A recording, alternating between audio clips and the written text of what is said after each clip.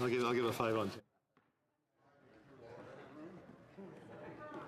So in light of the special order that was agreed to by the House yesterday, I would like to take the opportunity to share some of the best practices for participating in the proceedings remotely. Members are responsible for ensuring that their internet connection and audio quality are strong to allow them to participate. A wired connection is more reliable than Wi-Fi, and using a computer provided by the House is a better option than using a tablet or cell phone. Using a headset with an integrated microphone will ensure the best sound quality, which is essential to allow our interpreters to do their work safely. If you have not been provided a headset, please let our IT team know. Si les députés perdent de contact visuel ou leurs audios. If there is a problem with a member's audio or video feed during their intervention, the chair will interrupt the proceedings momentarily while the technical issue is being addressed. If the member is unable to start or resume the intervention fairly quickly, debate will continue by proceeding to the next member on the rotation list unless there is an agreement to accommodate the member having technical trouble. Afin de prévenir de telles situations to avoid such situations and allow the House administration to provide necessary assistance, I remind members by video conference to connect well in advance of their scheduled intervention. The Chair wishes to remind members that virtual sittings are an extension of the proceedings of the House, and that their conduct must respect our rules and practices, even if they are participating remotely. As soon as a member connects to a virtual sitting and opens their camera, they are considered to be, for all intent and purposes, in the House. The dress code remains the same as for members participating in person. The prohibition against using props also applies, and members should ensure that they use a neutral background.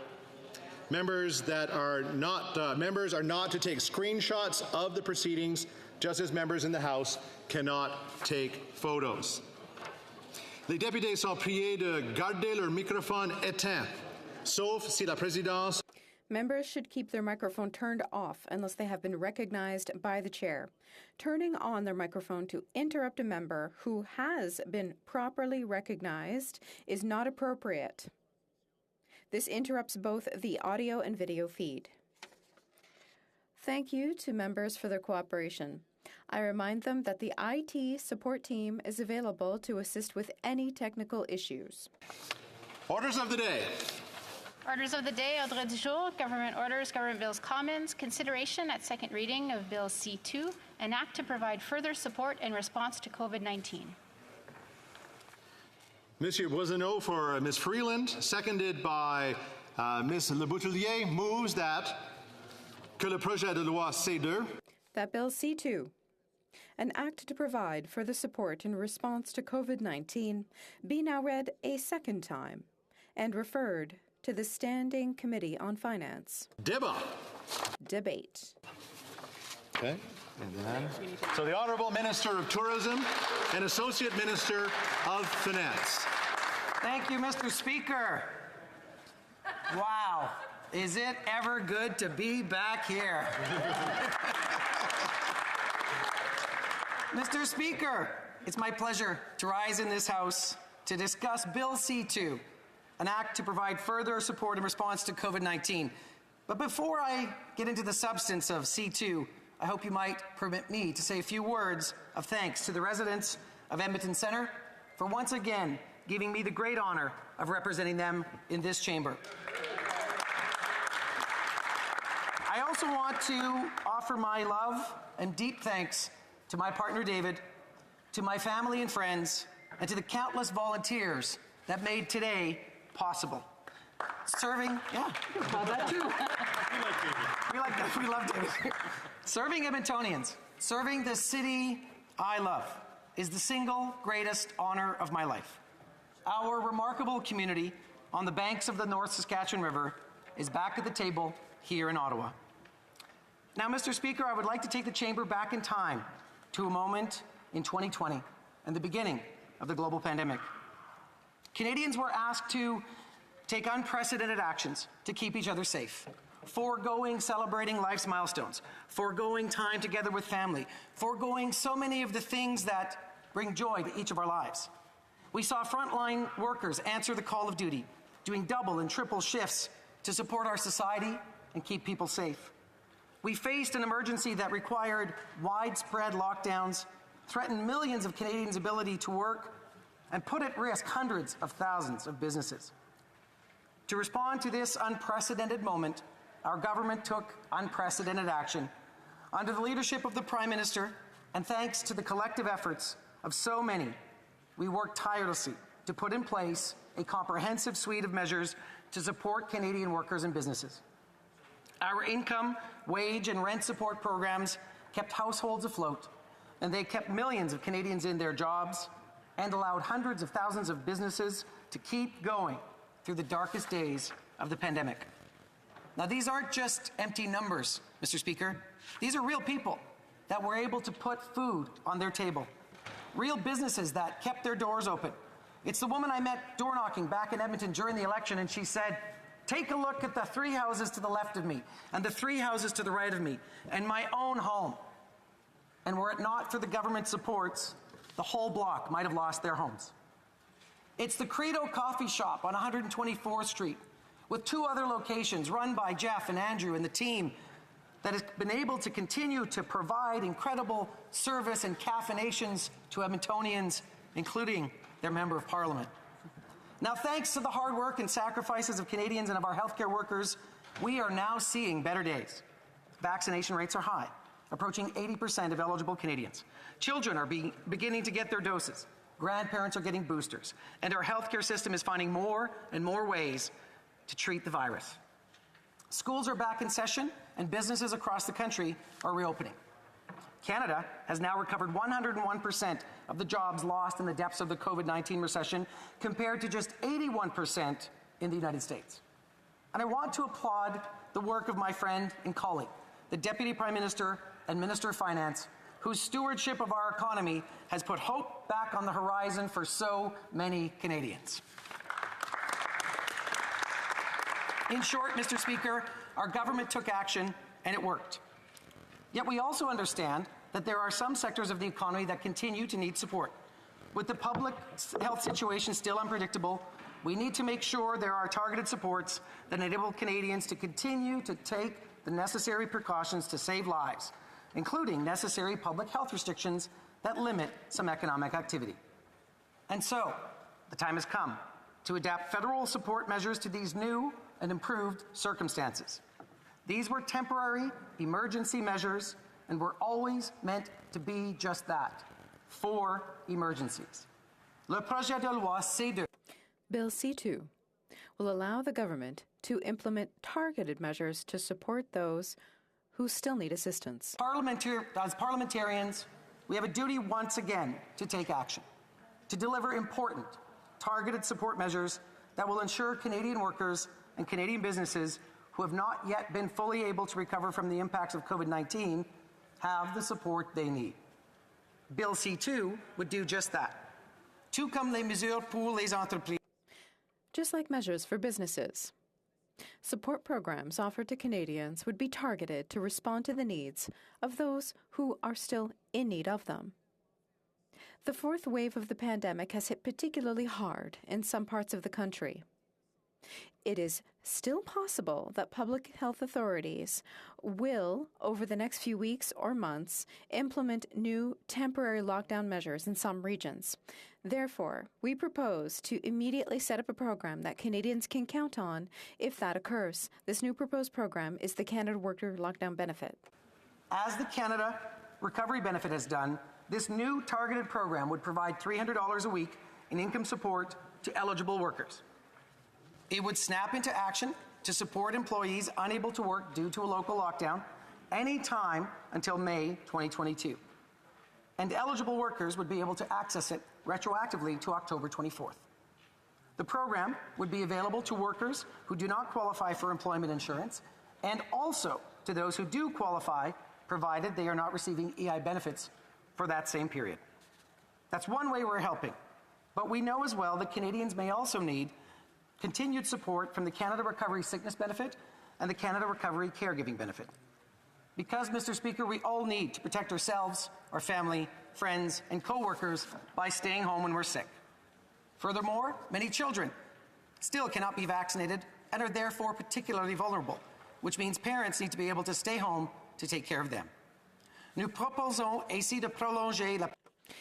We also propose to extend the Canada Recovery Sickness Benefit and the Canada Recovery Caregiving Benefit until May 7th, 2022. Bill C2 will extend by 2 weeks the maximum duration of these two benefits. Canadians want most are good jobs. And so, we need to make sure that Canadian businesses, especially small businesses, have the support they need. This bill will extend the Canada Recovery Hiring Program until May 7, 2022 at an increased 50% subsidy rate. This would encourage businesses to continue to rehire workers, increase their hours, and create the additional jobs Canada needs for a full recovery from the COVID-19 recession. Cela dit, Monsieur le Président, le gouvernement... That said, the government is aware that some businesses are currently unable to resume their normal activities and create jobs due to public health measures. These measures are necessary to protect Canadians. We therefore propose 2 new programs to support businesses in highly targeted groups and support economic recovery. In both cases, businesses will have to show that they have experienced significant loss of revenue over 12 months of the pandemic as well as the current month. First of all, the Tourism and Hospitality Recovery Program. This will help hotels, restaurants, and travel agencies who have to deal not only with public health measures, but measures that mean that people are traveling less. The income and rent subsidy programs granted to businesses will be 40% for those who experienced a 40% loss of revenue during the current month. That could go up to 75%. Since taking on the role as Minister of Tourism and Associate Minister of Finance, I have been moved by the passion and pride of those in the tourism sector for the work they do. And as a former business owner, I too have felt that passion and pride, and I know the anxiety and the heartache that comes when your life's work is placed in jeopardy by forces beyond your control. These tourism businesses, these tour operators, are the people that tell our story to the world. They make possible the memorable experiences that people carry with them for the rest of their lives. And yet this incredible industry was dealt a body blow by the global pandemic. In 2020, revenues declined almost 50%, from $104.4 billion to $53.4 billion, and jobs directly attributable to tourism decreased 41%, from 692,000 to 409,000 in the same period. And revenue projections for summer 2021 are expected to be about half of summer 2019 revenues. But even with these challenges, Canada's tourism sector is moving forward, and our whole government recognizes the vital role that tourism plays in providing employment and opportunities for small and medium-sized businesses and further fueling economic growth. In short, the Canadian economy will not fully recover until the tourism sector recovers. With government support, businesses in the sector are starting to get ready to welcome Canadians back to experience the great places and activities this country has to offer. This support includes the measures introduced in Budget 2021 to support the tourism sector, totaling $1 billion over 3 years. This included $500 million over 2 years flowing through the regional development agencies to help our hard-hit tourism businesses adapt their products and services and invest in their future growth. $200 million through the regional development agencies to support them to help ensure Canada continues to draw millions of visitors from all over the world to our large arts and cultural festivals and major events. This has ensured that they can continue to celebrate Canada's artistic excellence and unique character. To draw visitors to our smaller local festivals and events, Canadian Heritage also received $200 million as part of this package. While the country is opening up, The organizations that host artistic, heritage, and sport events and exhibits have been among the hardest hit during the pandemic, and many Canadian artists and cultural workers have struggled to find work. With reduced revenues, many heritage, arts, and sport organizations run the risk of not surviving through to the other side of the pandemic without additional support. We promised our tourism sector we would get them through to the end of this pandemic. With this suite of measures, Mr. Speaker, and the new supports contained in Bill C-2, we have delivered. The other program we are proposing is the hardest hit business recovery program. It would be available to employers in all sectors who have faced deep and enduring losses. The wage and rent subsidy rate in this case would start at 10% for applicants experiencing a 50% current period revenue loss. It would increase to a maximum of 50% for those with a current period revenue decline of 75% or higher, and experience current month revenue losses above 40%. Support through these programs would be available from October 24, 2021 to May 7 of next year. Mr. Speaker, fighting COVID-19 and the lockdowns it required to save lives demanded historic government spending in Canada and around the world. It was an historic crisis, and Canadians supported that extraordinary spending because they understood that it was not only the compassionate thing to do, it was the economically smart thing to do. Our government delivered the economic support that has prevented the sort of economic scarring that followed the 2008 recession, and that would have done permanent damage to our economy and to our communities. Most importantly, Mr. Speaker, these investments in our country saved lives. Today, more targeted support is required. We must adapt to provide help where it is needed, while also prudently and carefully managing government spending. The measures contained in this bill will allow us to support Canadians and businesses who are still hard hit by the pandemic. Mr. Speaker, together we have led much of our economy through the worst of this pandemic. Our actions have made it possible for our businesses to survive for this once-in-a-century crisis.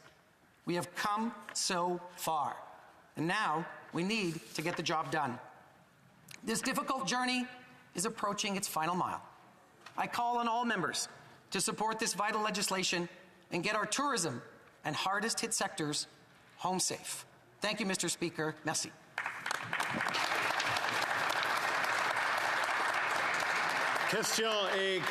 Questions and comments? The Honourable Member for Joliette. Thank you, Mr. Speaker. First of all, I want to congratulate you on your appointment to that position. I also want to congratulate the Minister on re-election. He's someone who's always available to opposition MPs, and I appreciate that. At the Bloc Québécois, we believe that we need to have predictable, targeted measures, and that's what we find in Bill C-2. But there's a big gap in this bill, in our opinion. There are no support measures for independent workers, particularly those who work in the cultural sector. What will the government do for independent workers in the culture sector? Thank you. The Honourable Minister. Mr. Speaker, I want to thank my honourable colleague for his question and for his hard work on behalf of the cultural sector. My door's always open, and I'd be happy to talk further with him on this issue.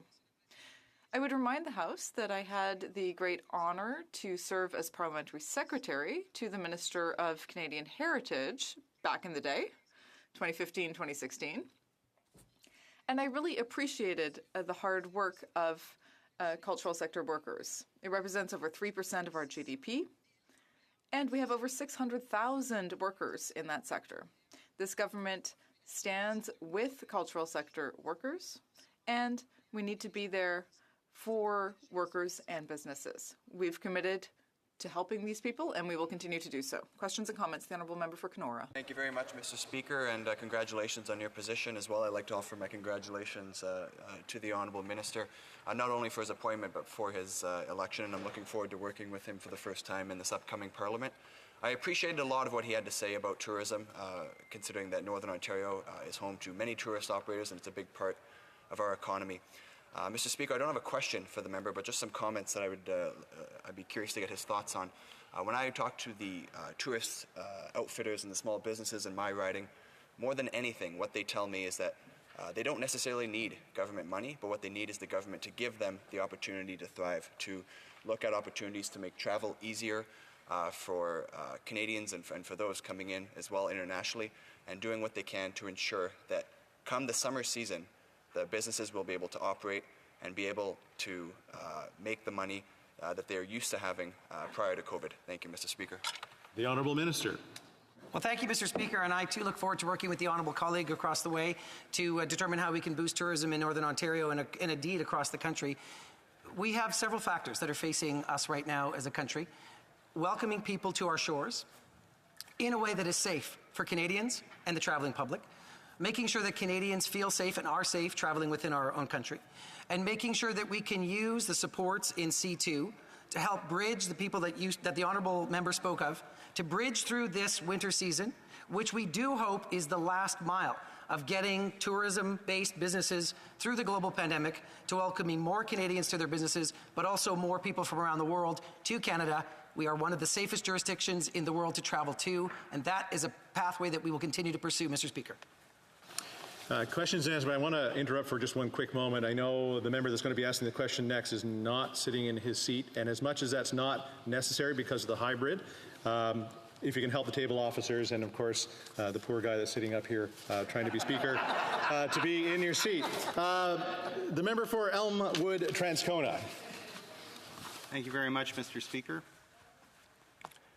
Earlier, the minister made a point when he was talking about the Canada Worker lockdown benefit of mentioning that it's retroactive to October 23rd. Now, one of the concerns that New Democrats have about that benefit is that the definition of a lockdown order seems far too rigorous is the wrong word, far too restrictive, frankly, Mr. Speaker. And our concern is that it may not, in fact, apply in many cases. So my question to the minister is, for what regions will workers be eligible to apply retroactively for the Canada Worker lockdown benefit for the period between October 23rd and the present day? The Honourable Minister. Mr. Speaker, I respect the critic for the file of finance and for his long service in the House. I can say that we will work closely with regions of health across the country to make sure that if a lockdown is imposed, that these benefits would be triggered. We are not going to sit in the federal government and dictate to public health sector units how they impose lockdown criteria. That is a champ de compétence for provincial jurisdictions, and we need to make sure that when a lockdown does get put into place, that it could be retroactive to that time. Not seeing any such lockdowns in place right now, that benefit would not trigger, and so this is a future forward program. Once this House passes it, then should a lockdown take place, those benefits would flow. Questions et commentaires. Questions and comments? For Humber River Black Creek. Thank you very much, Mr. Speaker. Sorry. To my honourable colleague, I want to first congratulate him on both his election and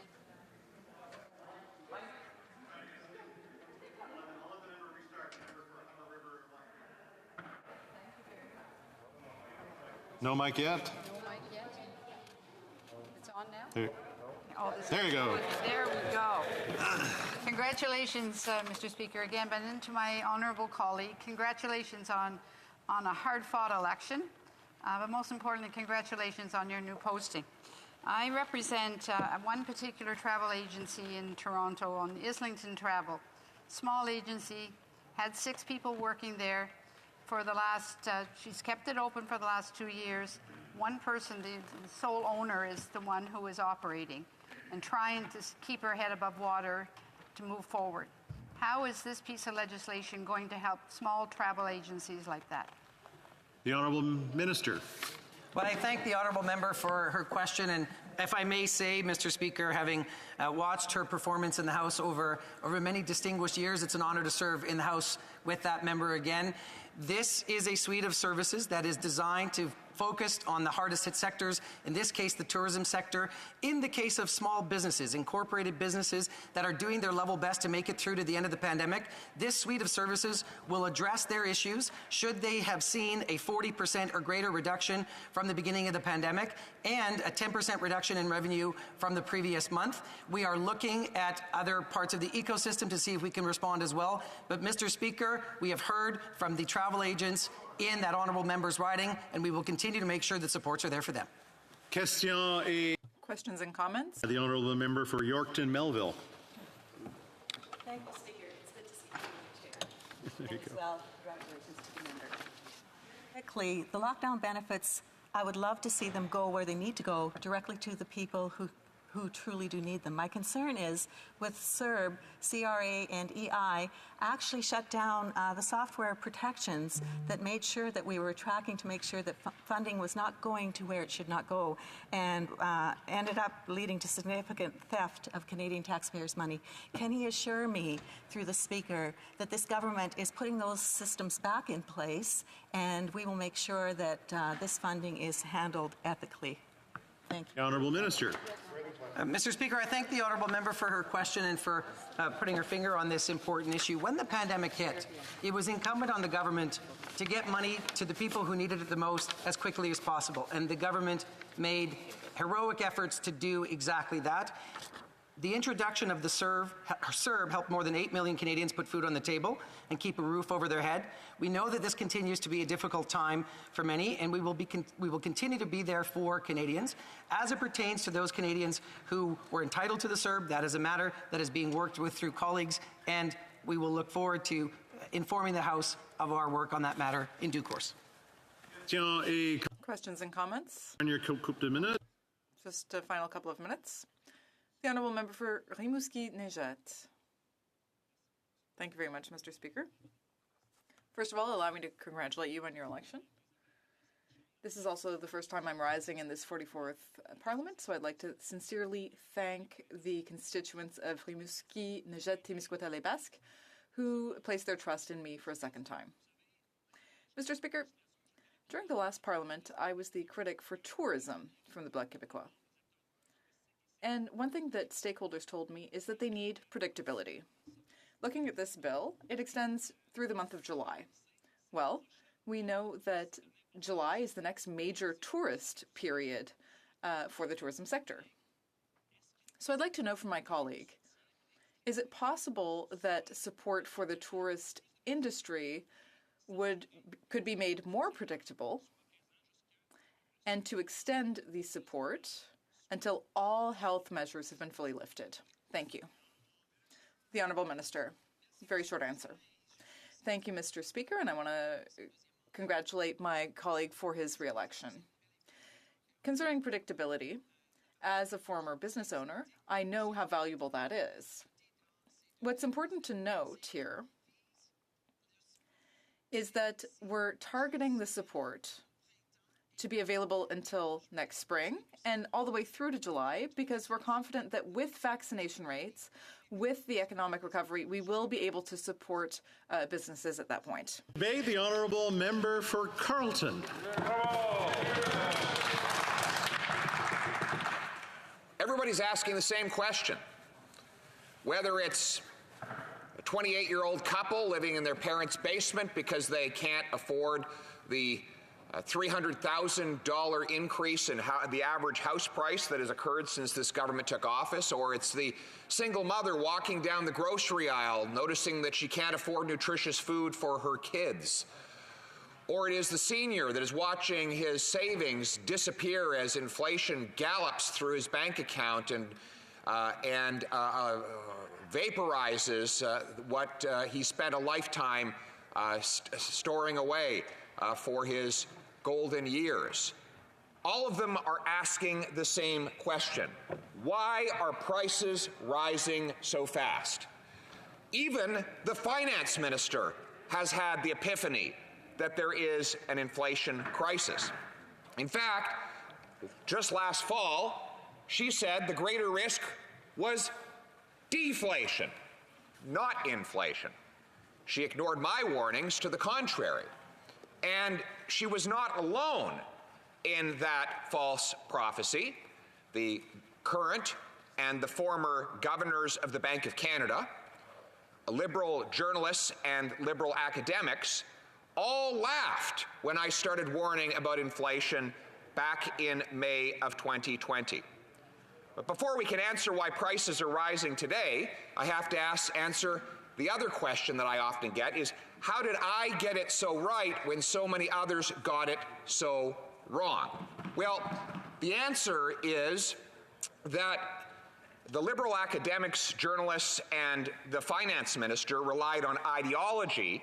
I relied on empirical economic science. The man who wrote the book on inflation, the empirical economic scientist who won the Nobel Prize for it, Dr. Milton Friedman, published famous graphs in which he demonstrated a nearly perfect correlation between the rise in inflation and the increase in money supply per unit of economic output. And he showed that in those graphs, all 5 of them, the US, the UK, Germany, Japan, and Brazil, the correlation was nearly perfect.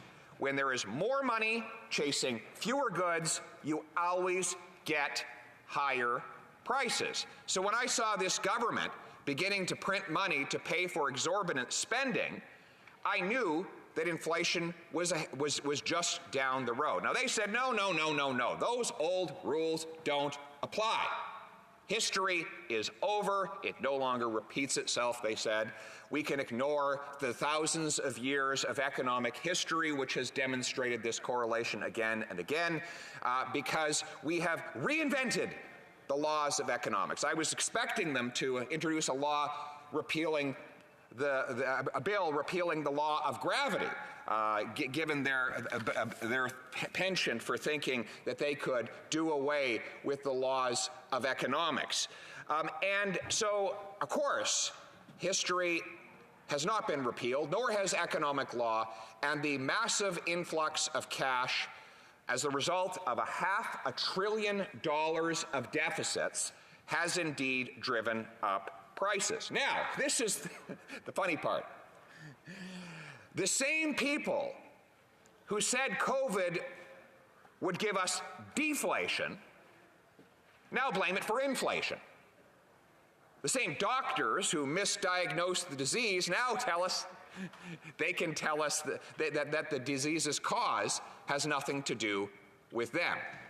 Well, what is the cause? Well, some people say it is supply chain kinks resulting from COVID. And they point to the fact that other nations are also getting high levels of inflation. Therefore, it cannot be the government's fault here at home. Well, the truth is, other countries are getting inflation. Those countries that are doing the same stupid things that our government is doing are getting lots of inflation. And the correlation holds up even today. So, for example, yesterday the minister pointed out that other G20 countries have high levels of inflation, and she's right about that. Argentina has 52% inflation. Why? They've increased their money supply by 80% in a year and a half. Turkey has 20% inflation. Why? They've increased their money supply by 43%. Yes, the Americans south of the border, the money printing mammoths in Washington, have 6.2% inflation. Why? They've increased their money supply by 35%. And here in Canada, we have a 2-decade high record of inflation, 4.7%, after here in this country, we increased money supply by 23%. In fact, if you take the G20 countries and you put them on a graph, you see a near perfect correlation between money supply growth and inflation. Those countries that have flooded their economies with deficit spending have high inflation, and those countries who are also supply chain dependent but who have kept their money supply in control have low inflation. Let me give you an example. Japan's inflation is 0.2%. Why? Well, their money supply growth has been half of ours in relative terms. Saudi Arabia's inflation, 0.8%. Its money supply growth has been a third of ours. Switzerland, 1.2% inflation. Their money supply growth has been a mere quarter of ours, only 6.5%. So in other words, those countries that are not printing money to pay their bills have maintained a low cost of living and an affordable life for their citizens. And those countries that are flooding their economies with cheap cash are driving up the cost of living for their people. Now, Liberals will say, we had no choice, that COVID made them do it.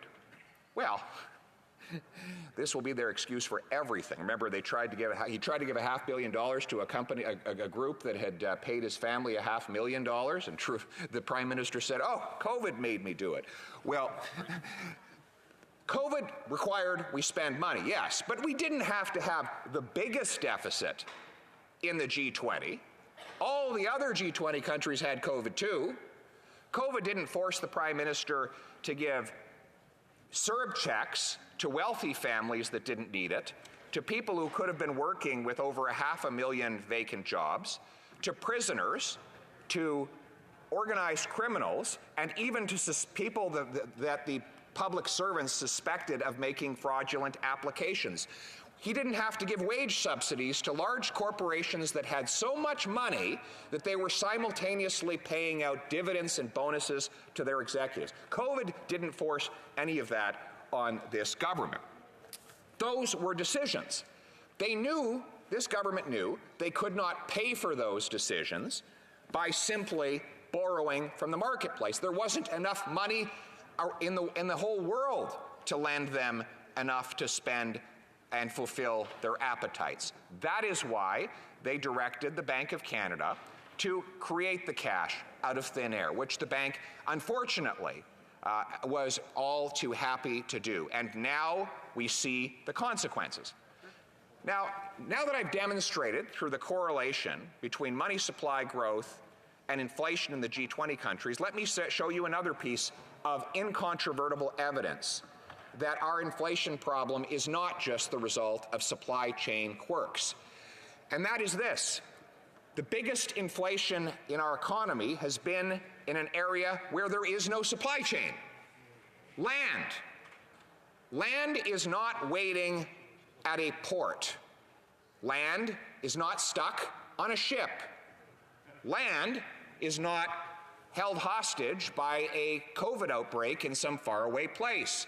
Land was supplied to us by geological forces here millions of years before we even arrived. It's right under our feet. And yet land prices are up 20%. How do you explain that?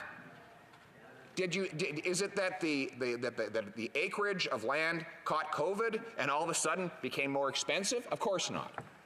Land prices started rising after the government started printing money. Let's get very specific here. In the first 2 months of COVID, real estate prices actually started to drop, which you would expect.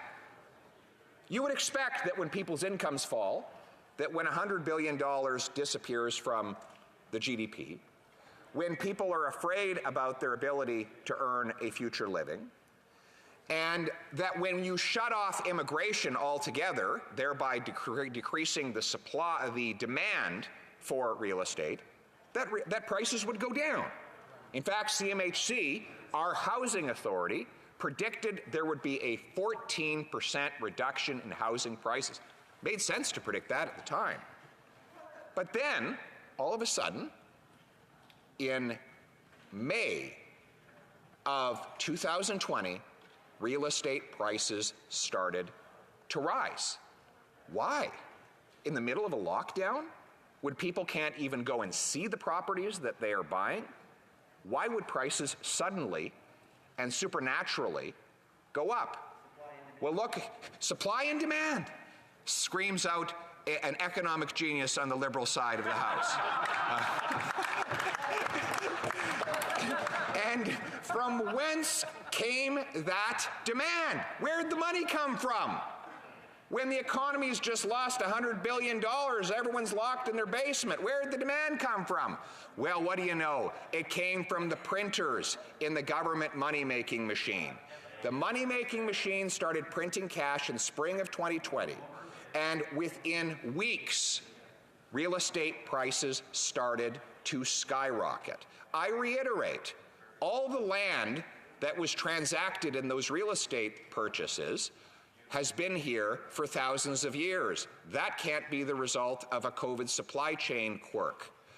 The housing was already here before COVID came. In fact, about 96% of the houses in Canada today were built before COVID, and therefore the cost of their construction it is chronologically impossible to blame it on the COVID phenomenon.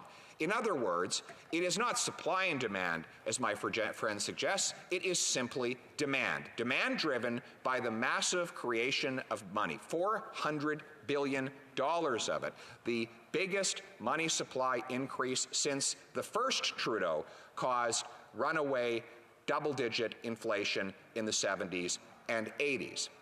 And so we now have incontrovertible evidence that it is decisions of this government, which I grant are being replicated by other irresponsible big spending governments around the world, that are causing the inflation that we see today.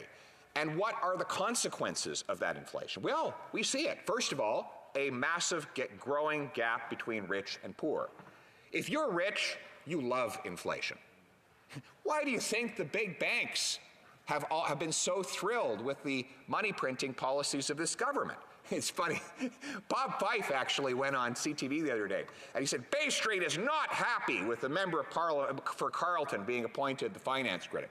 Of course Bay Street's not happy, because I'm the one that's been speaking out against all the free money that the government has been pumping into the financial system, inflating their assets and letting them arbitrage a profit between the price of a bond the government sells them and the higher price for which the Bank of Canada buys it back. Of course, Bay Street doesn't like the fact that I'm speaking out against that. The good news is, I don't care what Bay Street likes. I work for Main Street here in this House of Commons.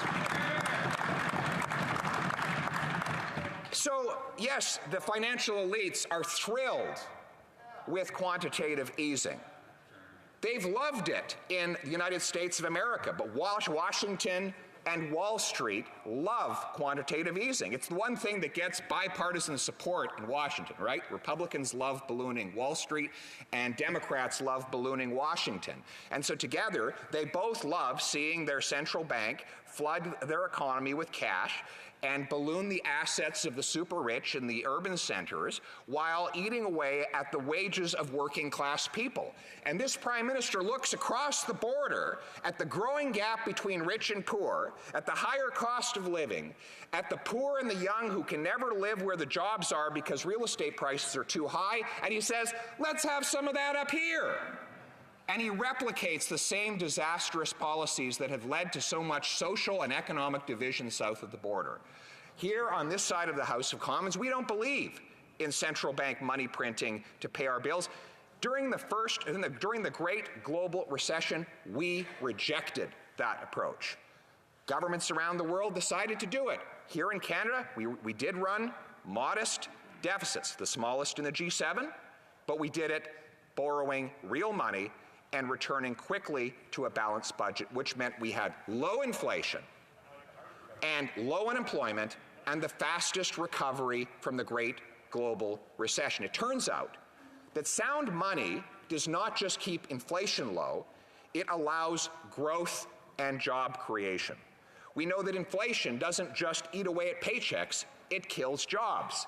For example, we now have among the highest unemployment in the G7, combined with 1 million vacant jobs. Can you imagine that? High unemployment and record high job vacancies? Well, no wonder. When they print money to pay people not to work, what do you get? Jobs without people and people without jobs. And of course, all of the money that is going into the economy to pay people not to work means more spending with less making, which means higher prices. We need to do exactly the opposite, Mr. Speaker. We need to restore sound money. Stop printing cash. Get the Bank of Canada focused on its real mandate, which is low inflation. Bring government spending under control. Cancel the $100 billion slush fund the government has created for the post-COVID period, and return the cost of government to the pre-COVID levels. Simply put, a more affordable government will mean a more affordable cost of living for Canadians. And that is what Conservatives have always supported. Instead of creating more cash, why don't we create more of the stuff cash buys? Unleash our energy sector to supply more affordable energy to our consumers and more paychecks to our workers. Approve pipelines to create jobs for Western energy workers and Eastern refinery workers. Get the carbon tax and other red tape off the back of our farmers so they can produce more nutritious and affordable food.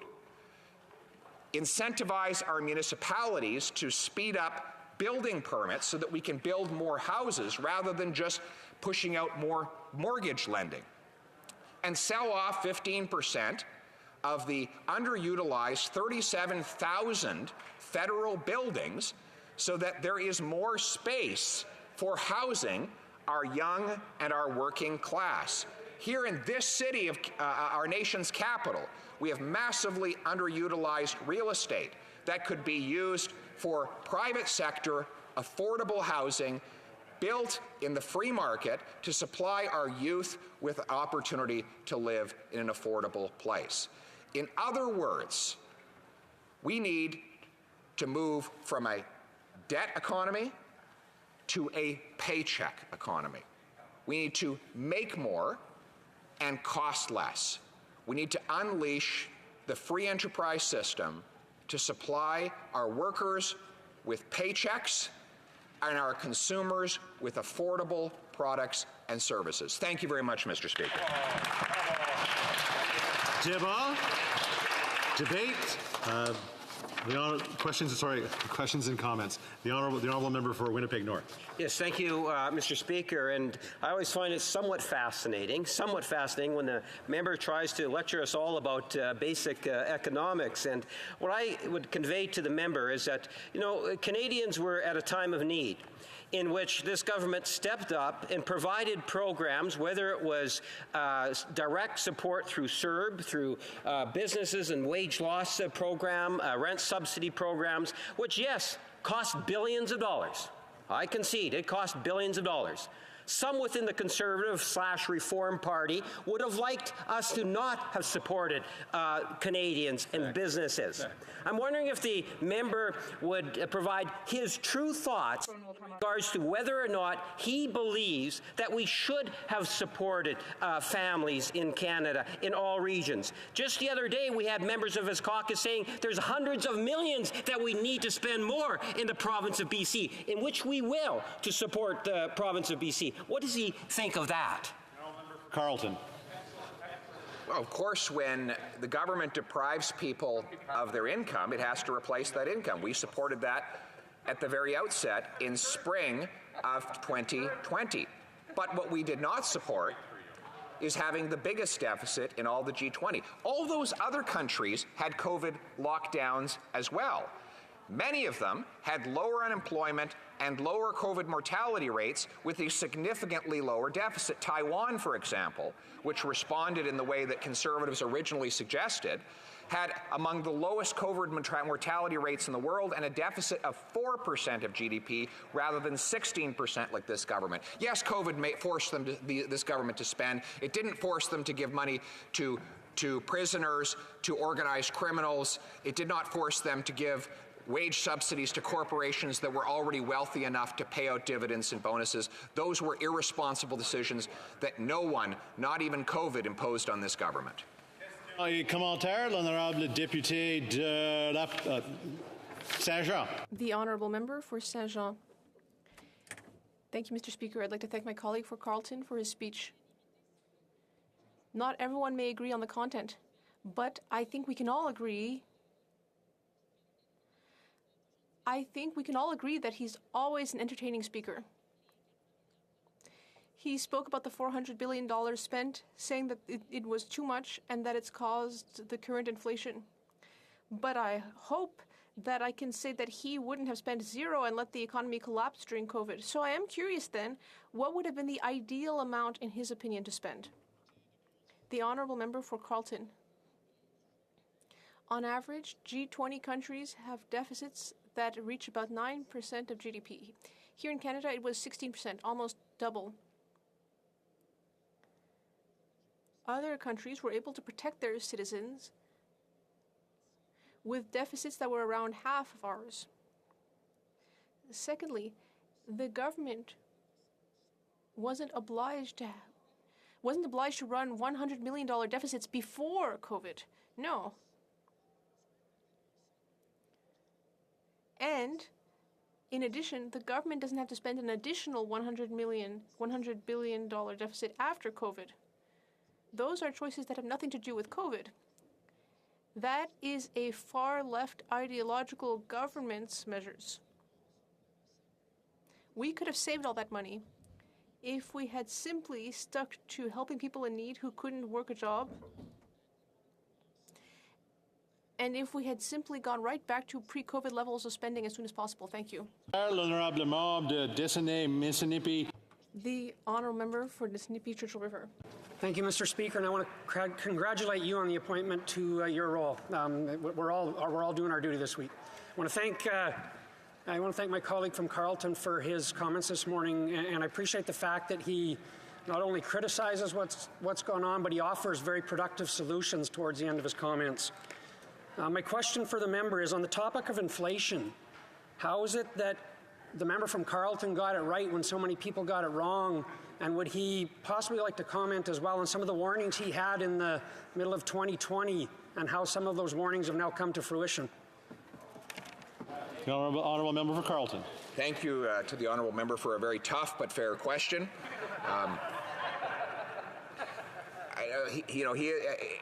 I was a voice in the wilderness. There's no doubt about it. As I showed up at the Finance Committee from starting my very first warning in May of 2020, I started telling people that inflation would be our future if we didn't stop printing money. Those warnings continued right throughout the last year and a half, up until yesterday, when the finance minister completed her flip-flop. After having warned of deflation, she now admits we have, quote, an inflation crisis. But in fairness to the minister, she was not the only one that was wrong. Central bankers, liberal academics, and media all said that inflation was something we needn't worry about. Fellow parliamentarians and Mr. Speaker, let us study the facts of history in order to see the future, rather than being blinded by ideology. Commentaire, the honourable member for Elmwood Transcona. Mr. Speaker, New Democrats were disappointed when the government suddenly and without hardly any notice, just 2 days' notice, announced the end of the Canada Recovery Benefit, and that's why we're here today to debate what the government is proposing ought to replace it. And I couldn't help but notice in the 20 minutes that the member for Carleton had, he never once mentioned the bill or any of its content. And so I'm left wondering whether the member for Carleton has recommended to the Conservative caucus that they support the bill or that they don't support the bill. So I'm wondering if he could enlighten us on that point and perhaps provide some of the reasons why he either supports it or doesn't support it. We don't yet know. The honourable member for Carleton. Well, certainly this party is going to carefully study the legislation before simply giving a check mark for the government to push another $7 billion out the door. We all know that when they get to spend without scrutiny, money ends up in the hands of organized criminals, of prisoners, of people that the public servants suspect of fraud. It ends up in the hands of corporate CEOs and shareholders who take money that was supposed to go to subsidize wages. That's what happens when the opposition, when this government, it does not face proper scrutiny. So unlike the NDP, which is just thrilled to shovel the money out the door and ask for more and more and more, we on this side of the House of Commons will defend taxpayers and consumers against irresponsible Liberal incompetence. Time for a quick question and answer, and the honourable member for Next to there, Windsor-Tecumseh. Thank you, Mr. Speaker. And, you know, in Windsor-Tecumseh, in my riding, COVID has had a devastating impact on residents and businesses.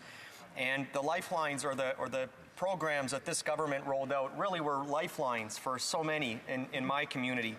Not everyone, Mr. Speaker, could afford to self-isolate in $1 million recording studio, as some members have done during the election. And so I wanted to ask the honourable member which programs specifically he would recommend that we cut. The honourable member for Carleton with a 30-second answer. The member is absolutely right. Not everyone had a multi-million-dollar private country mansion built for them with taxpayers' money right in the middle of COVID either, unlike his leader. But very clearly, we would not have paid corporations a subsidy for their dividends and their CEO bonuses. We would not keep paying people not to work now that there is 1 million vacant jobs in Canada. We would not have given $500 million to the We Charity. The list of waste and corruption goes on, and we'd have none of it. That completes this until after. You've got about a minute left of questions after the questions by members. Statements by members. Déclaration des députés. Mississauga-Malton. Mr. Speaker, it's an honor to rise in this House as a newly elected Member of Parliament for Mississauga-Malton. I rise today with a deep appreciation because my presence in this chamber is not very likely. My father was born in a mud house, Mr. Speaker, in a village in Punjab, India. He grew up taking odd jobs around the village to make ends meet, including collecting dry grass from swamps nearby so that they could be burned during the winters to keep his family warm. He didn't wear shoes to school, Mr. Speaker, because he couldn't afford them, so that when the sun had baked the grounds in the mornings, he would walk along the shade provided by treetops and house alleys. As he grew older and circumstances became unbearable, he charted a path to this great country because he had larger dreams for his children. He became a plumber and eventually started a business. One of his dreams was that his children would be educated because he never had that chance. It's with pride, Mr. Speaker, that my father tells his friends that one of his sons went to Harvard Law School, and that same son stands here before you today. I hope that my father has proven right the adage that you give an immigrant an ounce and he'll give you back a pound. Thank you, Mr. Speaker. The honourable member for Calgary Signal Hill. Thank you, Mr. Speaker, and congratulations on your appointment. And I'd just like to take this opportunity to thank my volunteers who helped me get elected for a third time in Calgary Signal Hill. And that's, obviously, after having served 2 terms in the provincial legislature, 5 elections, that's a tremendous accomplishment, and I appreciate my constituents' support. Whether it was Joanne who organized my campaign, whether it was Nancy who led our phoning efforts, or Jeffrey and Cal who showed up every day to go door knocking with me in this unnecessary election, I am incredibly thankful. Now, the one thing this unnecessary election did tell me, though, is it gave me the opportunity to talk to thousands of my constituents, and it confirmed how unhappy my constituents are with this government that can't get anything done, and we're here as Conservatives to hold this government to account. Thank you. The honourable member for Windsor-Tecumseh. Thank you, Mr. Speaker. I rise to pay tribute to a Canadian music radio legend, Rosalie Trombley, who passed away this week at the age of 82. As music director at CKLW in Windsor, Rosalie was the girl with the golden ear who helped launch countless careers, including Bob Seger, Gordon Lightfoot, Aerosmith, and the Guess Who. She played Canadian records before Canadian content. As a single mom, Rosalie worked switchboard before rising to become the most important music director in America, commanding a signal that reached 3 million listeners in the US and Canada. In a business dominated by men, she was a trailblazer. In 2016, Rosalie's lifetime contribution to Canadian music was recognized with a Juno Award, and each year a Canadian female broadcaster is presented with the Rosalie Award. In '73, Bob Seger wrote a song in tribute called Rosalie, which goes, "She's got the power, got the tower, Rosalie." Mr. Speaker, Rosalie Trombley was a pioneer who moved millions of people, broke barriers, and changed music forever. Thank you. The honourable member for Nanaimo Ladysmith. Mr. Speaker, November 25th marked the beginning of the 16 days of activism against gender-based violence. During these 16 days, I think of my friend Lisa Marie Young, who tragically went missing in 2002. A member of the Cloquiet First Nation, she was only 21 when she disappeared. Lisa Marie will always be remembered for the joy she brought to everyone around her. I'm truly sorry her mother, Marlene Joanne Martin, didn't get the answers she deserved before her passing in 2017. I want to acknowledge the continued perseverance of Lisa Marie's family and friends to find answers, her Aunt Carol Frank and friend Cindy. I ask the government to immediately implement the calls to justice of the inquiry into missing and murdered Indigenous women, girls, and 2 LGBTQIA+ people to work to build communities where everyone is safe from gender-based violence. Thank you, Mr. Speaker. L'honorable député de Sherbrooke. Thank you, Mr. Speaker. In May 2020, we committed to making necessary repairs so that our reservists could continue to train in Sherbrooke, and we kept our word.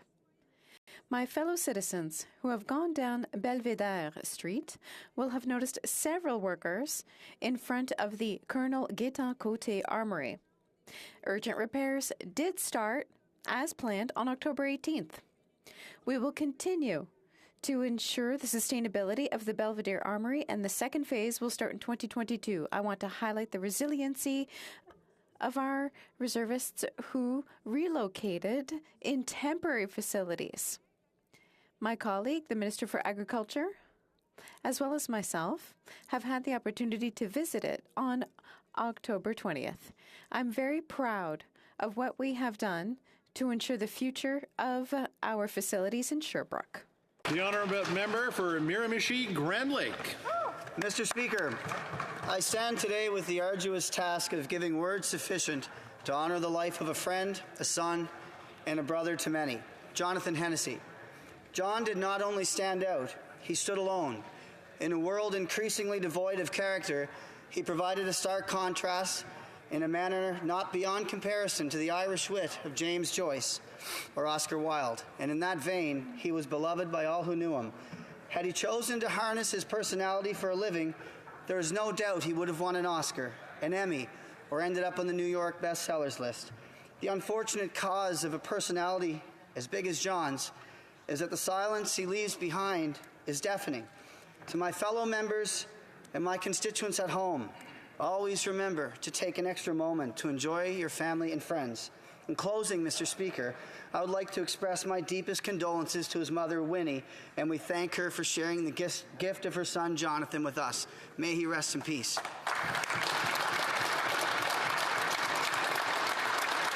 L'honorable député de Laval-les-Îles. Monsieur le Président, j'aimerais remercier.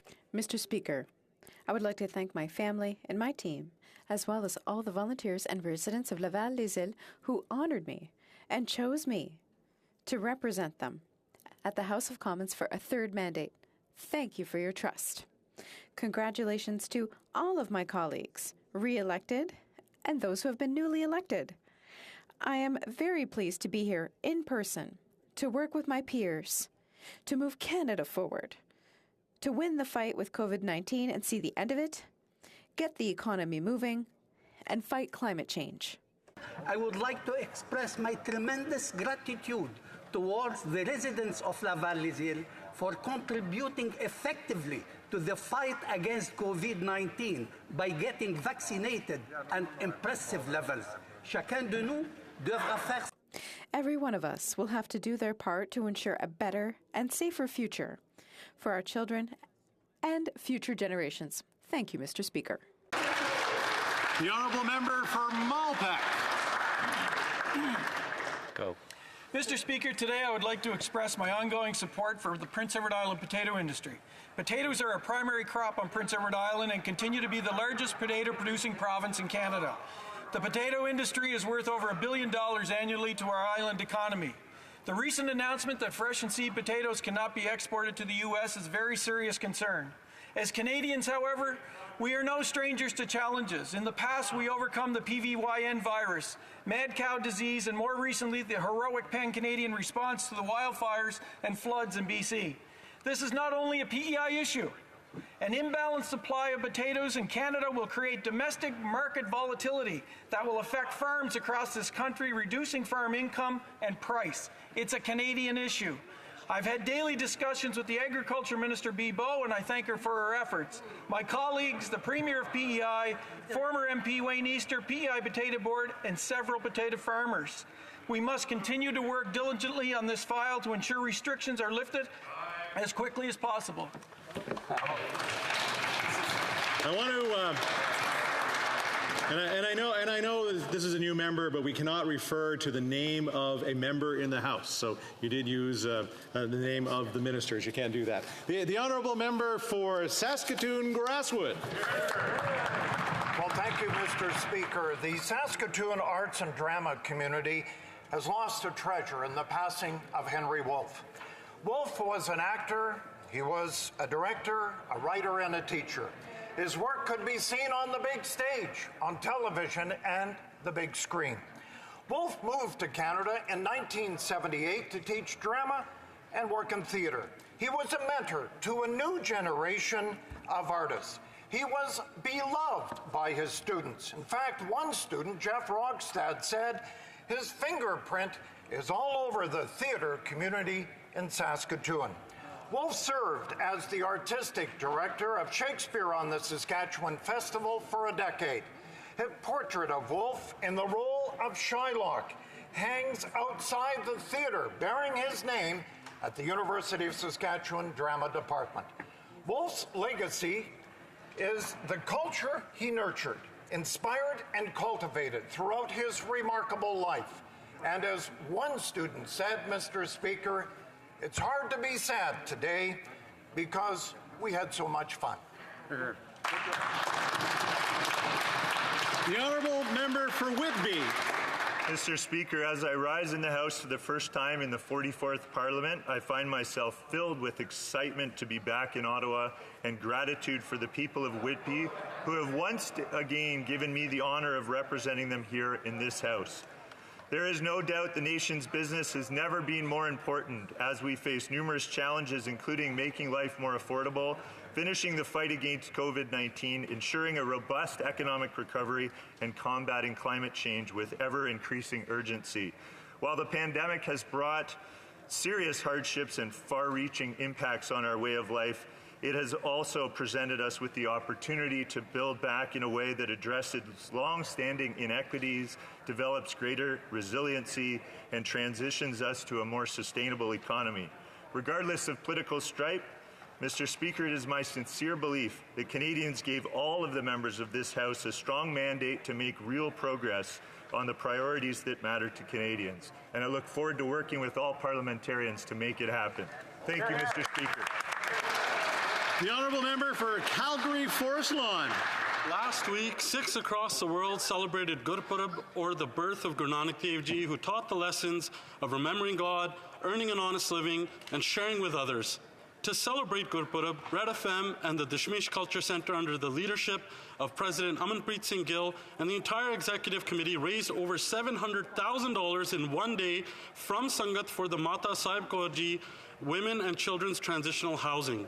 Congratulations to everyone on this amazing initiative.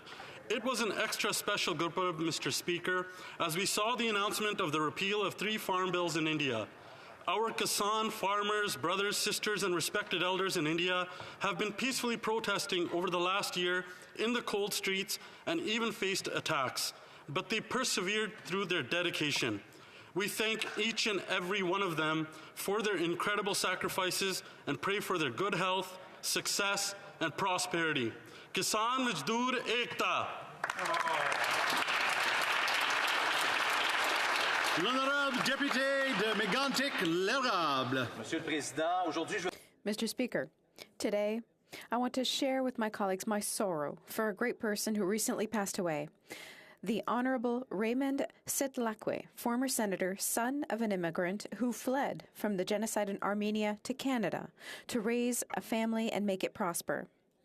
Monsieur Raymond, as many like to call him, was unfailingly generous. A successful businessman who collected political meetings like some people collect hockey cards. For me, he was more than a mentor. He gave me my first real chance to enter politics by supporting me when I tried to get elected in 1998. It must be said that at the time, I was running under the banner of the Quebec Liberal Party. Raymond would never have supported another party. I think I almost lost him once in 2015 when I told him I'd be running for the Conservative Party. I share with all of you, dear colleagues, some words he said to me shortly before his death. In politics, we have opponents, not enemies. I would like to thank him for allowing me to realize my dream. I hope that up there he will meet all the great politicians in history he never had a chance to meet. The Honourable Member for Cowichan-Malahat, Langford. Mr. Speaker, my riding is home to some of the most awe-inspiring ancient old-growth forests on southern Vancouver Island. The majestic trees in these forests can defy imagination and immediately command your attention with their enormous presence. Many of them were already mature trees when the Magna Carta was signed in England, and some were seedlings during the reign of Charlemagne. The beautiful and pristine Fairy Creek watershed is located on the traditional and unceded territory of the Pacheedaht First Nation in my riding. For more than 150 years, they have watched as others decided what was best for their lands, water, and people. In June, the elected and hereditary chiefs of the Pacheedaht and neighboring Dididat and Hawaiiat First Nations came together to issue a declaration signaling their intent to take back control. Mr. Speaker, nothing about us without us is not just a slogan. It is a fundamental policy change we absolutely must respect. I urge the federal government to do everything it can to support the Indigenous-led stewardship plans of these nations. Hear, hear. Hear, hear. L'honorable député de Shefford. Monsieur le Président. Mr. Speaker, among those most severely impacted by the pandemic, we have seniors. It cannot be said often enough that their financial situation was already precarious before COVID-19.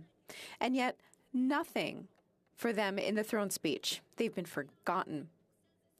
Total silence for those hard hit by inflation and price increases for everything. To add insult to injury, seniors who had to stop working because of the pandemic and received CERB are now seeing their guaranteed income supplement being clawed back. This is a significant loss to their budget and impoverishes them. This situation must be addressed. More than ever, poor seniors have to make difficult choices between food, healthcare, and housing. It is high time that we took into consideration those who built Quebec and Canada by increasing old age security by $110 per month starting at age 65. This government needs to come back on its illogical and unfair decision to create two classes of seniors. Let's act. For Brantford Brant. Mr. Speaker, it is an honor and privilege to rise for the first time in this House today, having been elected by the good people of Brantford Brant. I have so many people to thank, more than I have time to mention today. First, I'd like to extend a special thanks to my wife, Angela, and my twin daughters, Jenny and Emma, and my parents, Larry and Mary Brock, for their love, encouragement, and ongoing support. I'm also truly grateful for my team and all the volunteers for their tireless efforts during my nomination and campaign. Finally, I offer my sincerest appreciation to the voters of Brantford, Brant County, Six Nations of the Grand River, and Mississaugas of the Credit First Nation for placing their trust in me to serve them in Ottawa. I promise to stand up for the issues that matter most to them and be a strong voice for our community in Parliament. Our official opposition was elected to hold this government to account, and I am ready to take on this responsibility. I am honored to be part of a strong Conservative team, and together we will ensure that Canada's best days are still ahead. The Honourable Member for Cloverdale, Langley City. Mr. Speaker, my heart goes out to the families and communities affected by the extreme flooding last week in British Columbia. This 100-year flood brought catastrophic damage, laying bare the shortcomings in our current system. As climate change worsens, this will happen not every 100 years, but every 10 years or less. We need to invest in adaptation and mitigation against climate change so we're better prepared in the future. The inclusion of a national adaptation strategy in the speech from the throne is a significant step forward. And Mr. Speaker, it is with great sadness that I inform the House of the passing of Jan Rustad of Caledon, British Columbia. Jan was well known and considered by many to be the global expert on rotary wing advanced flying techniques. Jan trained many pilots from the Canadian Armed Forces, RCMP, and from many other countries. Known as skilled, patient, and humble, Jan Rustad will be missed by his family and several generations of helicopter pilots from around the world. Thank you, Jan, and thank you, Mr. Speaker. Now, before we get into question period, I just want to say this is my first time in the chair with a question period.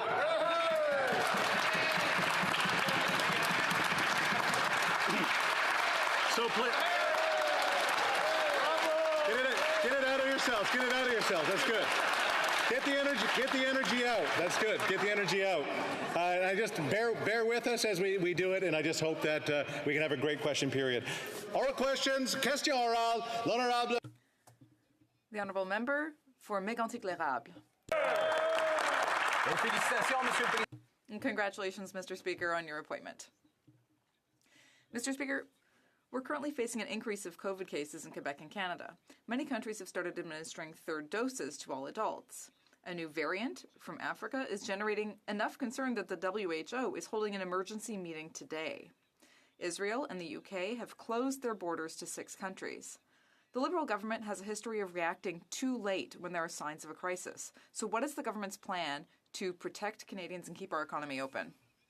The Honourable Minister. Mr.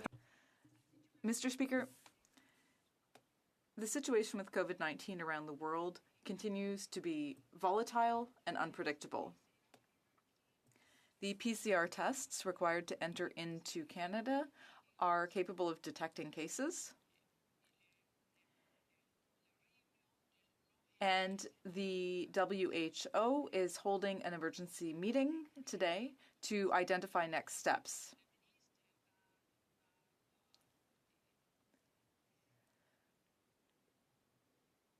The Minister will inform Canadians of next steps. The Honourable Member for Mégantic-l'Érable. Well, Mr. Speaker, Canadians are worried. We're concerned by that answer. Our economy has been devastated. Thousands of businesses have closed. Unemployment is through the roof. The Liberal government has been slow to warn Canadians, slow to close the borders, slow to provide vaccines. Now, there's still time to protect Canadians who are fed up with lockdowns.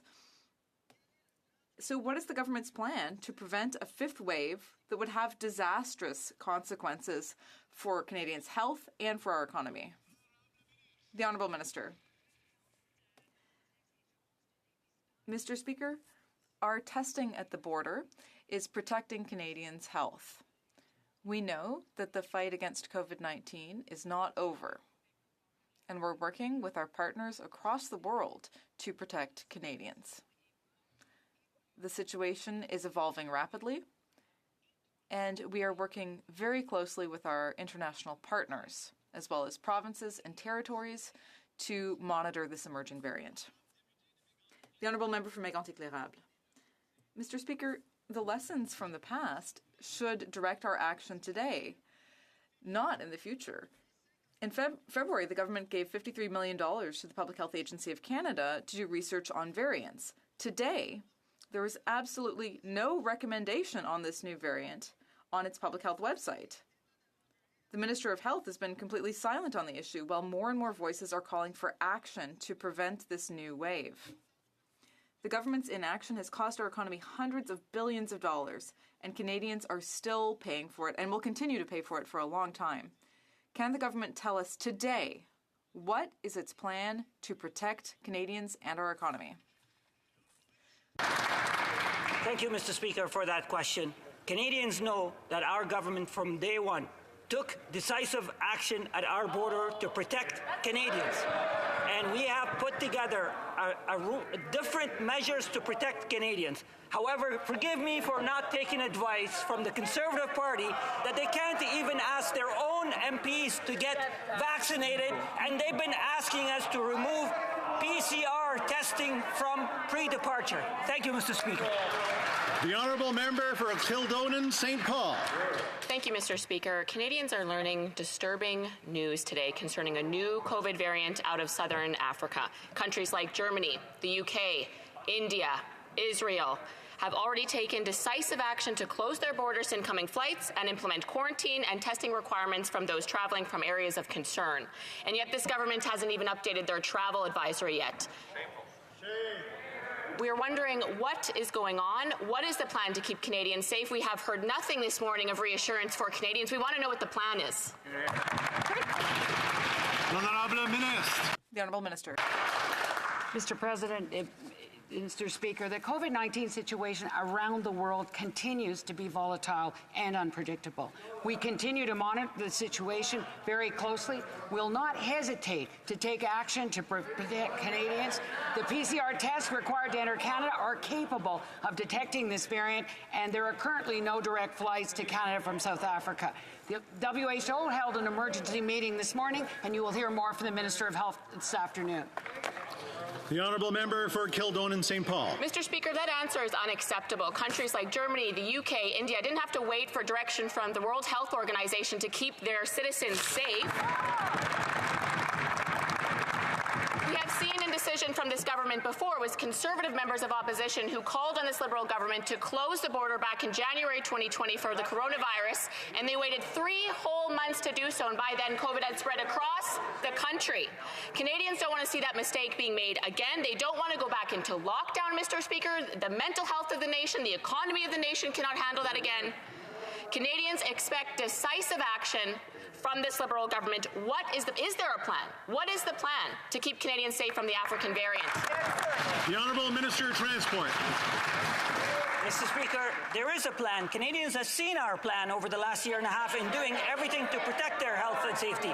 And I want to reassure Canadians, Mr. Speaker, there are currently no direct flights from South Africa to Canada. However, I want to ask my honourable colleague, where do they stand? Do they want to open the border, or do they want to close the border? No. Do they want to remove the PCR pre-departure test, or do they want to implement PCR?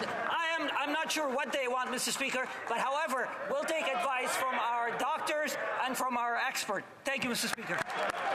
L'Honourable Minister. The Honourable Member for Saint-Jean. Mr. Speaker, yesterday the Environment Commissioner produced a scathing report about the government's environmental track record. What he found is that it's going to take much more than rhetoric to avoid climate catastrophe. And while the government brags about its outstanding work, the Commissioner was unequivocal. Canada is, and I quote, the country with the worst performance of all the G7 nations. The worst performance, Mr. Speaker, and that's only since the Liberals came to power. How can the government boast about their record when they're the worst in the world? The Honourable Minister. Mr. Speaker, we welcome the Environment Commissioner's report and want to recognize his work. This latest report does show a terrible scenario under the former Harper government. They didn't study the 2016 or the 2020 plan. They didn't study the many measures that we've put in place and the hundreds of millions of dollars that we've invested, which will help reduce greenhouse gas emissions by 2030 by almost half. Thank you, Mr. Speaker. The Honourable Member for Saint-Jean. Mr. Speaker, the Minister talked about Stephen Harper. Well, let's talk about that. The heart of the problem is that just like Stephen Harper before them, this government is trying to make people believe that subsidizing oil companies will make them less polluting and that they can keep producing more without any problem. But this is what the Commissioner said. Increased production would lead to increased emissions, which runs counter to Canada's commitment to reduce its greenhouse gas emissions. When will the government understand that the energy transition is not about moving from oil to more oil? It's about moving from oil to renewable energy sources. The Honourable Minister of the Environment. Thank you, Mr. Speaker, and I want to thank my colleague for her question. On the issue of oil subsidies, we agree. That's why our country has agreed to phase them out 2 years earlier than our G20 partners, so 2023 rather than 2025. We also announced in Glasgow that, like many other countries, we would stop the international subsidizing of oil Member for North Island, Powell River. Mr. Speaker, seniors in Canada who receive the Guaranteed Income Supplement are some of the poorest in this country. Many work to subsidize their meager income. Like every other working Canadian, they asked for help during the pandemic. Now they are being punished. Seniors like David, 71 years old, $1,000 cut off his income. He cannot afford his food. He cannot afford his medication. How can the Minister of Seniors sleep at night knowing that these seniors are going hungry and are not getting their medication every day here? Here, here. The Honourable Minister of Immigration. No? No, thank you. Mr. Online. Speaker. Thank you, Mr. Speaker, and thank to my honourable colleague for her question and for advocacy around seniors. From the very beginning, Mr. Speaker, our government has worked extremely hard. Hold on a second. Let's just hold on a second. Hold on line. I'll let the minister restart. Thank you, Mr. Speaker. I'd like to thank the honourable member for her question and for advocacy around seniors. Mr. Speaker, from the very beginning, our government has worked extremely hard to support those most vulnerable seniors, including strengthening their GIS. We know GIS adjustments have been hard on some seniors this year, and I can assure the honourable member that we're working on this issue to find the right solutions to support those affected, and we will be there for them. The honourable member for Windsor West. Mr. Speaker, the Prime Minister and ministers, in a last-ditch effort, finally went to the United States to deal with Buy America's attack on Canadian auto workers. Instead of improving the situation, their results have the U.S. doubling down on softwood lumber duties that devastate our industries and steal our future jobs. For years, the Liberals have failed to protect families and their livelihoods, and now they're letting them take it on the chin from U.S. protectionism. When will this government wake up and truly support value-added industries, not just with talk, but with real plans to support our workers and their families? Hear, hear. The Honourable Minister of International Trade, Export Promotion and Small Business Economic Development. Thank you, Mr. Speaker, and I want to thank the honourable member for his question. I also want to thank the honourable member and look forward to working with him as my honourable critic. In a relationship as large and as significant as the one that Canada has with the United States, of course, there are challenges, but we have worked together over many years to resolve many of these challenges, and we have been successful. We're going to do that again here, whether it is the electric vehicles, whether it is softwood lumber, whether it is our relationship in fighting the things that we have in common, like climate change, like finishing the fight against COVID-19. Let me be clear.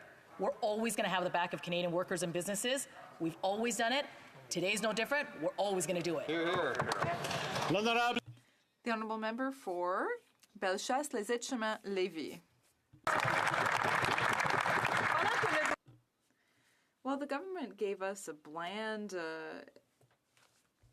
speech from the throne. My businesses in my riding and in Quebec are tearing their hair out. Why? Because they can't find anyone to fill thousands of vacant positions. No one. 200,000 jobs are available in the province. The Quebec government has announced $3.4 billion to fight the labour shortage. But in the throne speech in this place, there wasn't a word about the shortage. The government is dragging its feet on this issue. Why is it letting businesses down? The Honourable Minister of Immigration. Before I begin, let me say it's nice to see a fellow Blue-Noser in the chair today. I thank the honourable member for her question, but I would point out that Canada has now recovered more than 100% of the jobs lost during the pre-pandemic, peak of the pandemic rather, but we still suffer from the same labour shortage that's affecting competitive economies right across the world. In order to address the labour shortage, we have a number of facets to our plan, including investing in childcare so hundreds of thousands of Canadian parents can join the workforce, including boosting economic immigration levels so we can find workers to support Canadian businesses, including investing in skill training and including supporting businesses that are hardest hit by the pandemic. Mr. Speaker, all these measures have one thing in common: the Conservatives routinely voted against them. The Honourable Member for Bellechasse, Les Aides-Chemins, Lévis.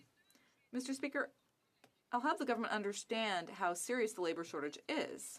Let me tell you about the company HoC in my riding in Saint-Justine. It makes manufacturing equipment and it does business in 40 countries. But it can't take this situation anymore because there are nearly 30 jobs it needs filled. That means its growth is limited, it needs to turn down contracts, and its employees are worn out. What would this government say to Cathy Roberge, who's the human resources manager at Rotobec? What would they say to her? The Honourable Minister. Parce qu'on parle à propos des emplois. When it comes to jobs, it's important to remember one of the great successes of our country. When COVID-19 hit Canada, we lost 3 million jobs. Today, Canada has recuperated all of those lost jobs during the pandemic. We have recovered 101% of jobs, and this is compared to the US, where they've only recovered 81% of jobs. We will continue to work very closely with the province of Quebec on this labor shortage issue. We will solve this issue with immigration and, of course, work on the labor shortage. Calgary, Midnapore. Mr. Speaker, the Globe and Mail has reported that job vacancies have soared to unprecedented numbers with more than 1 million unfilled positions. Vacancies jumped by 16.4% in September alone. When will the minister admit the government's plan for labor shortage just isn't working, take responsibility, and fix this problem? The Honourable Minister of Immigration. Mr. Speaker, what the Conservatives seem unwilling to recognize is that there is a global phenomenon caused by interruptions to the supply chain due to the COVID-19 pandemic that have caused labor shortages in economies right across the world. Thankfully, as the Minister of Finance just shared in our other official language, more than 100% of the job losses from the peak of this pandemic have now been recovered. In order to help solve the supply of labor shortages that we're seeing in Canada, we intend to invest in immigration to bring more workers here. We intend to invest in childcare to open up the workforce to more parents, and we will invest in skills training, and I hope the Conservatives finally see the light of day and start supporting these essential measures. L'Honorable Député de Calgary. The Honourable Member for Calgary, Midnapore. The Globe and Mail indicated that a fifth of all vacancies were in hospitality, including restaurants and hotels. Despite a hectic tourist season in Alberta, restaurant owner Stéphane Provost had to close his restaurants for as many as 2 days a week this summer because there simply weren't enough workers. Why is this government always too little, too late when it comes to helping employers and Canadians? The Honourable Minister of Tourism. Mr. Speaker, in Western Canada alone, more than $775 million went to our region under the Recovery Relief Fund. That helped more than 40,000 jobs in BC, Alberta, Saskatchewan, and Manitoba, and supported 9,000 businesses. Our government will always be there to support businesses in Western Canada, whether it's through these supports, through investments, through childcare, through immigration. We will be there for workers and for businesses, Mr. Speaker. The Honourable Member for Kelowna Lake Country. Mr. Speaker, even though this government won't acknowledge it or try and solve it, we are in a labour crisis. Apple and cherry growers left fruit on their orchards this summer. We have restaurants that are reducing their hours. Construction companies are turning down business, and there are help wanted signs everywhere. This is occurring in my community of Kelowna Lake Country and also across the entire country. Does the government plan to stand with small businesses and small farming families and address this labor crisis, or will they continue to sit by and go forward without any kind of a plan that they can show us? The Honourable Deputy Prime Minister. Thank you for the question.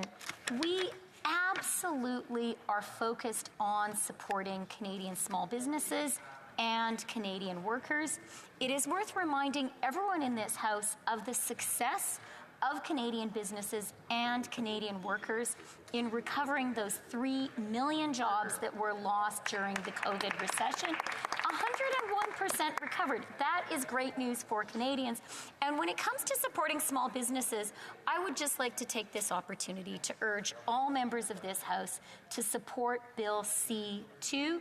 Small businesses in BC, in Alberta, across the country need that support. The Honourable Member for Kelowna Lake Country. Mr. Speaker, with the important holiday shopping season beginning, our small businesses were looking for more than empty words from the throne speech. That's right. When it comes to addressing a supply chain crisis, in Canada, this crisis started well before the COVID-19 pandemic. And it's further exacerbated now with the devastating floods and landslides in British Columbia. The lack of a plan is especially deafening. When will the Liberals finally address the supply chain delays that are hurting Canadian small businesses on the road to recovery and growth? The Honourable Deputy Prime Minister. Thank you, Mr. Speaker. Mr. Speaker, that was a bit of a kitchen sink question with lots of elements thrown in, but let me try to take them in turn. When it comes to the flooding in BC, we are there working with the province of British Columbia. The Prime Minister will be there today. When it comes to supply chain issues, we are monitoring that very, very closely. And let me point out, this is a global phenomenon. All Canadians appreciate that.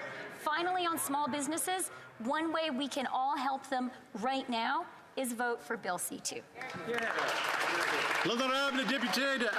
The Honourable Member for Abitibi-Témiscamingue. Thank you, Mr. Speaker. The increase in softwood lumber tariffs is serious for Canada, but it's especially bad for Quebec. The company that's been most attacked by the Americans is Résolu, which is in my region. And there's no reason for this, Mr. Speaker.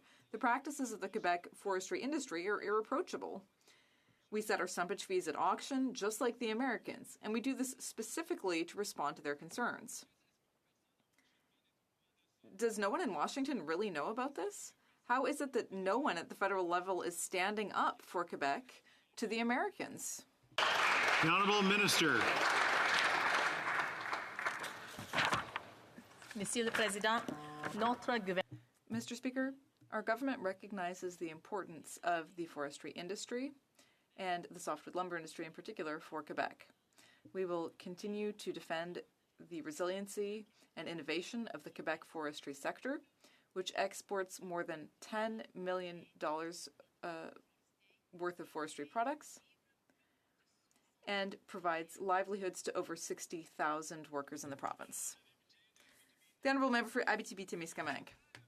Mr. Speaker, the worst thing is that the Prime Minister met with President Biden just last week, and they supposedly discussed the softwood lumber issue. Not only did the Prime Minister fail to convince Biden to drop the tariffs, the President actually doubled them, targeting Quebec's forestry industry. In addition to threatening jobs in Quebec, this tax increase on lumber, at a time when demand is still very strong in North America, will further increase prices. We saw the consequences of this last year. So what will it take for the Prime Minister to finally stand up for Quebec? The Honourable Minister. Mr. Speaker, our government will always stand up for the forestry sector. We will always stand up for their workers. We have presented challenges before CUSMA, before the WTO, where it's been ruled that Canada is a fair trading partner. We absolutely denounce these tariffs. They are unfair, they are unjustified, they hurt workers and businesses on both sides of the borders. I've been speaking to Quebec industry and workers on this very matter, and I will continue to stand up for their interests. The Honourable Member for Destiny, Mississippi, Churchill River.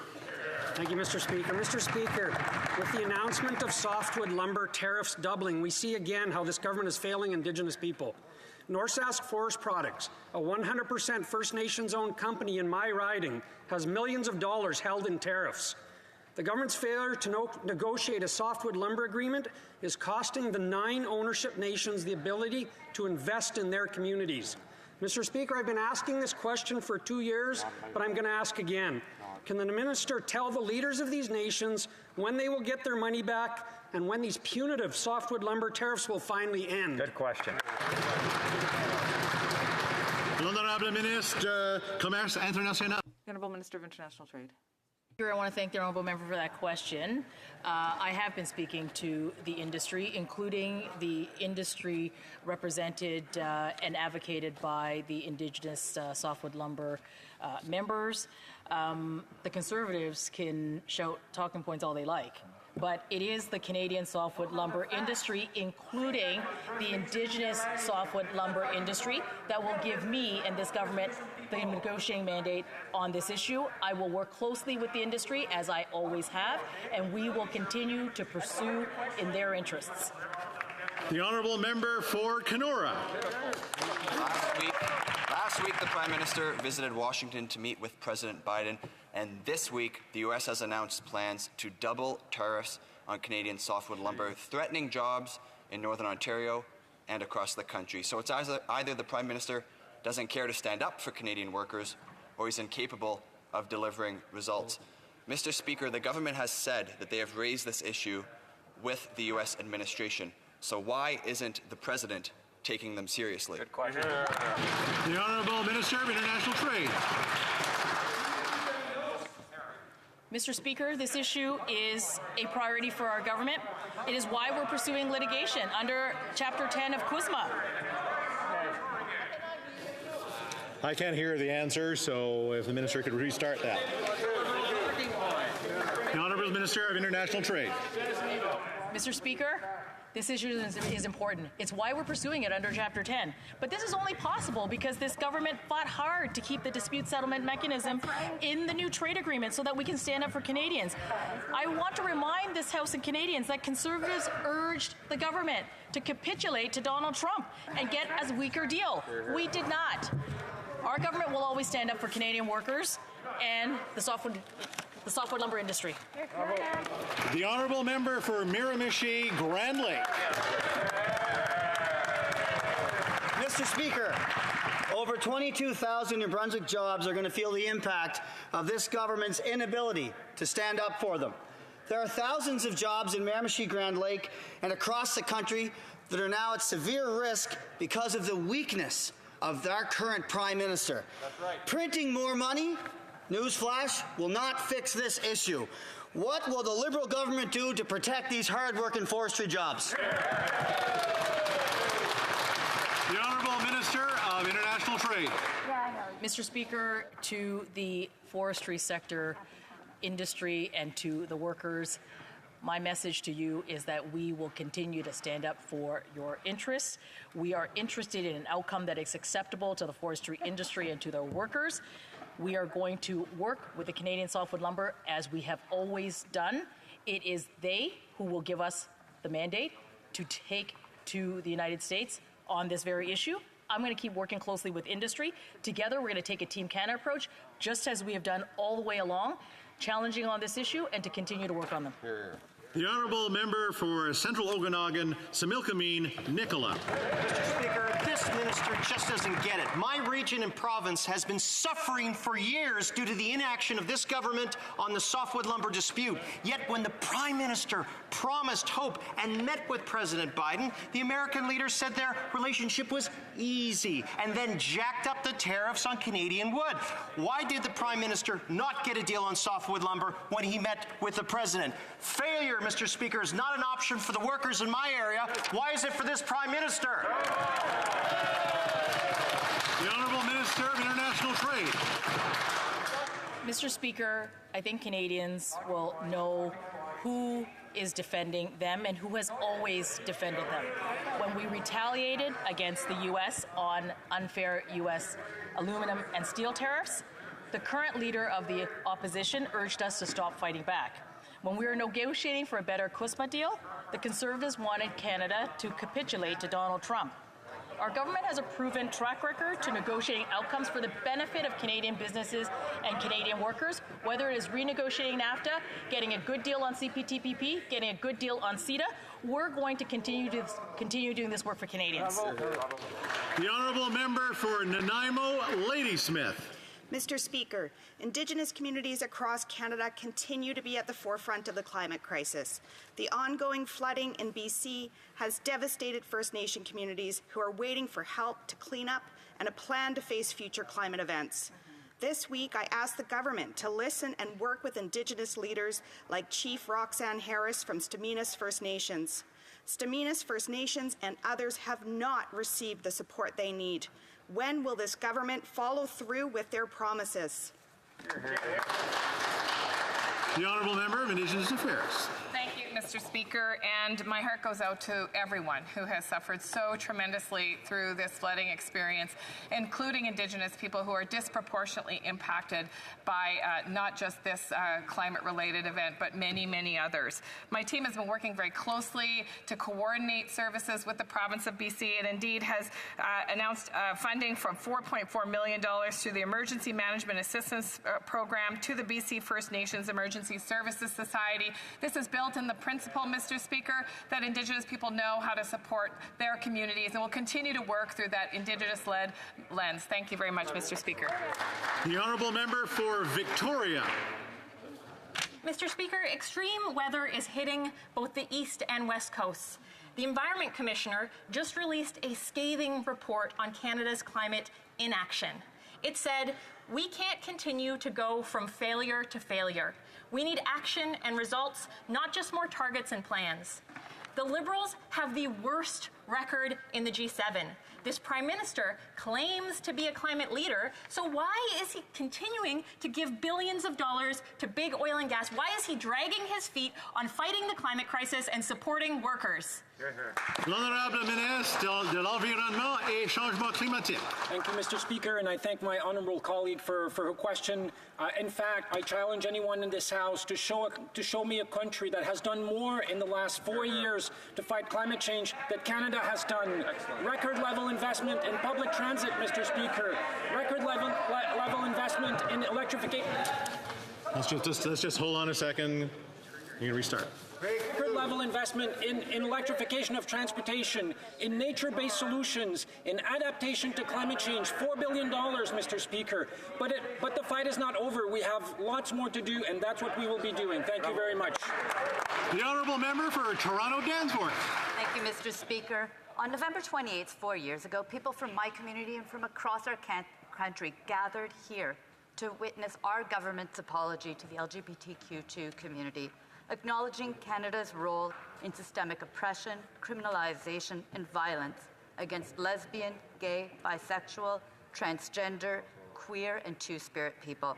There is so much more to be done. Can the Minister of Women and Gender Equality and Youth share with us what we are doing to support LGBTQ2 communities across Canada? The Honourable Minister. Mr. Speaker, I'd like to thank the honourable member from Toronto Danforth for her incredible work and advocacy and for highlighting this important date. The discrimination that fuels homophobia, biphobia, transphobia must be eliminated, and the work starts right here in this House. That is why our government introduced the LGBTQ2 Secretariat in 2017, invested $7.1 million in budget 2021 to support its work, and $15 million for a new LGBTQ2 projects fund. We will continue the work for the LGBTQ2 communities to create a Canada where everyone can live their authentic and true lives. Thank you so much, Mr. Speaker.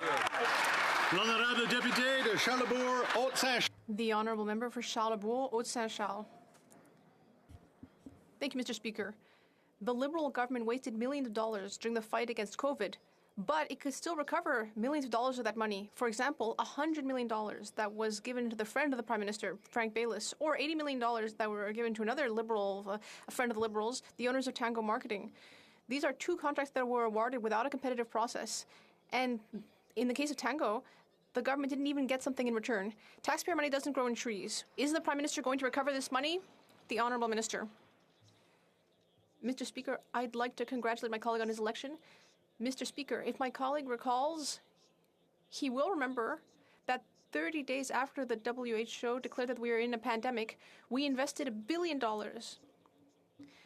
to support various sectors, including medical manufacturing in Canada. And that supported Medicago in Quebec City, Novavax in Montreal, Moderna, which moved to Canada. Mr. Speaker, we will continue to protect Canadians' health and safety. Thank you. The Honourable Member for Saskatoon University. Thank you, Mr. Speaker. The new Minister of the Environment has refused to signal his support for the Canadian nuclear energy industry. And he said it is not up to the government to decide what sources of energy will be used. But before he said that, Mr. Speaker, he said something different. He said it's time to close the nuclear power plant. There's 3,000 families that rely on those paychecks at that plant alone. There's good jobs across Canada. Will the minister step forward today and support and announce his support of the nuclear industry and the good jobs that come with nuclear? The Honourable Minister of Natural Resources. Thank you, Mr. Speaker. As someone who grew up in Saskatoon and in the honourable member's riding, I certainly understand the importance of the nuclear industry in this country. Certainly, Cameco and other organizations in Saskatchewan are important drivers of economic opportunity for Saskatchewan families. Nuclear is an important part of the electricity grid in this country. This government has invested in the development of small modular reactors. We look forward to seeing those things demonstrated and ultimately commercialized. We look forward to moving forward with non-emitting technologies to ensure that we are fighting climate change, but doing so in a manner that promotes economic progress. The Honourable Member for Charleswood, St. James, Assiniboia, Headingley. Mr. Speaker, now that inflation has taken hold and is the second highest in the G7, and because of this government's unbridled spending, Canadians are suffering with rising prices for basic necessities. Does the Prime Minister still maintain, at a time when Canadians need a Prime Minister who actually cares, that he does not think about monetary policy? The Honourable Deputy Prime Minister. So, Mr. Speaker, let me start by reminding all members of this House and Canadians that inflation is a global phenomenon right now. It was 4.7% in Canada in October. In the U.S., 6.2%. In Mexico, also 6.2%. In New Zealand, a country very similar to our own, 4.9%. And let me point out that the G20 average is 4.6%, and that's the OECD average as well. The Honourable Member for Brantford Brant. Speaker, the Globe and Mail is reporting that the biggest price surge in 2 decades is set to deliver a revenue bounce worth billions of dollars to this government's coffers. Well, while the Prime Minister's cup runneth over, skyrocketing food prices are hurting Canadian families. Food, gas, home heating are all getting more expensive. The Prime Minister's high tax, high spending agenda cannot be the status quo. Why is he dragging his heels on getting this country's finances under control right here, right now? The Honourable Deputy Prime Minister. Mr. Speaker, when it comes to something as serious as the nation's finances, it's important to separate partisan posturing from the facts. We just heard the posturing. Now for the facts. A key fact is that this fall, the world's 2 leading ratings agencies, Moody's and S&P, both reaffirmed Canada's AAA credit rating. That is an endorsement of our government's prudent economic stewardship, and Canadians should take pride in this collective accomplishment. L'Honourable Député de Avignon, La Métis, Matane. The Honourable Member for Avignon, La Métis, Matane, Matapédia. Mr. Speaker, the Mayor of Montreal met with the Prime Minister this morning, and once again, she asked him to strengthen the borders in order to fight arms trafficking. And that's not the first time that Valérie Plante asked the Prime Minister to close the borders. Last time was to prevent COVID from entering Quebec. And in the end, she had to send City of Montreal workers to the airports to do the job that the federal government should have been doing. I hope that this time, when it comes to fighting weapons trafficking, the federal government will do the job that it should be doing. Monsieur le Président. The Honourable Minister of Public Safety. Mr. Speaker, I would like to assure my colleague that we will be working hard to combat weapons trafficking. To fight smuggling, we have invested more than $350 million. Thanks to that funding, we have added more than 90 service members. On one hand, the Bloc Québécois wants action, but on the other hand, it doesn't support federal investment at the borders. How can my colleague explain that? Thank you. The honourable member for Avignon, la Mrs. Matane-Matapédia. Mr. Speaker, we need to do much more, and we need to do it now. Fighting weapons smuggling at the border is one of the most important responsibilities of the federal government. Illegal weapons were used in the various tragedies that have occurred in Montreal. They are not allowed, they're illegal, and yet they are there in our neighborhoods. Montreal and Quebec are doing everything they can, but if the federal government doesn't play its role, weapons will continue to circulate in our neighborhood streets. Will this government finally commit to doing everything it can at the border? The Honourable Minister. Yes, absolutely, Mr. Speaker. We are always ready to work together with the Bloc and all members in this House to work together with the government of Quebec to do everything that we can do to put an end to firearms violence. That is this government's commitment, and we will deliver on it. Member for Thornhill. Mr. Speaker, we were slow to close our borders when COVID-19 emerged. Our allies did it in January 2020. We waited until March. The World Health Organization has called an emergency meeting today to discuss the South African new variant, but the Government of Canada's own travel advisory doesn't even mention it. No mention of additional caution, screening, or any new restrictions at all. When the world acts, Canada watches and waits. When will this government finally act to protect the health and safety of Canadians and focus on our economy? The Honourable Minister of Transport. Mr. Speaker, I want to congratulate my colleague on her appointment as the transport critic, and I look forward to working with her on these and other files that are of concern to Canadians. Let me reassure Canadians, Mr. Speaker, first, that we are on top of this. We have acted from day one. Canadians know that we will never stop taking any measures to protect their health and safety, including testing, including vaccination mandate, including pre-departure testing. So I ask my colleague to work with us on supporting our vaccination mandate, on supporting our pre-arrival test, and making sure that we protect the health and safety of all Canadians. The Honourable Member for Stormont, Dundas, South Glengarry. Mr. Speaker, after years of delay, Canadian Blood Services has finally announced their commitment to end the discriminatory blood ban. It is a step in the right direction, yes, but questions remain. Health Canada still needs to approve their submission. The government was told back in June that this submission would be coming. If the Liberals care about ending this discrimination with the urgency it deserves, what date can gay men finally donate blood in this country?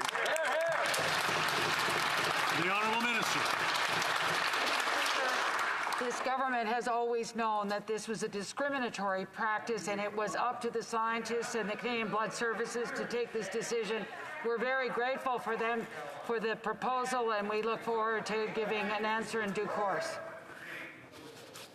The Honourable Member for Stormont, Dundas, South Glengarry. I'm sorry, but that was absolutely shameful in that answer.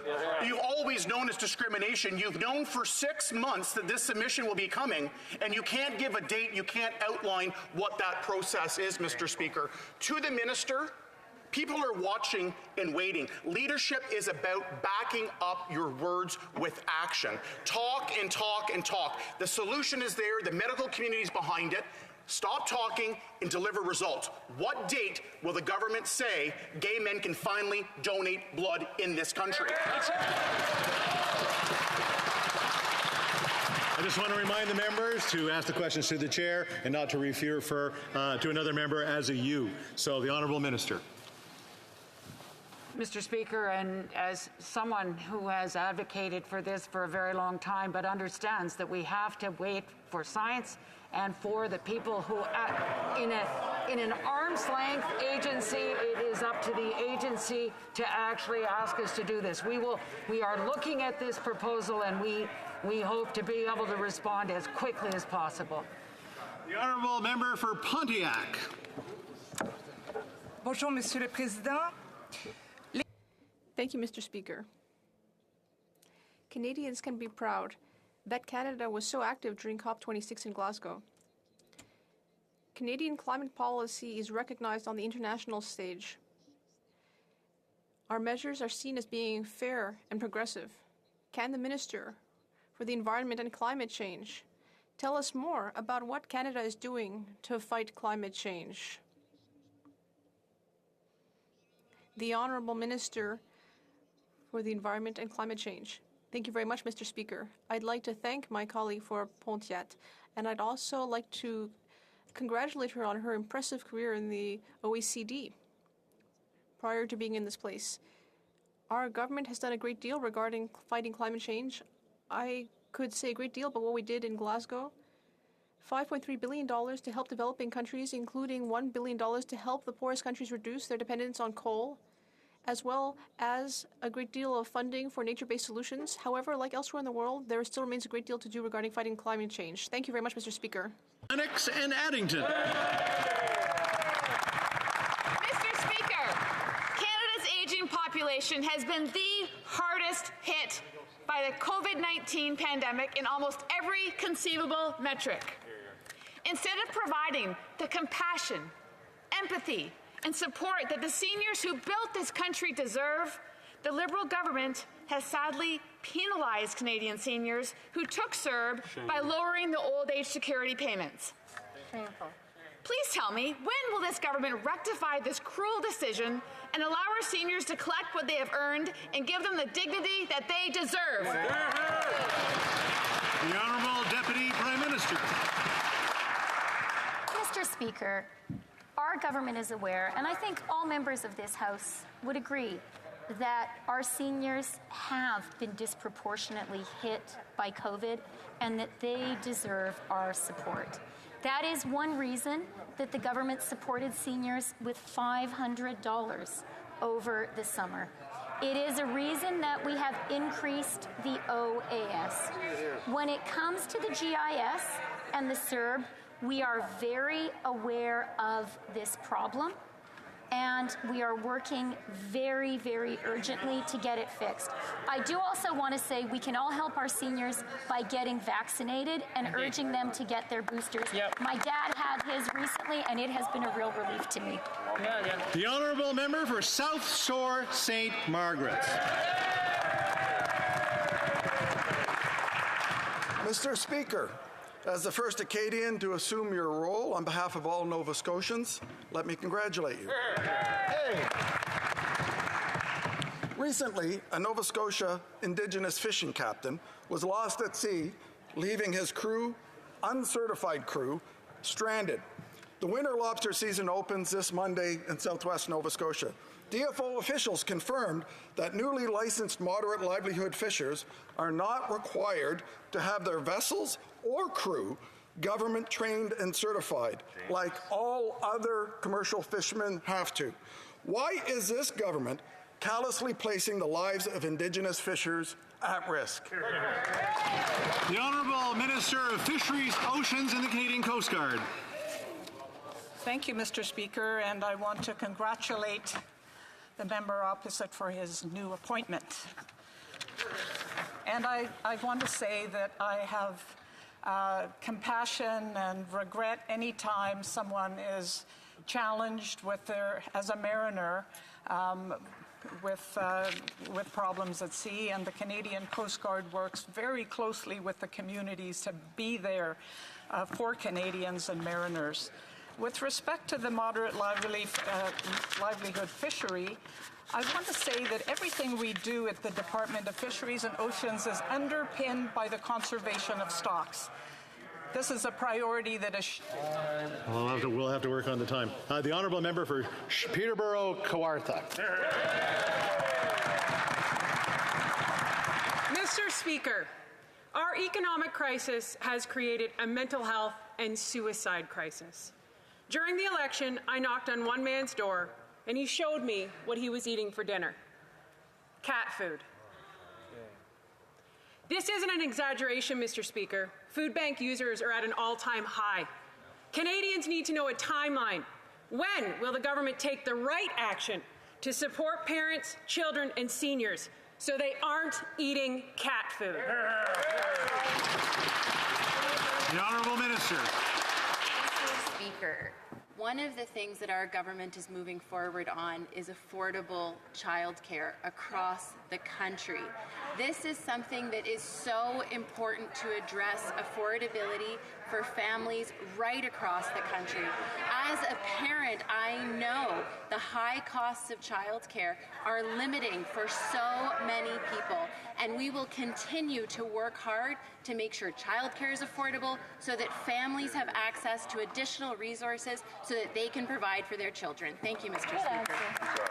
L'honorable député de Sherbrooke. Merci, Monsieur le Président. Avoir une place en... Thank you very much, Mr. Speaker. Having childcare spots helps women to build their career. Being able to access affordable and inclusive childcare makes life more affordable and helps create new jobs. Many agreements have already been signed.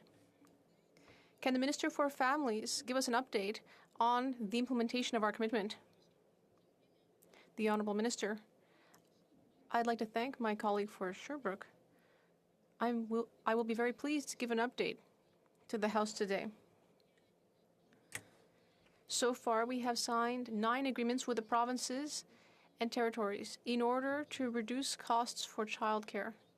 That will help 60% of children in this country. It's wonderful. It will help women to go back to work.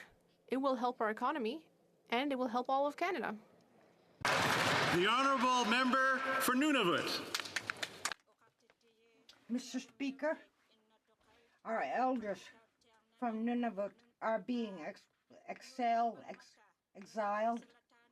removed from their families, from their homeland, and from their communities because they cannot access care in the territory. Our elders' care homes in Nunavut have been at full capacity since 2017. We have seen in this House countless recommendations and promises made, but we've seen little to no action to help elders and invest in elders' infrastructure in Nunavut. Will the Prime Minister respect elders in Nunavut and the Indigenous and Northern Affairs Committee and follow through on accelerating construction on long-term care facilities and seniors' homes in Nunavut? Thank you.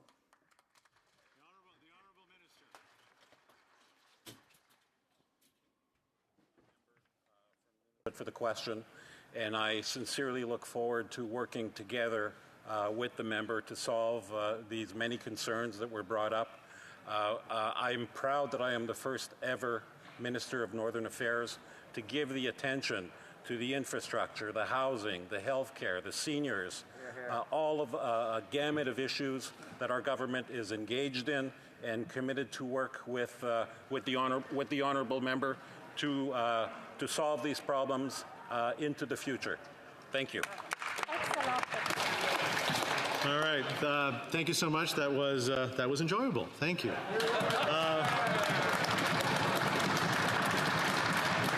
I recognize the Honourable Whip for the official opposition. Yeah, thank you, Mr. Speaker. On a point of order. Now, I'm not sure if it was to send and receive instructions from the PMO that he was passing along to the government House Leader, but the member for Winnipeg North, sitting beside the government House Leader today during question period, was seen with an earbud in and speaking actively into a telephone throughout question period. I think you should remind him that that is not something that is allowed or permitted in this House, and I certainly would hope that he isn't receiving instructions from the PMO on who should be answering and how they should be answering questions or what he was doing. The government House Leader. Whip for his concern. This has been discussed as we are in a virtual proceeding. There will be instances where folks are at distance and therefore we need to be able to communicate to them. The Speaker's office was aware of this. The House Leader for the opposition was aware of this as well. So we're happy to have discussions. It was our understanding in our conversations with the opposition that this was something that they were not only aware of but understood was necessary as part of a virtual proceeding, Mr. Speaker. Good answer. Necessary, not necessary at all. The Honourable Member for Joliette. I would like to express the Bloc's concern about what just happened. This is a rule, no telephones in the House, but now since it's virtual, it should be allowed? Well, Mr. Speaker, I would like for you to come back to us after having considered this point. Rules were just changed.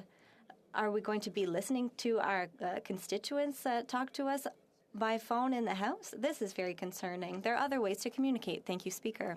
Also, the honourable member on this point of order from North Island, Powell River. Well, thank you, Mr. Speaker, and I just want to join my voice with the Conservative whip on this issue. You know, this is a sacred place, and during the time of a pandemic, I absolutely understand that we must make sure that we're safe and that the people who work here are safe. But to disrespect this place that has a long history is absolutely inappropriate, and I hope to never see that happen again in this House. Thank you. Hear, hear. Shame on you, Mark, for even trying that.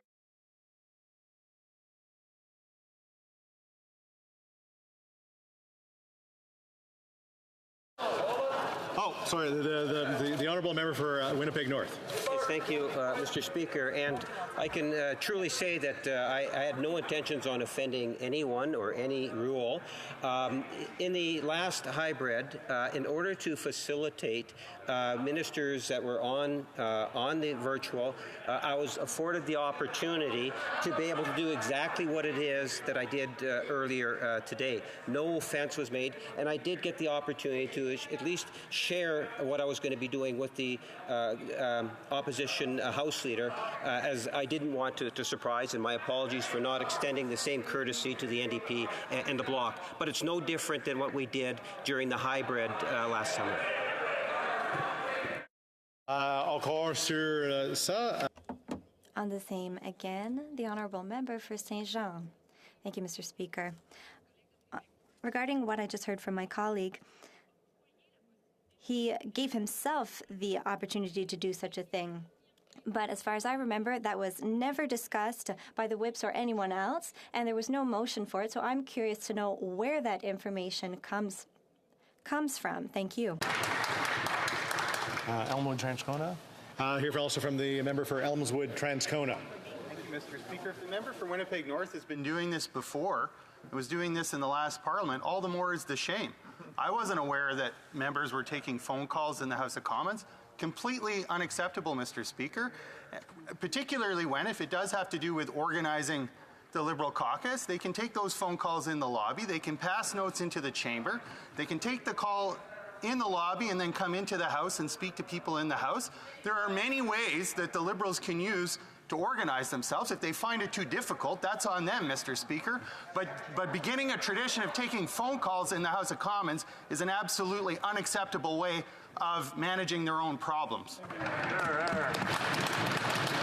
Also here from the Honourable Government House Leader. Thank you very much, Mr. Speaker. And let me reiterate with what my colleague said from Winnipeg North. The no offense was meant to the House. This had been a practice. We will end it. I have heard loud and clear from the House today that they do not feel that this is appropriate. I apologize. My understanding was that there had been this had been a matter that had been decided and that we were okay to operate on that basis. But it is important to me that this place function. It is essential to me that this place function well. I've heard members. It will not happen again. I appreciate their feedback. Thank you, Mr. Speaker. The honourable member for Leeds, Granville, Thousand Islands, and Rideau Lakes. Well, thanks very much, Speaker. I would just note, with respect to other matters that have been brought before the Speaker during this session, that there was a lot of discussion with respect to practices and items and debate from the previous session. The member from Winnipeg North said that past practices and discussions from the previous Parliament should be part of this consideration, and I'm just looking to see if the Chair can also advise this House on if that includes the points of privilege and the points of order that have been raised by the official opposition. Thank you very much. Any other interventions? All right. We'll, of course, take this under advisement. I would urge the House leaders and the whips to actually get together and discuss this one through. If there needs to be a decision to be made, the Speaker, of course, will come back to this House with that decision. Thank you. Tabling of documents. I have the honor to lay upon the table the annual reports on the Access to Information and the Privacy Acts of the Commissioner of Lobbying for the year of 2020 to 2021. Conformément Pursuant to Standing Order 1083H, these reports are deemed permanently referred to the Standing Committee on Access to Information, Privacy, and Ethics. And then just go to, do we have another point of order? Okay. Point of order for Elmswood Transcona. That the member for Winnipeg North doesn't have the floor but isn't wearing his mask, Mr. Speaker, and I think it's important that we all follow that rule.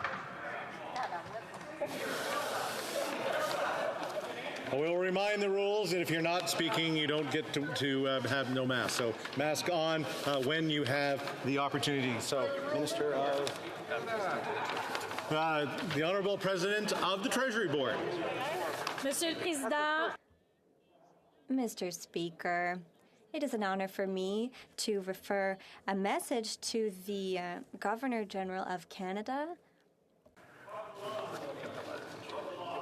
Yeah.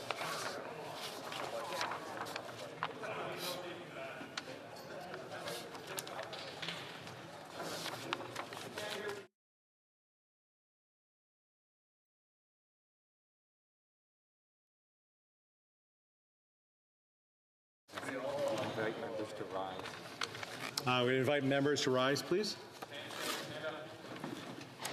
Her Excellency, the Governor General, transmits to the House of Commons the supplementary estimates B of sums required to defray expenses of the federal public administration for the fiscal year ending on March 31st, 2022, and in accordance with the Section 54 of the Constitution Act 1867, recommends those estimates to the House.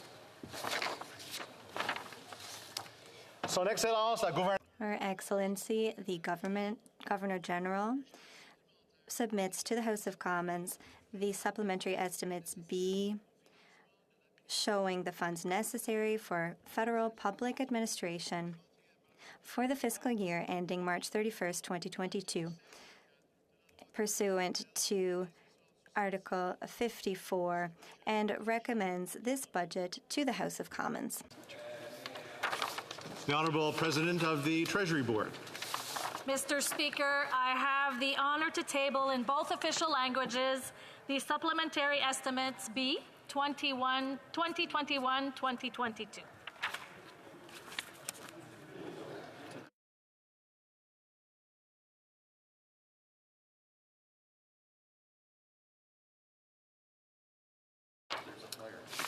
Introduction of government bills.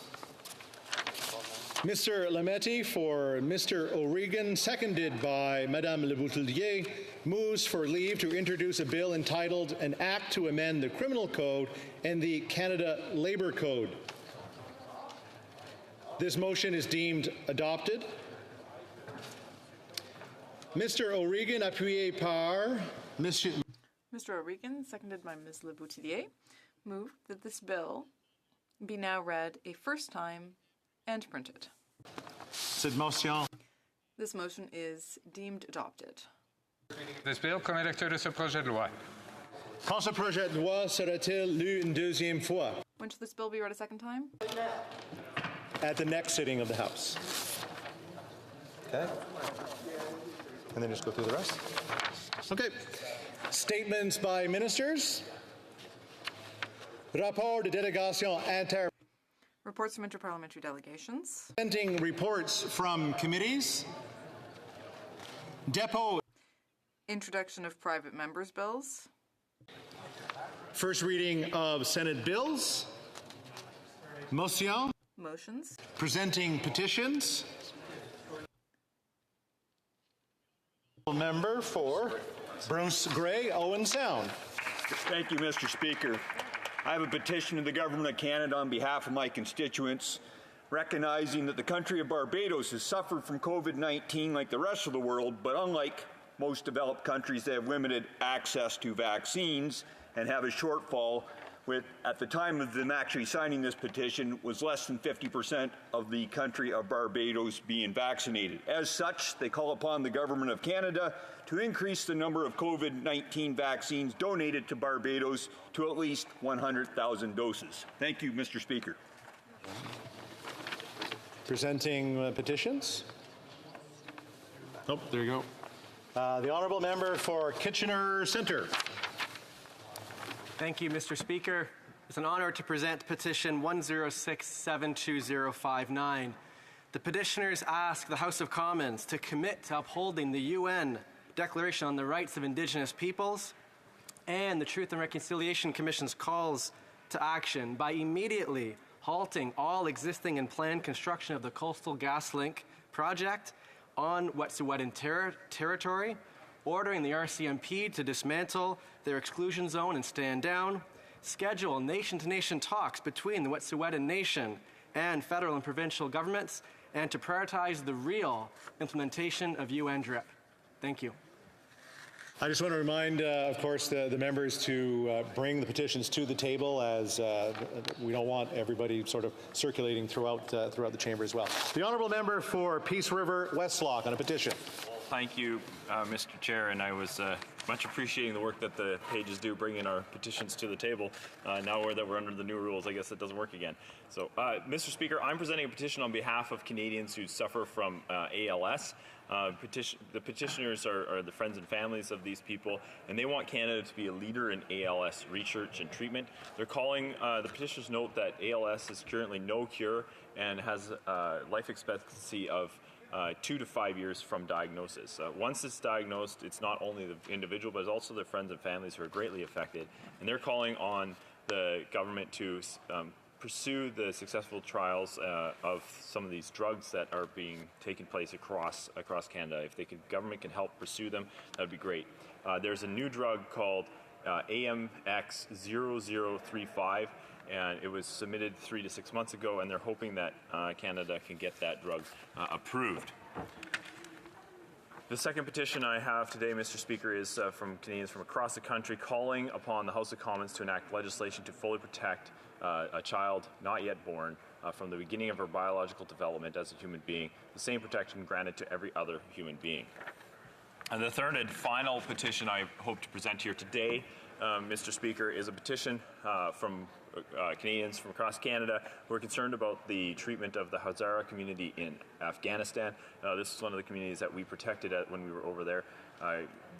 There was formerly a genocidal campaign waged against them. Then when we were there protecting or helping to build Afghanistan, it's been great.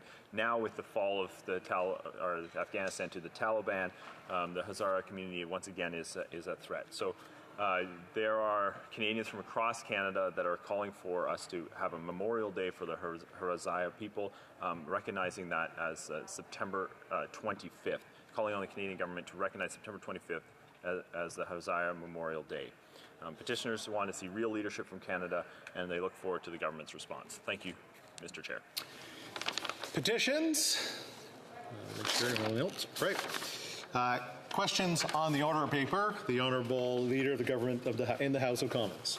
Thank you very much, Mr. Speaker. Mr. Speaker, I would ask that all questions be now allowed to stand.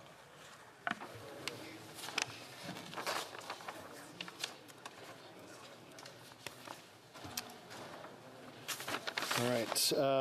Questions on the order paper. That's done. Request for emergency debate. I wish to inform the House. No? Oh, is it the pleasure of the House that all questions be allowed to stand? Agreed. All right. I wish to inform the House that I have received notice of a request for an emergency debate, and I invite the honourable member for Calgary-Mindapore to rise and make a brief intervention. Merci, Monsieur le Président. Thank you, Mr. Speaker. Mr. Speaker, there is a crisis happening all across this country. It's not inflation that I will be discussing today,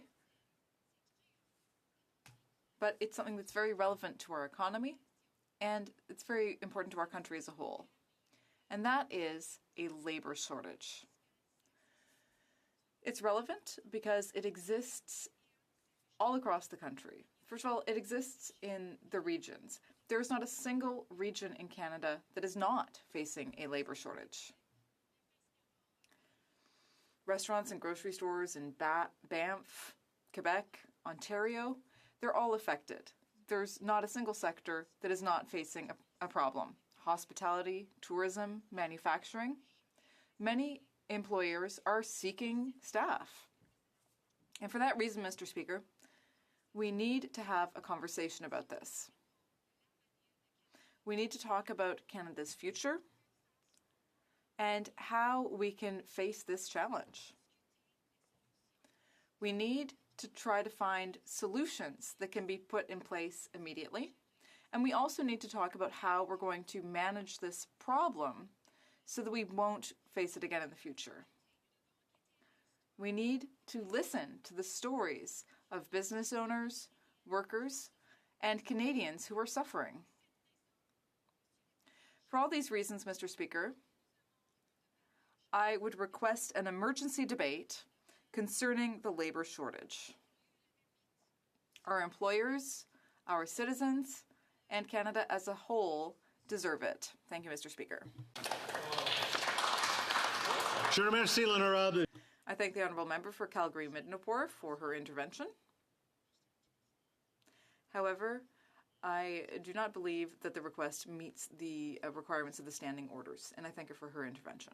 Orders of the day. Government orders, government bills. Bill C2 at second reading, support in response to COVID-19. Yep. So there was a minute remaining on the clock for questions. So I'll go to questions to the member for Carleton on his intervention. Could I get the member for Edmonton West? Thank you, Mr. Speaker, and congratulations on your election to Deputy Speaker.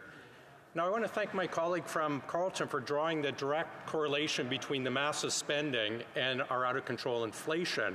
The government likes to pretend that it's a global issue, but I do point out that we've got the second highest inflation in the G7, third highest for food inflation, so I don't think it is just a global issue, but a made in Canada one. Now, one of my colleagues from the Liberal Party asked, where would you cut? Now, previous Parliament, we heard that the $80 billion wage subsidy did not go through Treasury Board scrutiny, as actually is required under legislation. We saw money went to wealthy hedge fund managers, Air Canada bonuses, Lululemon, which at the same time, their market cap was growing $9 billion. I wonder if my colleague from Carleton would like to comment on this wage subsidy out of control without any oversight from the government. Honourable member for Carleton with a short answer. Well, the Liberals have proven again that trickle-down economics does not work. They said that if they took the printed cash, gave it to government, bought up financial assets, that eventually, we were told, this money would trickle down to the working people. In fact, it all stayed on the top, and the billionaires got a third richer in the first 6 months of COVID, while the working class saw its real wages decline.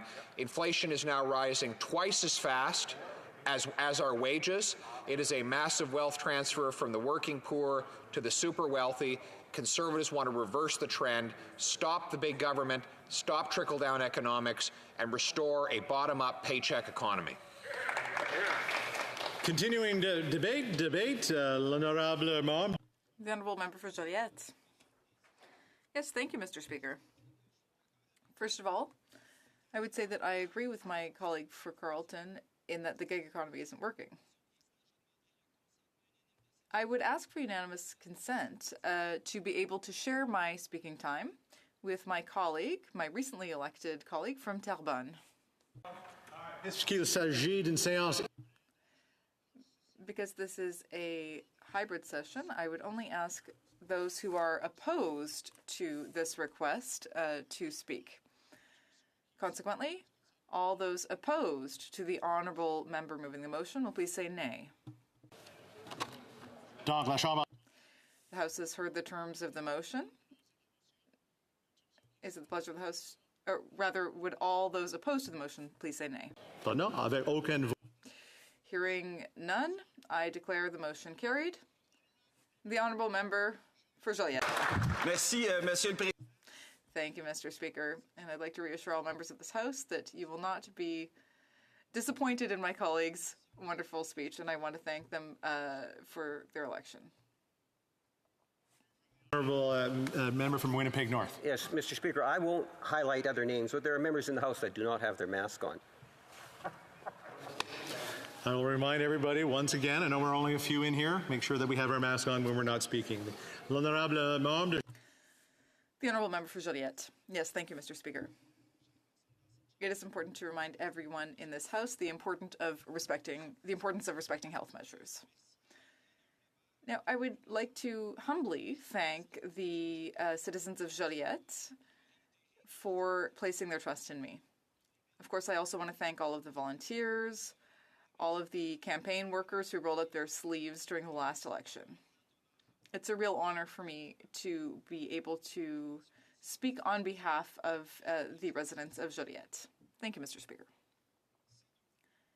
Now, Bill C2. There are a number of support measures in response to COVID-19. We know that during the pandemic, there was a real economic slowdown, perhaps even a recession. There were a number of sectors and businesses that needed to close in order to respect health measures, and that had a real big impact.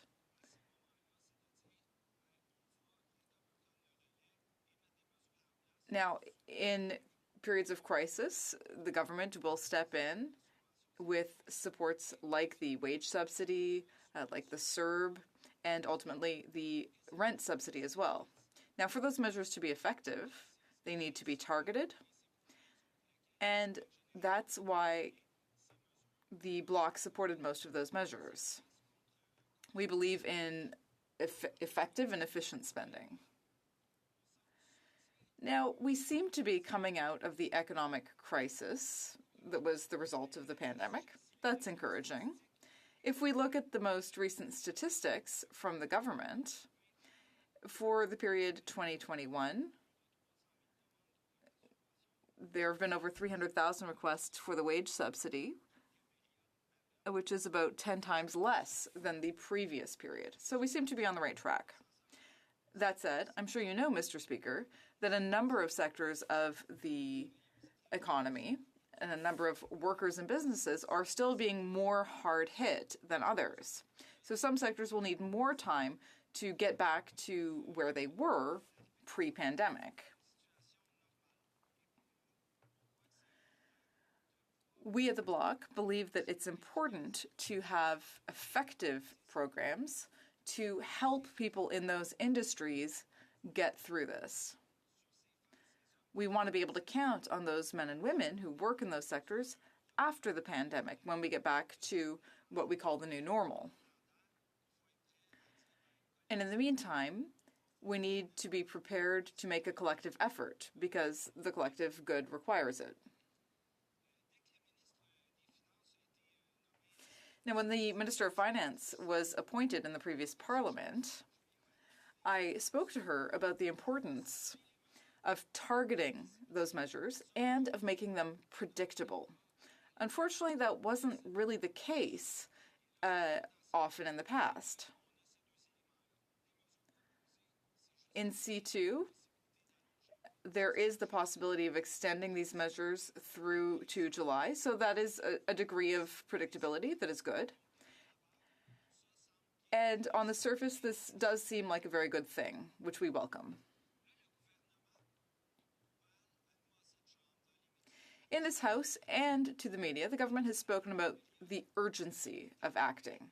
We know that the last period has concluded, and we now need to consider extending these benefits if we don't want them to expire. Now, they've said that this is so urgent that they would even need a gag order. They would even need to invoke closure. Now, I think that that's really up to the Liberal government. They're the ones who are responsible for creating this situation of urgency. Did the people of Canada really want to have an election this fall? No. Most people said they didn't. And then after the election, it took them 2 months to recall Parliament and to get back to work. There were 2 months where we could have been working, where we could have been studying the bill, taking the time to ensure that it meets the needs of the various sectors affected. But no, the government preferred to drag its feet, delay the recalling of Parliament, and now they're saying the situation is urgent. Well, this reminds me of a student who's got 2 weeks to finish their term paper, And then the night before it's due, they're like, oh, hey, I'm going to have to cram all night. Well, yeah.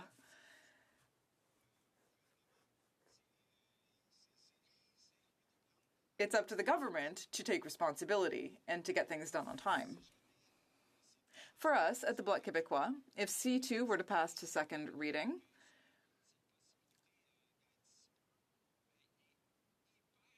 I think it would be extremely important to take the time to study it properly in committee.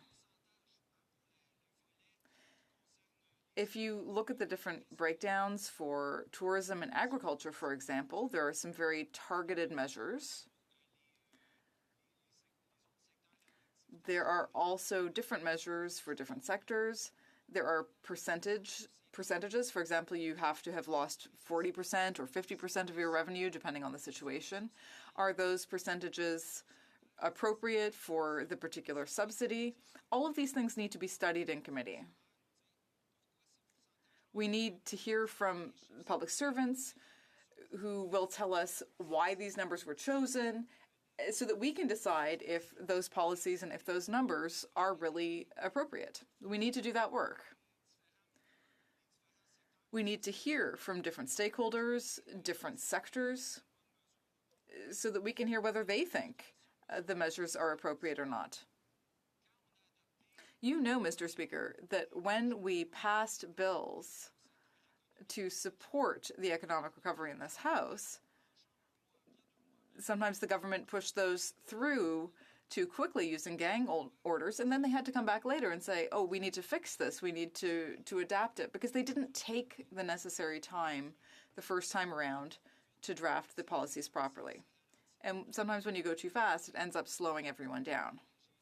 At the beginning of the pandemic, it was essential to take action very quickly. But now the government needs to take the time that is really necessary to study this. And they should have done that rather than calling an election. Rappeler que, tel que rédigé, ces deux donnent un grand pouvoir discrétionnaire à la ministre. Donc, si jamais il y avait des secteurs à ajouter durant le... If there were sectors added during the period that's covered, she would be able to do so, as well as change the percentages if necessary. What we want is for the government to ensure that if this policy is adopted, that it is used to properly respond to needs. Now, there's one thing that is not in this bill, and that is the issue of freelance or independent workers. Yes, there is rent assistance, but that's about it. And I'm thinking about independent workers in the cultural sector. It is crucial that they be properly supported. But there's nothing in the bill about that for now. And that's a real problem. Why are these workers excluded from the bill? It's extremely problematic.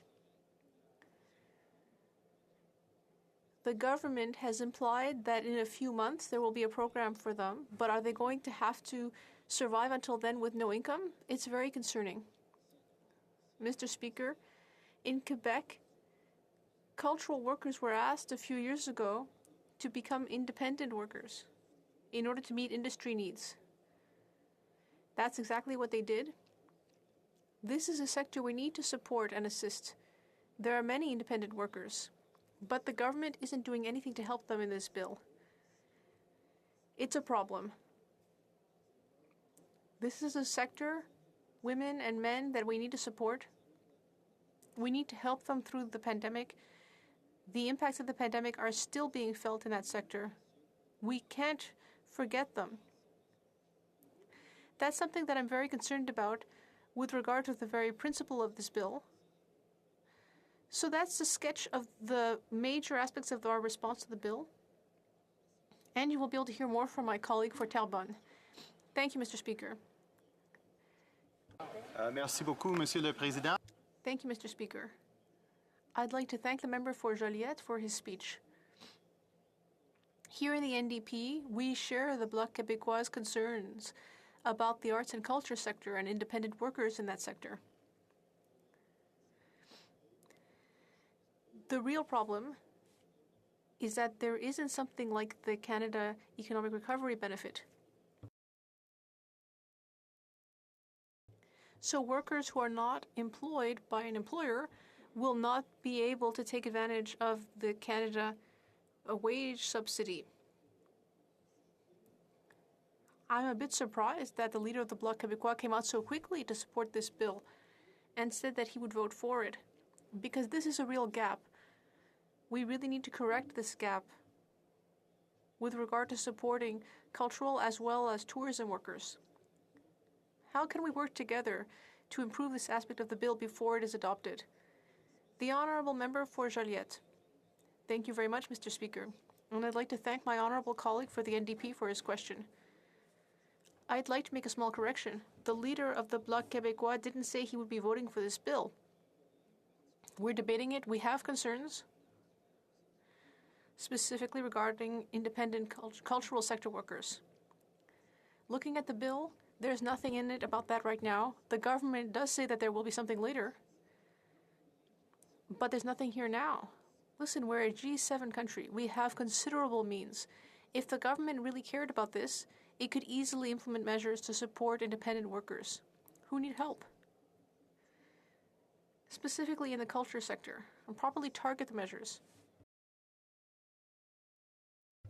So if the bill passes at second reading, I think it's very important that we take the time to study it at committee and look at the matters raised by my colleague. Questions and comments? The Honourable Member for Winnipeg North. Mr. Speaker, and the legislation brings forward extension of a great deal of benefits for Canadians and businesses that are in great need. And I understand the Bloc are, in fact, open to supporting the legislation, and I applaud them in terms of taking into consideration how beneficial this will be to so many people in Canada and our economy. And I'm wondering if he could provide his thoughts in regards to, in any piece of legislation, it's difficult at times to be completely 100% encompassing, and there will be follow-through that comes through, but the essence and the principle of the bill is something in which he himself personally could support. Honorable Député de Joliette. The Honourable Member for Joliette. Thank you, Mr. Speaker. I will repeat, as I said earlier, we are still experiencing the economic consequences of the pandemic. We need to make collective efforts to support various sectors that are still affected to get through this. We will still need them after the pandemic. We will still need those sectors, those women and men who work in those businesses. This bill brings targeted measures forward and makes the situation more predictable. That's great, but it leaves out the matter of independent workers. And we are very concerned, especially with those in the culture sector. Why is aid being extended for some sectors, and yet why are these cultural sector workers being abandoned, while other workers are going to continue to be supported? And so that's why we still have some questions about even whether we can support the substantive aspects of the bill, if it doesn't support these cultural workers. Member for Peace River Westlock. Well, thank you, Mr. Chair, and I want to congratulate the member from Joliette for his re-election there. I've called his riding many things before, and I'm hoping one day I'll get it correct.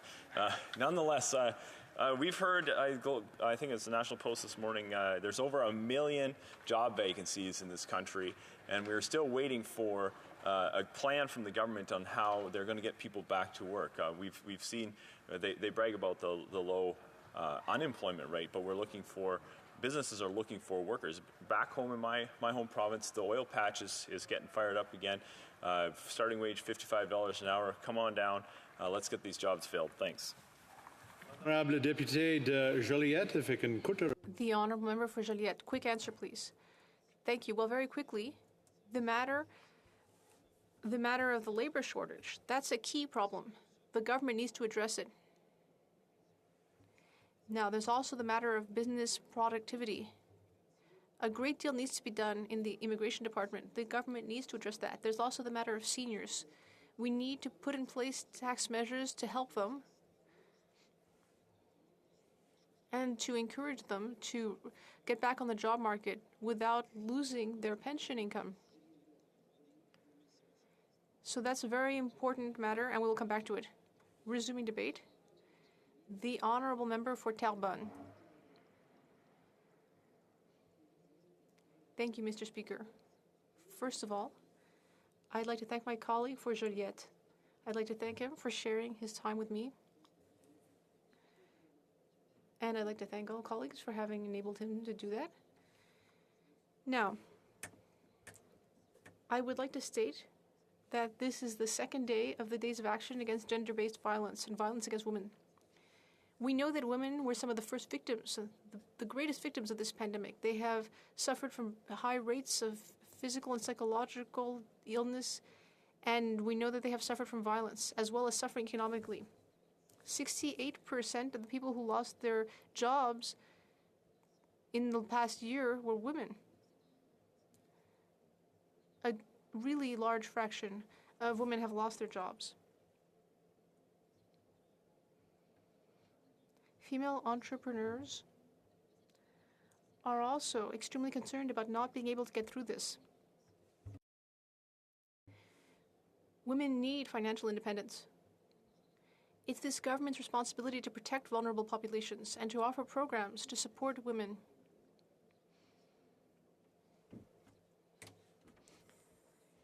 That is why the Bloc Québécois, as my colleague for Joliette mentioned, is in favor of measures to support the section of the population that needs it the most.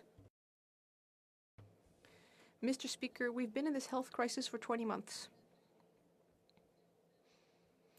For 20 months, this government has been bringing forward measures which, in our opinion, are not targeted enough.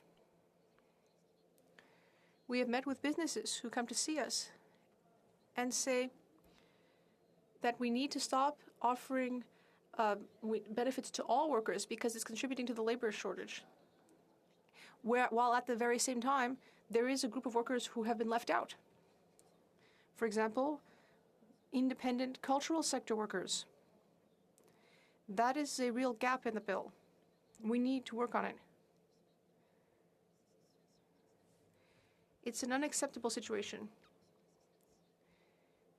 It is not acceptable that 20 months into the pandemic, we're still leaving out some sectors that need help.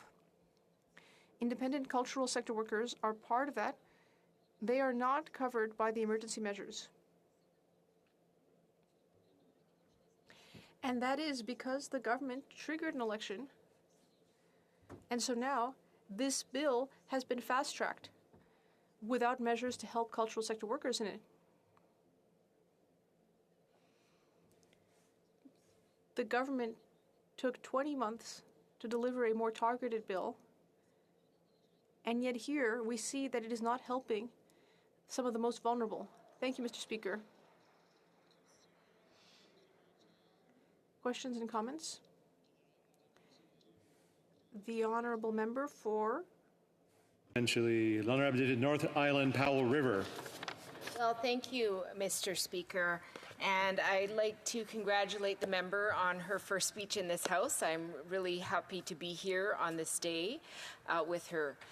My question through you, Mr. Speaker, is I know that across the country, and especially in my riding of North Island Powell River, I'm talking to a lot of seniors that are being cut back significantly of their guaranteed income supplement, and it's leading to them not having a home.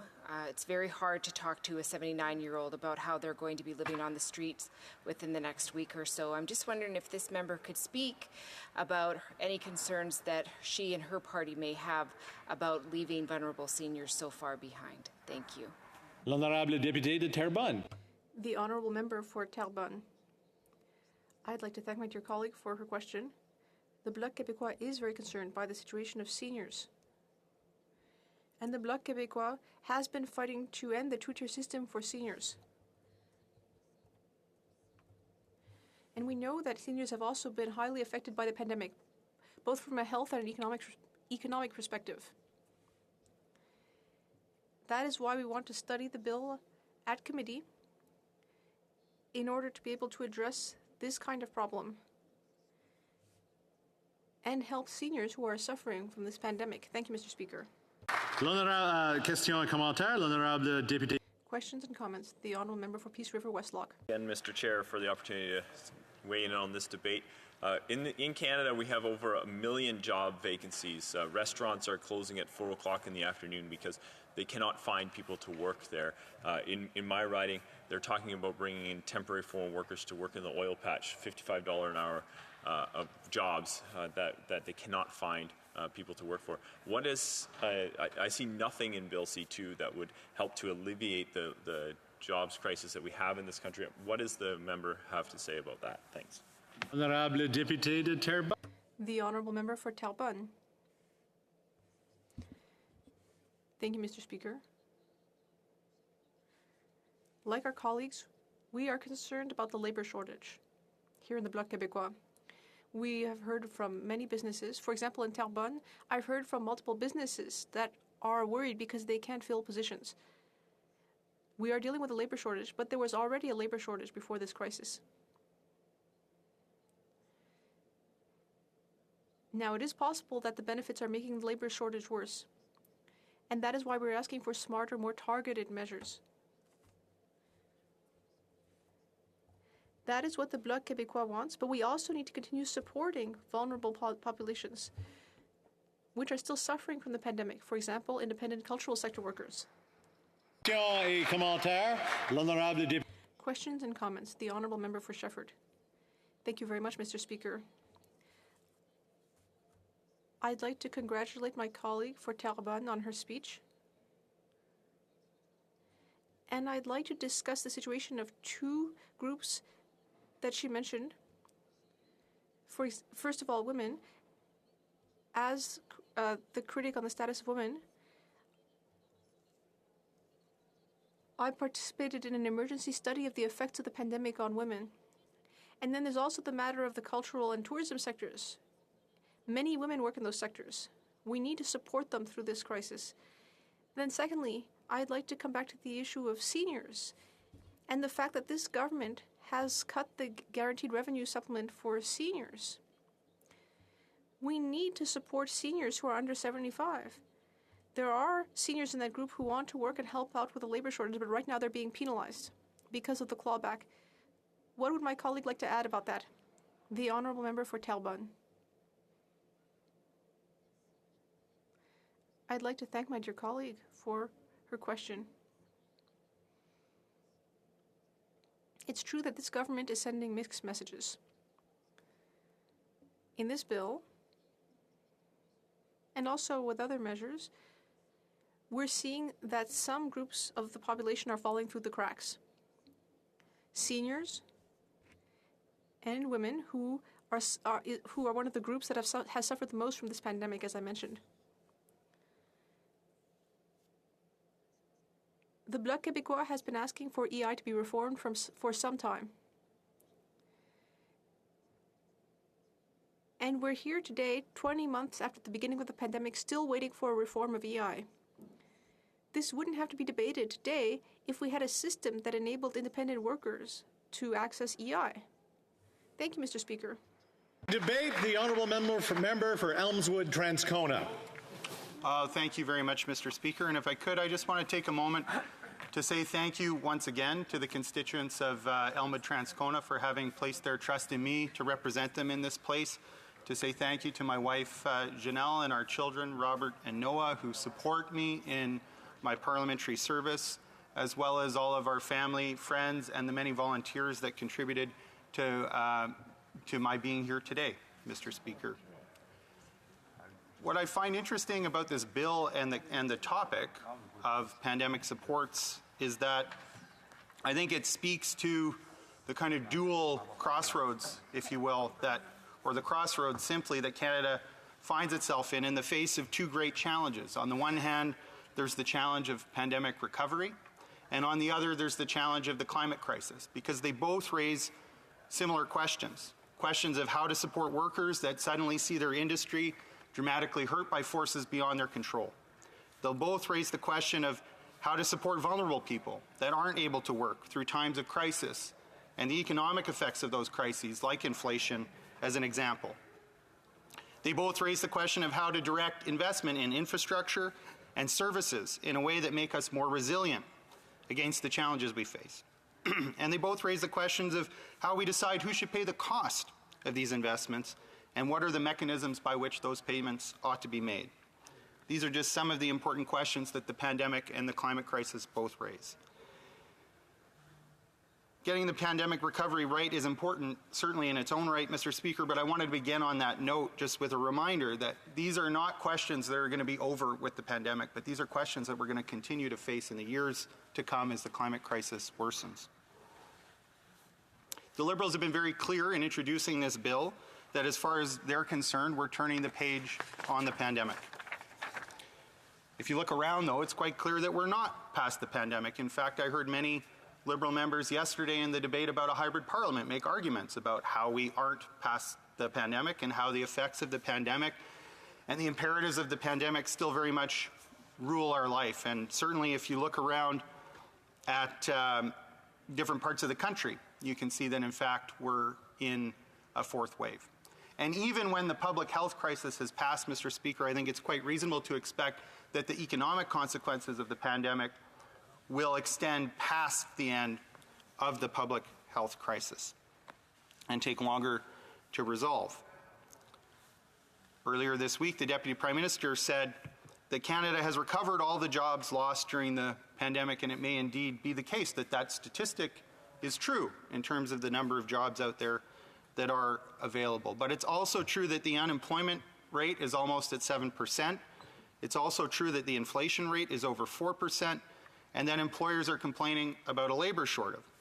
So what do all those numbers mean? We often throw figures and statistics out in this place and without really kind of getting to the core of what those numbers mean for people across the country.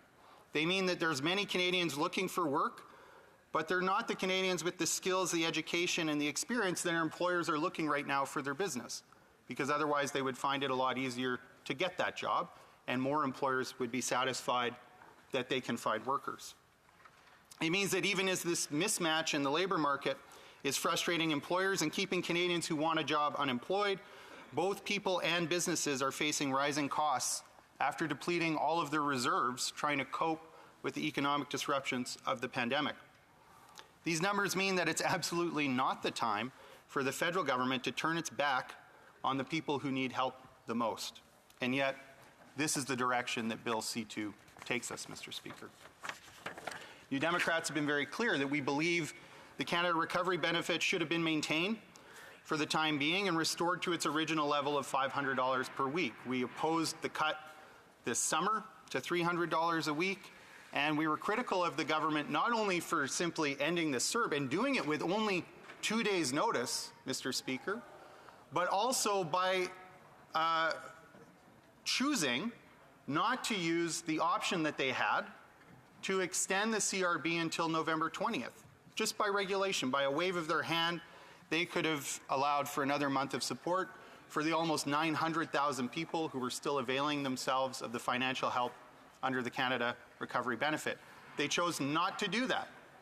That still would have meant that the benefits only lasted until a couple days before we are assembled here to talk about next steps. We know that the cost of living never went down. In fact, quite the contrary, which is why it didn't make sense to reduce the benefit. It was at $2,000 a month. The cost that people were facing for housing, for food, for home heating and other things went up, and the Liberals thought it was time to bring the benefit down, leaving one to wonder how you're supposed to pay more for the essentials with less money in your pocket. One has to assume it was a simple attempt to starve people back to work, make sure that they don't have enough from the benefit, and maybe they'll rejoin the job market. And when reducing the benefit to $300 a week didn't work, they decided to cancel it altogether. The problem is, as I mentioned before, the people who need a job are not the people that employers are looking for, or they would be employed. It's already been a month, Mr. Speaker, since there has been no CERB support. No one has received CERB support for the last month, and yet we haven't heard from employers that suddenly they're able to hire the people that they need and want to hire in their business. That's because there are other factors driving the labor shortage. Consider, Mr. Speaker, that there are many people who work in industries that have yet to bounce back. Jobs aren't necessarily available in the sector that they have the experience and the training in, which can make it hard to find work. Consider that many people who are already close to retirement, Mr. Speaker, got to see what retirement life would be like, either by working a bit from home or because they were laid off for a while during the pandemic, and either to protect their personal health or just because they found that they could actually get by and they liked retirement life and it was their time to do that. They'd worked hard all their life and now it was time to take their retirement. They chose not to go back to work. There may be more early retirements as more workers are called back to the workplace and employers begin to end work from home mandates. If the Liberals were serious about having the backs of workers until the end of the pandemic, they'd be working with employers to identify the jobs they need to fill and inventory the skills needed for those positions and then train people off of the pandemic benefits into the jobs that are available instead of simply cutting the benefit. Instead, they chose to reduce and then terminate that benefit and financial support that could have made it easier for people to pursue the education and training that they need to get that job. This mean-spirited and ill-conceived approach to wrapping up pandemic benefits does not bode well for the promised reforms to the employment insurance system, because those reforms have to be about financially supporting people while they get the education and training they need to fill the positions that are available in the labor market. The Liberals have had an opportunity to do that now with pandemic benefits. They've failed to do that, and we have to worry that the same failure will plague the reform of the employment insurance system, which I have to say, Mr. Speaker, they're sure taking their sweet time on. We know that we've known for a long time that there are structural problems with the employment insurance system, and we haven't seen the Liberals act quickly in order to rectify those. I think it's worth noting also, Mr. Speaker, we talk about the cost of these pandemic programs, and what fails to get mentioned in all of that is that at the peak of the CERB and CRB, there were about 9 million Canadians who were availing themselves of those programs. When the program was cut, there were less than 900,000 people on those programs, which means that's over a 90% reduction in demand for the program, which means a 90% or more cut in the cost of the program, and that's before you even consider that the Liberals cut the amount of the benefit by 40%. So the ongoing cost of maintaining CERB for another 6 months or 12 months is significantly less than what we've already paid out in CERB spending, Mr. Speaker. But even if we accept for the sake of argument that it's time to pivot, as the Deputy Prime Minister has said it is time, the targeted approach that they're taking fails by its own light, Mr. Speaker. So I want to take, for example, the tourism and the hospitality sector. Their targeted program is based on the wage subsidy program, a program that's only going to work for workers who are employed by somebody else, when many people, like independent travel agents, are actually self-employed. It's no small amount of people in that industry, Mr. Speaker. About half the independent travel agents fall into the category of self-employed. There's about 80 or 90,000 that are represented by the Independent Travel Advisors Association. So we're talking about 40 to 45,000 people. Those are some of the 800 and some thousand who were still on the CRB. That's in an industry that's composed of about 85% women. So a government that likes to pride itself on gender analysis of its policies, I think, clearly hasn't done its homework here. And there is a gendered impact on the failure to extend a benefit like the CRB, because they're going to have no income support under this. Puis nous avons parlé tantôt de la... And earlier, we spoke about the arts and culture sector, and we know well that there are many freelance workers in that industry too. And they will not receive financial support because they are independent workers. And because there is no longer any financial support system in place, like the CERB, that sent direct payments to individuals. So if the person does not have an employer, they have no way to receive financial support. C2 also ignores the opportunity to address problems with the Canada Emergency Business Account, where we've heard from many small businesses, the businesses that clearly needed the support the most, that the one-year repayment deadline in order to enjoy the forgivable loan portion of that program is just simply unrealistic because they continue to be in serious economic trouble. So let's talk about the Canada Worker Lockdown Benefit, Mr. Speaker. Again, and we just heard, I just asked the Associate Minister of Finance earlier today, they like to vaunt that, well, it's going to be retroactive to October 23rd, so it's okay that we cut the CRB with only 2 days' notice for the people who were still on it. But the Associate Minister of Finance confirmed earlier today that actually no region in Canada meets the criteria for the Canada Worker Lockdown Benefit so far. So the fact that it's retroactive to October 23rd is completely meaningless. It won't help anyone because there is no region that meets the criteria in the legislation to date. Maybe down the road, maybe up to May 7th, and that is the cutoff for the Canada Worker Lockdown Benefit, which is interesting because the other provisions actually allow the government by order in council to extend those provisions to the end of June, beginning of July. There is no such provision for the Canada Worker Lockdown Benefit. That will end in May, short of another legislative intervention. So when it came to the CRB, they decided not to extend the benefits through October and November. They extended the other programs that they could. They chose not to do that for the CRB. And when it comes to the CRB's replacement program, they've created a program that doesn't cover the time between October 23rd and now, and they've chosen not to give themselves the option to extend that program past May 7th. You have to wonder what workers have done to this government to make them feel such a strong sense of retribution.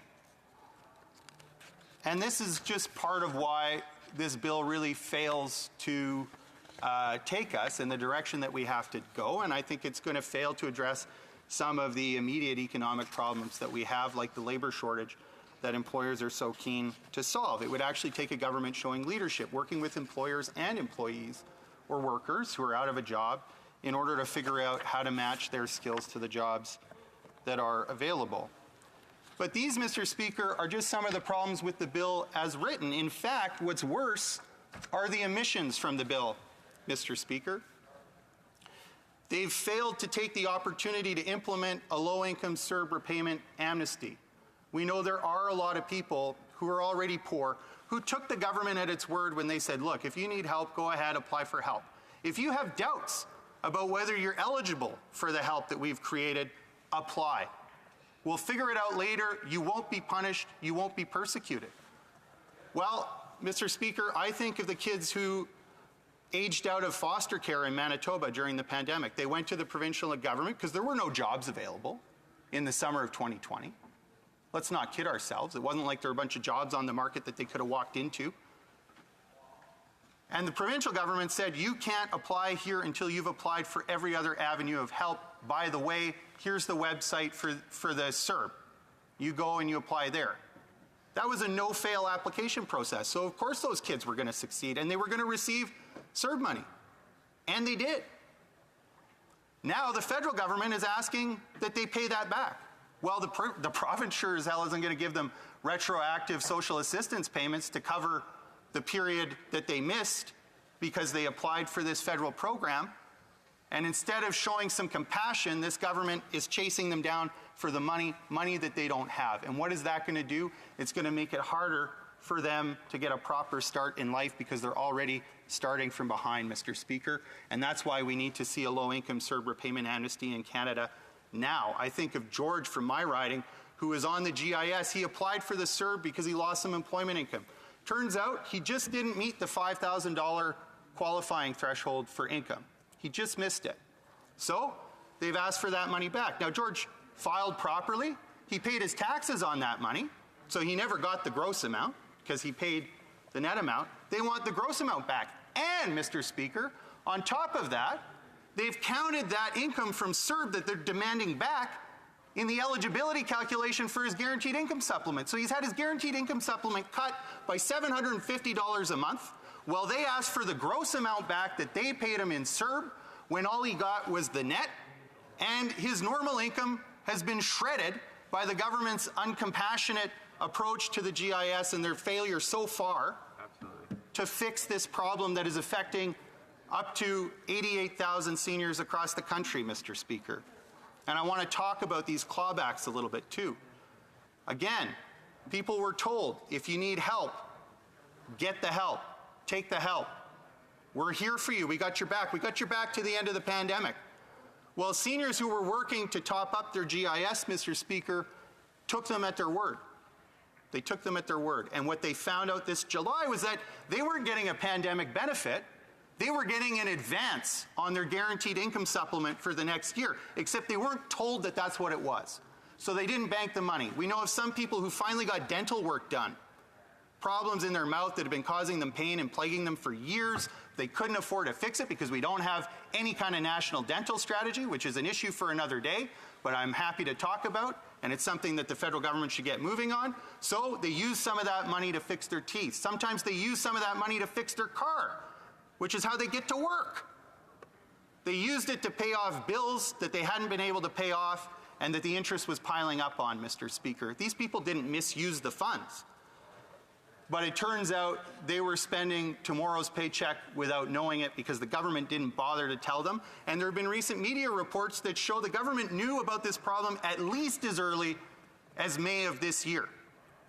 Now, the GIS reassessment happened in July. Why the government couldn't be bothered at least to issue a letter to let people know so that they could begin to develop a strategy, I don't know. I think it's shameful, and I think the government has a real obligation to let them know.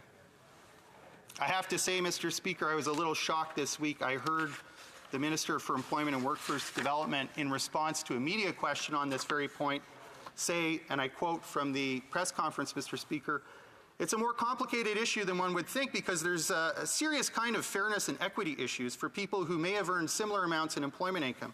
If a senior worked last year and made an equivalent amount, they too would have lost their GIS or had their GIS potentially reduced. And so we're working on a path forward that recognizes this." Interesting, Mr. Speaker, because they have no concept of equity and fairness when it comes to the largest corporations. Only when it comes to the poor are they willing to nickel and dime. But let's talk about the Canada Wage Subsidy Program and quote from the good work of the Globe and Mail on this issue from May 10th, 2021. "Beyond a handful of hedge funds, some of the largest wealth managers in the country, household names such as Franklin Templeton, CI Financial, Gluskin Sheff and Associates, collected the wage subsidy. Collectively, these three companies manage close to $110 billion of assets in Canada. The Scotiabank Hedge Fund Index, which measures the monthly performance of Canadian domiciled hedge funds with assets under management of at least $15 million, shows an average return of 11% in 2020, the best year for the industry in a decade. Another wage subsidy recipient was the hedge fund GM Fund Management. Its GM Catalyst Fund had such a good 2020 with outsized returns not seen by the fund since 2016 that it was ranked as the third best performing hedge fund at the 2020 Canadian Heritage Fund Awards. Well, Mr. Speaker, where's the concern for equity and fairness there? Companies who had competitors who didn't take the wage subsidy aren't being asked to pay any of that back, and they walked off with tens of millions of dollars. Yeah. But God forbid that somebody who's poor got an extra couple $1,000s to fix their car or fix their teeth or pay off a late bill. And that's why I think this bill gets us off on the exact wrong foot for the pandemic recovery, because that should be about making sure that the people at the top are paying for the recovery and the people at the bottom are getting the help they receive, and this is not what we're doing with this bill. Questions and comments? For Peace River Westlock. Well, thank you, Mr. Chair, and I want to thank the honourable member for his amazing speech, laying out the intricacies of the Canadian economy, laying out the intricacies of the average Canadian's everyday life. And the fact that it takes a steady hand and it takes a diligent government to ensure that they're not having unintended consequences. And so now we see a job market of 1 million jobs. There's 1 million empty jobs in this country, 1 million jobs looking for a person. Because of the actions of these government, we see out of control inflation. I don't see anything in this bill that would helps to fill those 1 million jobs. I'm just wondering what the honourable member, if he sees anything in this bill that would help to alleviate the jobs crisis we have in this country. Thank you, Mr. Chair. Honourable member for Elmwood Transcona. Well, as I say, I mean, the CRB has been done for a month already. I think it's pretty clear to anyone who is paying attention that there will be no financial help for any of the people that were collecting the CRB. It will only continue for those who were receiving their help through the wage subsidy. A program where we know in some cases, like in Alberta, had actually been used to fund scab labor while workers were actually locked out. And so, no, I mean, this isn't going to do anything for the labor market because contrary to the claims of Conservatives that I've heard many times, it wasn't the pandemic benefits that were causing the problems in the labor market. There's a lot going on in the labor market. We had a labor shortage before the pandemic. Yes. And so if the people who were receiving these benefits are going to help with the labor shortage, there's clearly a need for education and training so that their skills are suitable for what employers are looking for. That's a training mandate. It's the kind of training mandate that got cut out of employment insurance, then unemployment insurance, by the Liberals in the 90s and was never put back in, and it's the kind of thing that has to be part of employment insurance reform going forward. This doesn't give me a lot of confidence that this government understands that. Questions and comments? The Honourable Member for Saint-Jean. Thank you, Mr. Speaker. I thank my colleague for his excellent speech. At the Bloc, we share the same worry regarding the guaranteed income supplement cuts for seniors. It's not necessary to go through a bill to correct the situation. Since August, it was possible to consider the CERB differently, no longer as the same type of benefit. Does my honourable colleague agree with me without having to go through a bill? Elmwood. The member for Elmwood Transcona. Thank you to my colleague for her question. We have repeatedly asked the government, since the election and even before, how and what do they need to correct this situation? And we asked, was it necessary to have a bill to rectify the situation? They refused to give a clear answer. In my experience, that means that no, they do not need a bill to ensure seniors receive their benefit. So this was something that they could have corrected in August, and they decided to wait. And we know there are seniors experiencing homelessness because of that decision. It is an emergency.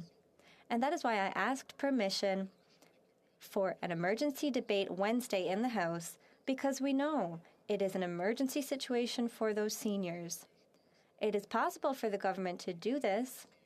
There are a number of mechanisms to enable it, but it's a question of will. And we want to create that will here in the House now that we're together. And comments, the Honourable Member for Winnipeg North. Yes, so thank you, Mr. Speaker. You know, I listened to the member from Elmwood, and he tries to give this false impression, an impression that couldn't be further from the truth. That is that the government doesn't understand or doesn't care. You know, when the pandemic hit, this government came to the table. We created a program from nothing called CERB. We supported wage subsidy programs, business rent subsidies. We gave direct payments to seniors, direct payments to people with disability. This government understood the need, still understands the need. This legislation, in principle, extends the benefits that thousands of Canadians will benefit. My question to the member, will the NDP do the right thing and recognize the principle of this bill continues the supports that Canadians need today and get behind and vote for this legislation?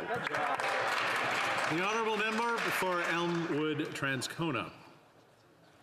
This bill does not extend benefits, it restricts benefits. That much is very clear. And if the Liberals cared a whit, and I hope they do, at the next Cabinet meeting on Tuesday, they can solve the problem of the GIS for seniors, and they could fix the problem of the Canada Child Benefit for all the low-income families that are also experiencing a clawback. Companies on the wage subsidy got a handout from the government. Some of them, they didn't need it. It hasn't been asked for back. And the poorest of the poor, it turns out, actually just got an advance without being told that it was an advance on their financial support. So if they care, they should fix it. Doesn't matter how hard they care. They can sit around and have a caring circle. Doesn't do anything for anyone. What we need is a fix. So get on it. Question et commentaire. Questions and comments? Honourable Member for Cowichan, Malahat, Langford. Thank you so much, Mr. Speaker, and I want to thank the member for Elmwood-Transcona for an excellent speech and once again demonstrating why he is such a valued member of this caucus. You know, what we are seeing here is an extreme case of compassion fatigue from this government. I mean, to my Liberal colleagues, like, have they just lost the ability to care? Are they just done? Have they run out? We live in a strange time, Mr. Speaker. I've never seen so many help wanted signs in my riding. But like the member for Elmwood-Transcona said, those jobs have not filled up, corresponding with the end of CERB benefits a month ago. There is no correlation. And to the narrative where people think that workers who are receiving CERB were living high on the hog, let me remind this House that the $2,000 a month equals about a little over $12 an hour. I mean, those aren't wages that families can get by on. So I'm just wondering if my colleague can expand on that theme, that you know, these benefits were really just holding the line, and that we still have too many people in this country who are the working poor, who cannot advance because of all of the costs that they are facing. Honourable member for Elmwood-Transcona. One of the things that we know, Mr. Speaker, is that well over half of the people who were still on the Canada Recovery Benefit when it was terminated prior to the pandemic were making far less than $20,000 a year. So that means they were already either in low-paying jobs or that they were working part-time. That's not necessarily the kinds of jobs that employers are trying to fill right now. So there's an obvious mismatch between who's available to work and the kinds of jobs that are available. And the question is, if people have no financial support, how are they supposed to pursue the education and training that they need in order to fill those jobs when their families are in crisis and they're trying to figure out where they're going to get their next meal or trying to figure out where to sleep if they've been evicted from their home? That's not how you train the workforce for tomorrow. It's not the law of the jungle and everybody fend for themselves. If we actually want to respond to the needs of employers, we need to have a plan and it needs to be resourced. That's good for workers and it's good for employers, but it's not what the government is doing. So I call on them to get with the program and figure it out. They're going to have to figure it out because it's the kind of model we're going to need for employment insurance. Questions and comments? The honourable member for Northumberland and Peterborough South. Thank you, Mr. Speaker. You're doing a fantastic job. There's no doubt that the NDP and the Conservative Party have different theories on politics and on economics. But I'm wondering if the member shares my thoughts that if we hadn't gone to a needless, useless election, that the NDP, the Liberal Party, and the Conservatives could have sat down and started to figure some of this out.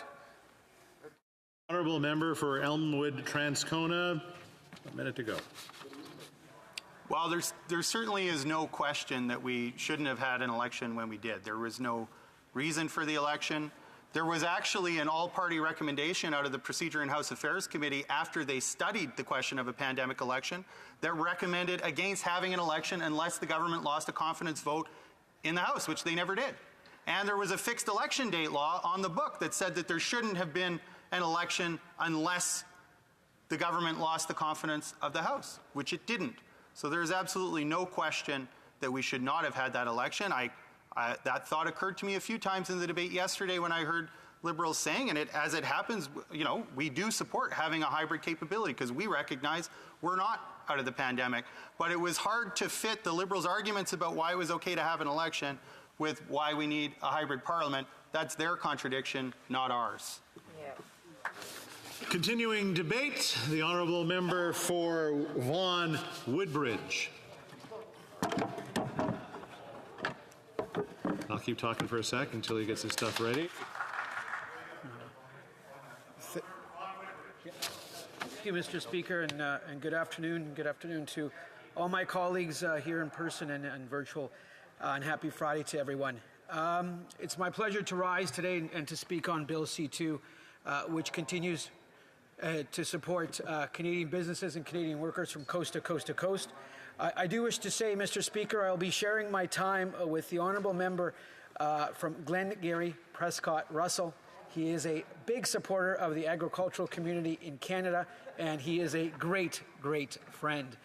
Mr. Speaker, I'm pleased to take part in today's debate on this very important bill, Bill C2, that would provide and continue to provide essential supports which are needed now to continue Canada's robust economic recovery from the COVID recession.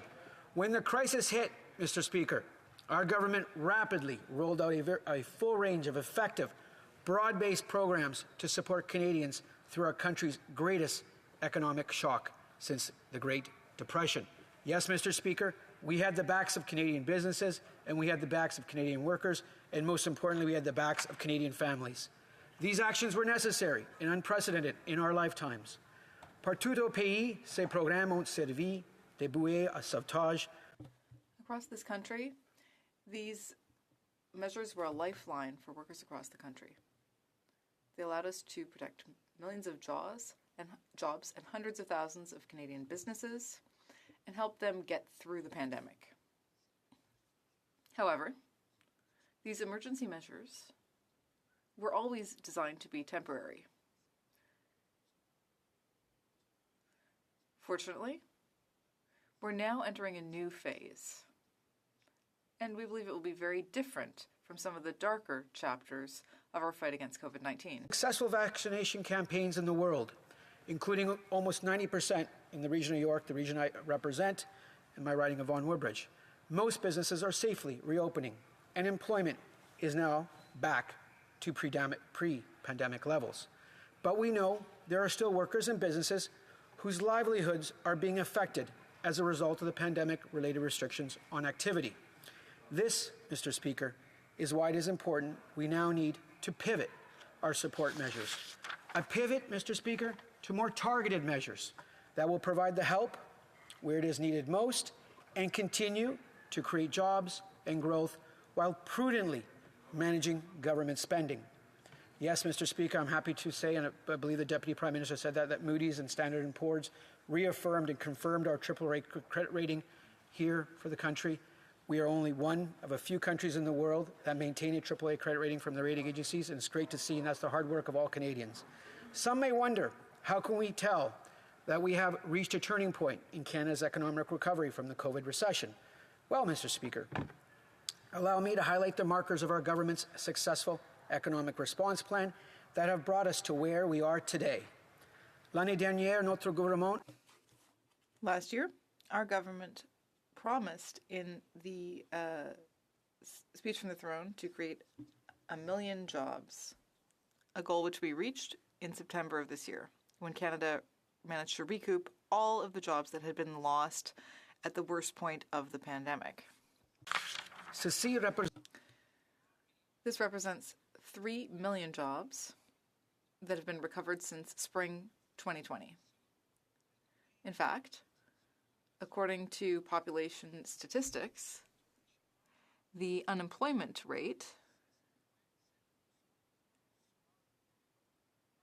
is at its lowest point since the beginning of the pandemic. The number of jobs continues to increase.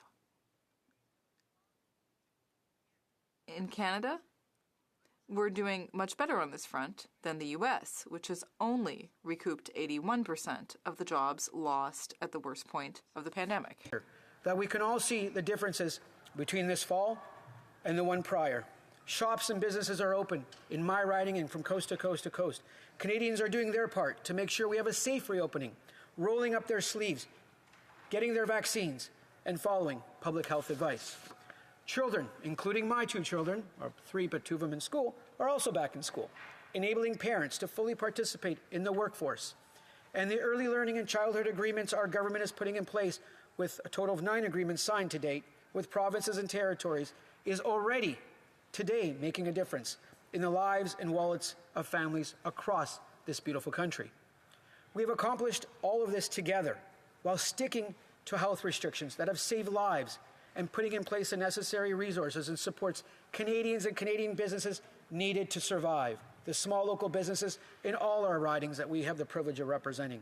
However, as welcome as these economic markers and signs of recovery are, our government recognizes that it has been an uneven recovery, and some of the necessary health measures that continue to save lives, while less restrictive than before, are still restricting some economic activity. What this means for our government is that we are entering what I hope and believe will be the final pivot in delivering the support needed to ensure a robust, inclusive, and sustainable recovery that benefits all Canadians. L'industrie de services continue. The service industry continues to emerge from the pandemic. But there were many losses experienced in other sectors, notably the housing and tourism sectors. When the Deputy Prime Minister and Finance Minister said in October that some of those measures would end at the end of the pandemic. Debating today, and I hope all opposition parties will support, we are moving from the very broad-based support that was appropriate at the height of our lockdowns to more targeted measures that would provide help exactly where it is needed.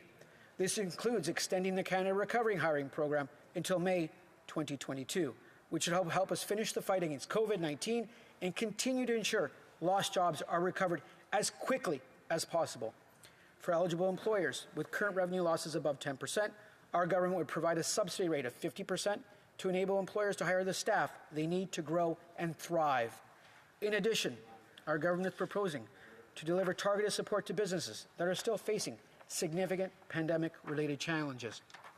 Think of the businesses like a hotel in a typically busy tourist destination, which hasn't seen a return to the usual amount of visitors as in years past. Alternatively, a curling club that is just beginning to see more patrons as public health restrictions further ease and Canadians begin to engage in more recreational activities that they enjoyed prior to the crisis. These are examples of the businesses that still need our support, this Chamber's help and assistance as we push to fully recover from the COVID-19 recession. C'est pourquoi notre... That's why our government is proposing 3 new aspects for businesses who are still facing the consequences of the pandemic. For example, support for hotels, travel agencies, restaurants, and an extension of the wage subsidy and rent subsidy programs.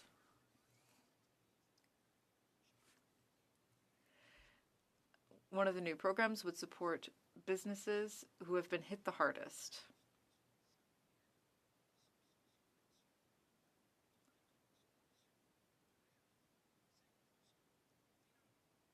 Finally, there's support for cases of local lockdowns up to a maximum amount. Mr. Speaker, ces programmes seraient offerts jusqu'au 7. These programs would be available until May 7th, 2022. And the rates would be available until March 2022. The economy continues to reopen and jobs are being created. People are being vaccinated. Children now from ages 5 to 11 are receiving theirs, and boosters are being offered to eligible Canadians. Restrictions are carefully being eased in our communities and at our border. The time has come to adapt our income and business support measures to these better and happier circumstances. Thank you, Mr. Speaker, for this opportunity to speak on Bill C2, and I hope that all opposition parties will support this important legislation. Questions et commentaires? Questions and comments? The Honourable Member for Kenora. Thank you very much, Mr. Speaker, and I thank my colleague for his thoughts on this bill, and I'd like to congratulate him once again on his re-election. Mr. Speaker, in Northern Ontario and in the Kenora riding, one of the greatest economic issues we're facing right now is a severe labour shortage, and I don't believe that there is much, if anything, in this bill that will address that. So I would like to ask my friend across the way if he feels that Bill C2 will address the labour shortages across the country, and if not, if he can fill us in on what measures the government will be taking to do so. Thank you. Well, member for Vaughan Woodbridge. Mr. Speaker, through you, I'd like to thank the member opposite from Kenora on his question and congratulate the member also on his re-election. I will say, prior to the pandemic, Canada's economy, we have what was the lowest unemployment rate on record. and a need for more newcomers to come to Canada, for more upskilling in Canadian workers, improving their human capital, and we will continue to do that. We have now recovered. We've recovered very quickly from the pandemic. Why is that? Because of the programs we put in place, the Canada Emergency Wage Subsidy, CEBA, CERB, all these programs, the Regional Relief for Recovery Fund, funds that were directed across Canada to help businesses maintain that attachment between employers and employees, and we did that. That's why we recovered faster. That's why our job market is robust, and that's why we continue to attract newcomers to come to this country, including, I believe, a northern pilot project with IRCC that's bringing newcomers to Kenora and other parts of northern Ontario. Député. The Honourable Member for Berthier-Masquinongé. Thank you, Mr. Speaker. I want to thank my colleague for the speech. I have a few questions for him. First of all, there was a lot of work about independent workers today, people who ended up without support. So maybe people in the cultural sector or other sectors as well. So would the government be willing to study the possibility of helping those people? And my other question has to do with the hardest hit businesses. A business would have to have lost more than 50% of its turnover in order to get 10% support. So would there be openness on the government side to reconsidering those numbers? Because 10% for, 50% is like huge for a small business in particular. So perhaps some numbers should be adjusted. The Honourable Member for Vaughan Woodbridge. I want to thank my colleague for his question. It's very important for our government to help all businesses across the country. All enterprises in Canada, but also all sectors. If there are ideas within this House that need to be brought forward, obviously bring them forward. That has been our motto since the beginning of the pandemic. That's how we've gotten our legislation even better than on the first iteration. But, Mr. Speaker, most importantly is these sectors, this hardest hit measure that we put in place in C2 falls on the Canada Emergency Wage Subsidy, which, I remind all members in this House, assisted 5.5 million workers and literally hundreds of thousands of firms to maintain that attachment between employer and employee. Thank you, Mr. Speaker. Questions et commentaires, questions and comments. The Honourable Member for Windsor West. Honourable Member for his intervention. I want to ask some specific questions. Hopefully you can answer this with regards to a business like the Casino Windsor in my municipality. Hundreds, if not thousands, workers were shut out of their job through government intervention with regards to closures. The reopening hasn't allowed them to get enough weeks for employment insurance, and they appear not to be eligible for this program. I want him to let us know if that's the case, because if not, those workers have to go on welfare. So will this government deal with that situation? Because there's others, but it's a good example. We have thousands of people that did not, for no reason of themselves, get the weeks that they needed to qualify for employment insurance, and by the rules that I see in this C2, they're basically being thrown to welfare. Is that the government's plan, is to throw people to welfare? Honourable Member for Vaughan Woodbridge. Thank you, Mr. Speaker. To the member opposite on Windsor West that I've worked with on Canada-US, I say our government, since day one, has had the backs of Canadian workers, Canadian families, and Canadian employers, and we will continue to do that until the end of the pandemic. We are pivoting to more targeted measures. We've had very broad-based measures. We know Canadians are back to work. We know a lot of sectors have recovered, but we will continue to assist and aid those sectors that continue to be impacted by the COVID-19 pandemic. Thank you, Mr. Speaker. Continuing debate, débat, l'honorable député de Glengarry Prescott Russell. Merci beaucoup. Thank you very much, Mr. Speaker. This is the first time that I am rising to speak to a bill. I'd like to thank all the voters in Glengarry Prescott Russell, as well as my spouse Catherine and my son, who, even though he's only 2.5, has already experienced 2 elections. He's going to be a great volunteer later.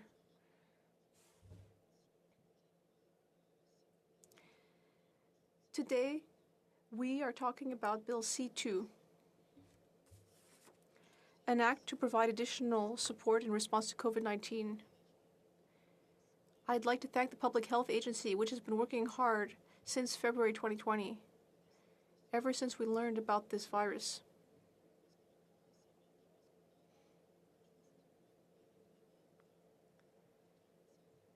Now, I think we're at a great place now. Our health authorities have done a great job. And I'm sure my colleague for Stormont Dundas Glengarry agrees with me that we've had great public health guidelines.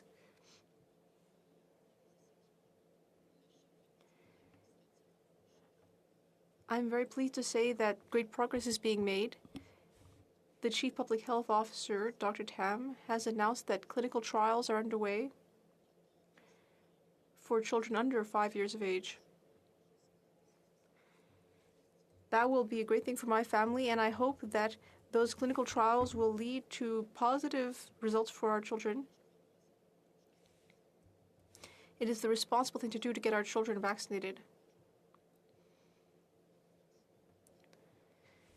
There have been very difficult lockdown measures, and I know that there have been many difficult effects for companies and workers. I've spoken to independent workers, owners of beauty salons, other small entrepreneurs who don't know how to pay their rent and how to pay all their bills anymore. That's why we created the wage subsidy, the CRB, and so on, the rent subsidy. We helped businesses launch e-commerce since people couldn't go into stores anymore. Our government took measures to help businesses increase their online presence.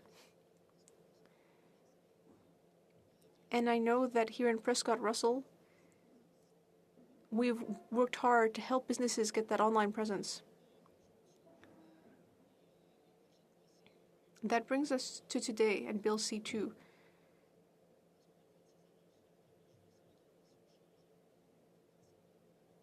Everyone knew that on October 23rd, 2021, these measures were going to end.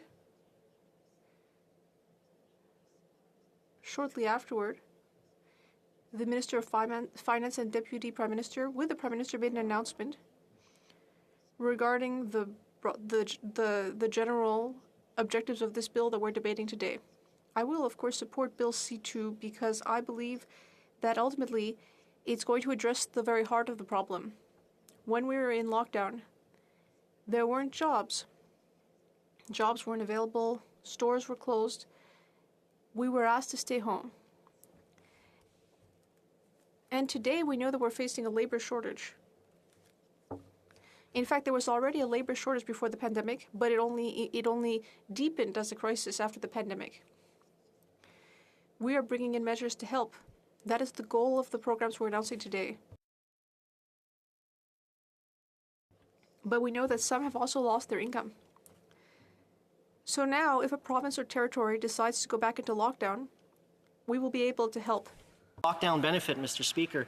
I think it's important for us to, hopefully we will not go back there, but if we do and if provinces decides to, implement lockdown measures, then at least our constituents will have something to go back to help them pay for groceries and whatever expenses they have related to their home. The other important one, we've all had discussions with whether it's the tourism sector, the restaurant sector, where unfortunately, while the economy opened, they weren't able to take advantage of a fully reopened economy because they were asked to, ensure that Canadians or residents or their customers were limited with 6 feet apart, so they couldn't have as many restaurant tables in their restaurants. So obviously that has a direct impact on their revenues. And that's why I think the Tourism and Hospitality Recovery Program is an important one to help them get through this pandemic as the economy reopens. Une autre mesure qui est importante, c'est pour le secteur. Another important measure is for the most affected sectors in our economy. Something that I've been discussing with one of the businesses in my riding, 417 bus line. Well, schools are back, and so that's part of their income. That has come back, but there's also the tourism aspect, and there's the issue of charter coaches. Coaches that bring tourists into different municipalities, and that isn't fully back.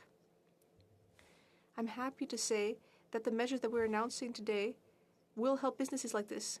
I would say to the Laplante family, our government, our minister, have heard you. We will deliver for you.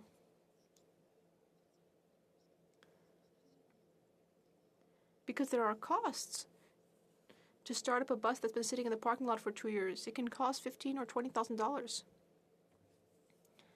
Now, of course, what we're announcing here isn't directly linked to starting up those buses again, but it's linked to the fact that the business will be able to hire workers and will help them to pay for these expenses. Mr. Speaker, we have a responsibility as a government.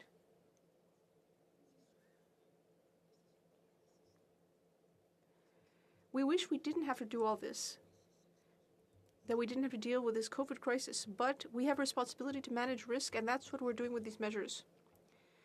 We need to help businesses, and if they need help, we need to make sure that they can access programs and help them to continue to grow their business. And if the province goes back into lockdown, at least that way, people will know that they can access programs. We've heard about some gaps in the legislation. Well, we're in a parliament. We invite discussion and debate. We are open to amendments in order to close some of the gaps. That's all part of debate. I would invite parliamentarians to speak with their constituents about Bill C2. I think we are responsible for closing any gaps that there may be.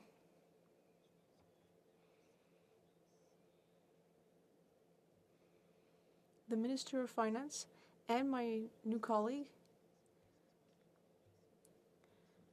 the Minister for Tourism and the Deputy Minister of Finance, are responsible for those discussions as well. And I would just say that Bill C2 is important for our constituents.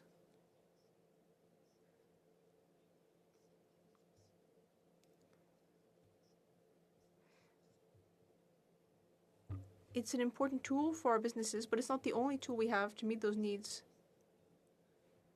We have a minister responsible for the Economic Development Agency for Southern Ontario.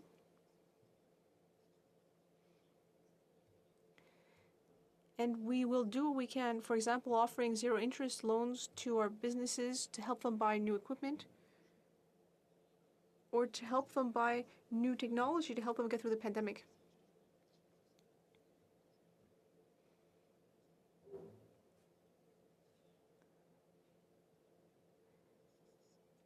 We have a responsibility to be there for Canadians, for our constituents. And thank you, Mr. Speaker, and I'd like to thank the electors in Glengarry, Prescott, Russell as well. People who are joining us virtually, to put your hand up if you do want to ask a question online. Questions and answers. The Honourable Member for Edmonton West.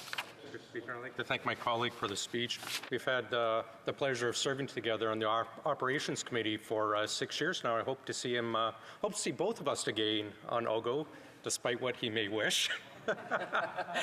Now, I'd like to ask my colleague a question. He probably knows in the last time around with the wage subsidy, we had a lot of criticism about the wage subsidy going to wealthy hedge fund managers, big corporations, Chinese communist state-owned companies, and we asked the Treasury Board, the previous Treasury Board minister, if that $80 billion, which is new spending, went through the required Treasury Board approval process, and the minister stunned us all by saying it hadn't. I'm wondering if my colleague could assure us that the new spending in C2 has gone through the Treasury Board approval process as is required by the Treasury Board framework. Member for Glengarry, Prescott, Russell. Well, I want to thank my colleague for his question, and I want to thank him as well for his confidence in me knowing every procedure at Treasury Board. But I'll remind him that I'm not the president of Treasury Board, but I know the president of the Treasury Board, and I know she would make sure that it goes through the rigorous process. And with regards to his previous comments with regards to the wage subsidy, obviously we have set rules in place, and those who have broken the rules, I have confidence that the good folks at the Canada Revenue Agency will do the work necessary to get our dollars back. Thank you. L'honorable député de Abitibi-Témiscamingue. Questions and comments. The Honourable Member for Abitibi-Témiscamingue. Thank you, and congratulations on your appointment, Mr. Speaker. And I'd also like to take a moment to thank the voters in my riding at BTB-Témiscamingue. They entrusted me with this role once again, and I'm extremely honored. I'd also like to thank my partner, Émilie, my children. I'd like to thank them for all their sacrifices to enable me to represent the people of BTB-Témiscamingue. I'd like to thank my team and volunteers as well. I really appreciate your contributions.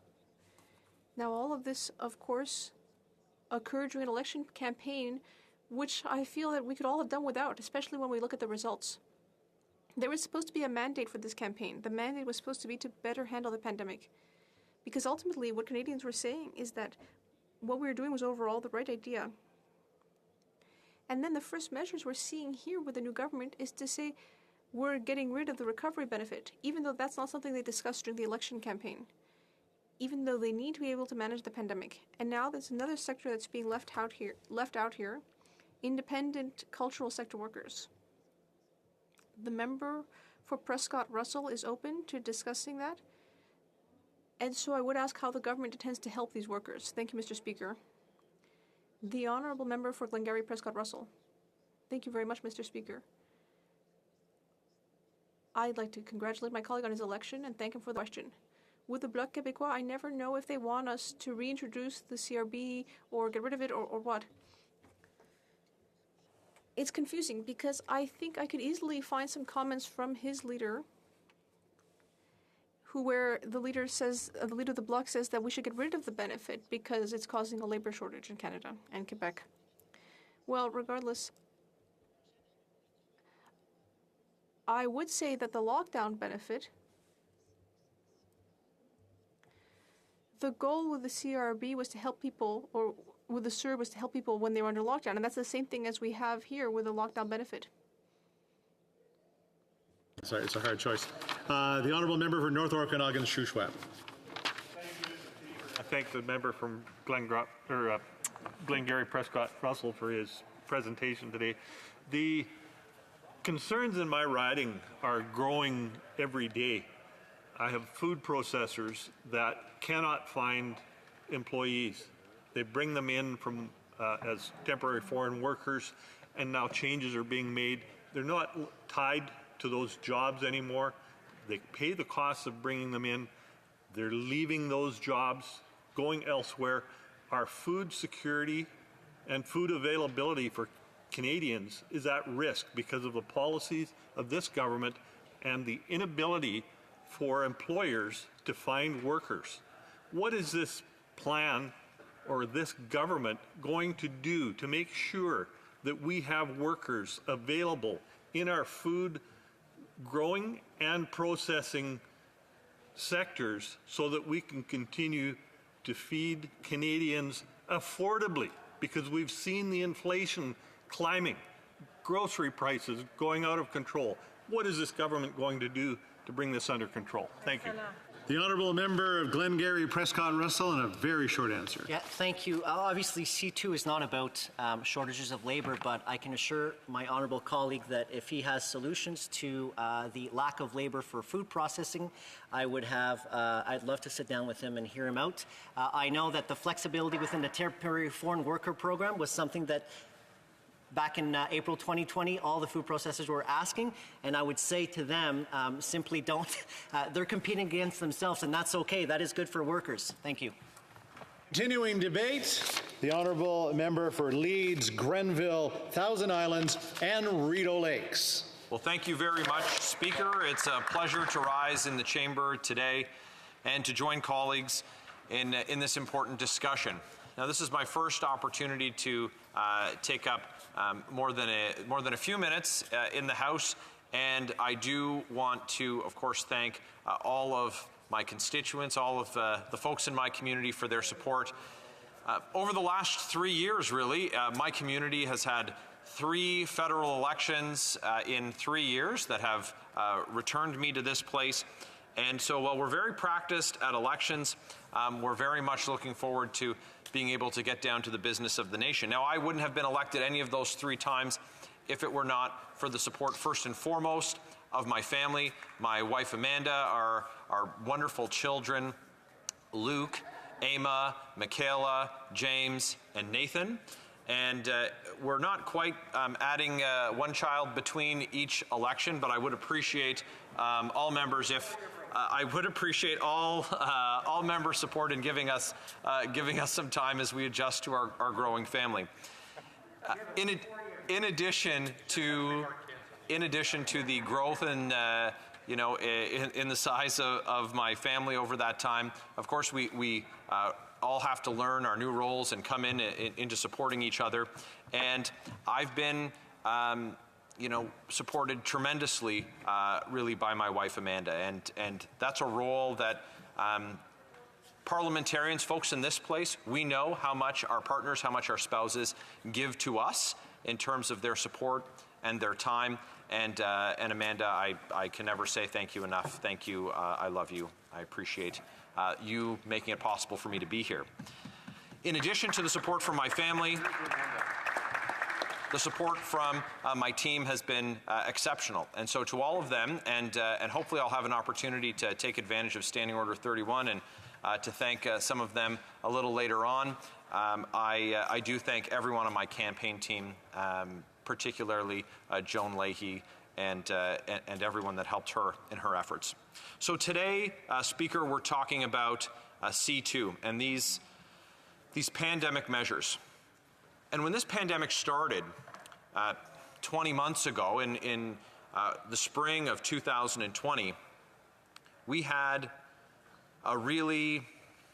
and I hear my colleagues encouraging me to split time. I will be sharing my time with the member for Stormont, Dundas, South Glengarry, so we're looking forward to hearing what my neighbor to the east has to say. We just heard from his neighbor to the east, but in response to that, I'm very excited to hear what the member from Stormont, Dundas, South Glengarry has to say. The pandemic measures that we introduced in March of 2020 were really done unanimously by all members in this place. We took a look at what Canadians needed, what we thought they might need in the face of these unprecedented times that we were facing, and it was an all-hands-on-deck approach. But I've got to say, that help didn't happen without a hard look from the official opposition and the other opposition parties. And we saw that the government, let's be fair, was faced with a situation that hadn't been seen in modern times. And they proposed measures, some of which appeared that they would have been adequate, and some of them appeared to be wholly inadequate. But we were able to. The government was able to do that, to put forward measures with the support and the, let's say, the help from opposition parties and all members in this place to adequately support Canadians. And I think of the emergency wage subsidy as one of those measures that was vastly improved with the help of the opposition. But I'm also reminded that one of the first things in those chaotic first days of the pandemic that the government looked to do was introduce legislation that really would have given them the ability to tax and spend without parliamentary oversight for nearly 2 years. That's incredibly concerning. So we know that the response to the pandemic is very important, but it also requires proper scrutiny. It requires the voices of all members of this House to represent their constituents. So what have we been hearing? Well, first of all, we heard from the government that we had to have an election this summer because there was things that had to be taken care of right away. It was urgent, an urgent election. So without having lost the confidence of the House, the Prime Minister triggered an election via the Governor General, and off we went to the doorsteps. And we heard from constituents. And I'm going to circle back to what we heard from constituents, Speaker, from the folks in our communities, and what we heard from communities across the country. But the election happened. Those of us in the room were elected. Hats off to everyone who put their name forward in the election and ran as a candidate. It's such a critical part of our democracy to have people with different perspectives, all looking for a better Canada, putting their name on the ballot. But we elected 338 members, and then we waited. And then we waited and we waited and we waited for Parliament to be recalled. 2 months, Speaker, 2 months before we returned to this place just this past Monday. That doesn't seem urgent. It doesn't seem like the government was ready to deliver on their plan. But their plan up to this point has overseen some pretty scary stuff, some really challenging times. And we've heard that the inflation crisis that is gripping this country, well, it's okay. It's the same. We're hearing it's the same as countries around the world. I guess it depends on which data set you want to compare to, but it certainly isn't okay.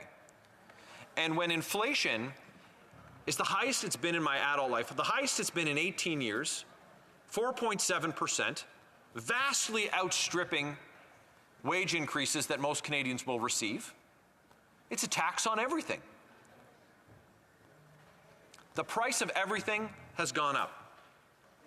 Feeding your family, putting gas in your car, heating your home. More. And the percentages by which they've increased vary, but certainly energy costs in this country are through the roof. So the plan that we've seen from this government has delivered excruciating price increases. We've also heard that the government is going to have a windfall on account of having taxes on higher prices. Well, I'm not assured or reassured that they're going to spend it well. I'm very concerned about that.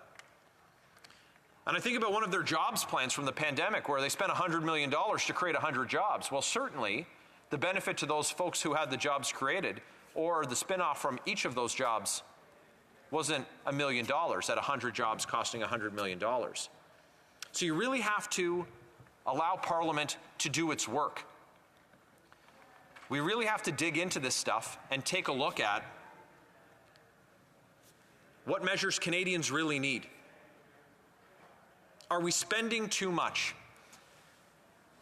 And Speaker, for all of the worthy programs that have been put forward, and for all the programs that were managed well, there were some that weren't, and we've seen that they've been exploited by organized crime and bad actors. So now is not the time to just continue the money presses and printing cash to pay for programs that not only can we not afford, that in some cases we just don't need them anymore. We need to make sure that we are supporting the job creators. We need to make sure that we are supporting employers so that they can welcome workers back into their workplaces. We need to make sure that we're allowing people to have that dignity of work, that return to work, that return to normal that we long for. And that's what we've been working for through all of this time, throughout the COVID pandemic, surviving lockdown after lockdown. But now it's time to get back to business. That means shutting off the printing presses, focusing on doing what only government can do, and let's match up employers and workers and return our economy, return Canada to the front of the pack. So that's what we need to see from this government. The plan that we've had to this point has delivered not the prosperity that Canadians should have. Let's not compare bad data with bad data or compare outrages. Other countries have bad economic performance as well. Let's return Canada to its leading position. That's where we deserve to be. That's what Canadians expect from us. That's what they elected us to do. And I look so forward to working with my colleagues to returning Canada to that leading position. Thank you, Speaker. Questions and comments. The Honourable Member for Winnipeg North. Mr. Speaker, I have actually two questions and give my colleague the opportunity to answer either one of them. Ideally, it would be nice to answer both of them, I must say. The first question is in regards to the bill itself.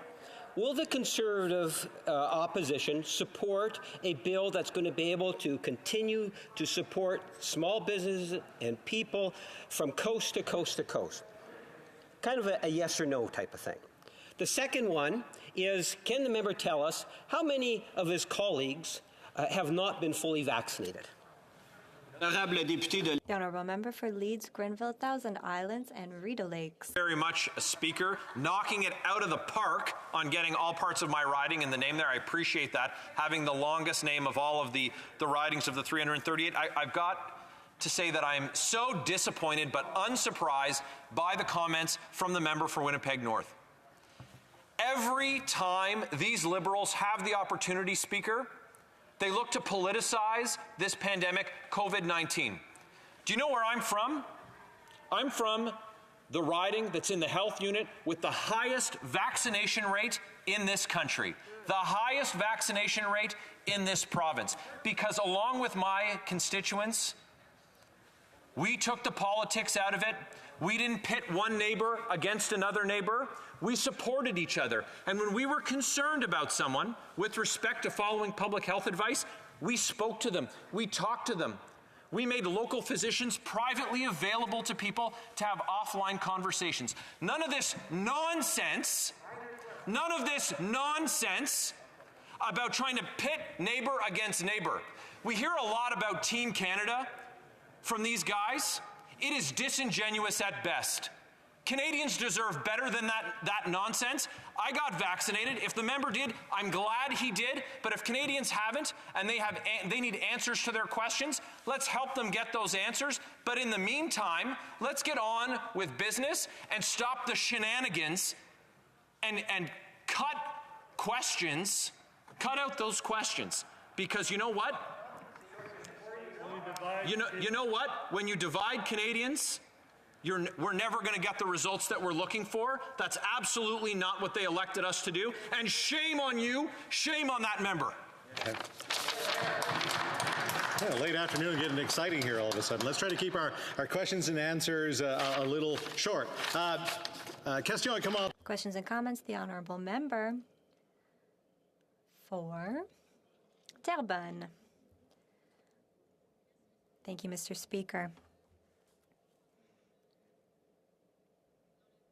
I don't want to get into the famous vaccination debate, but yes, doing one's part does mean getting vaccinated. That's important to note.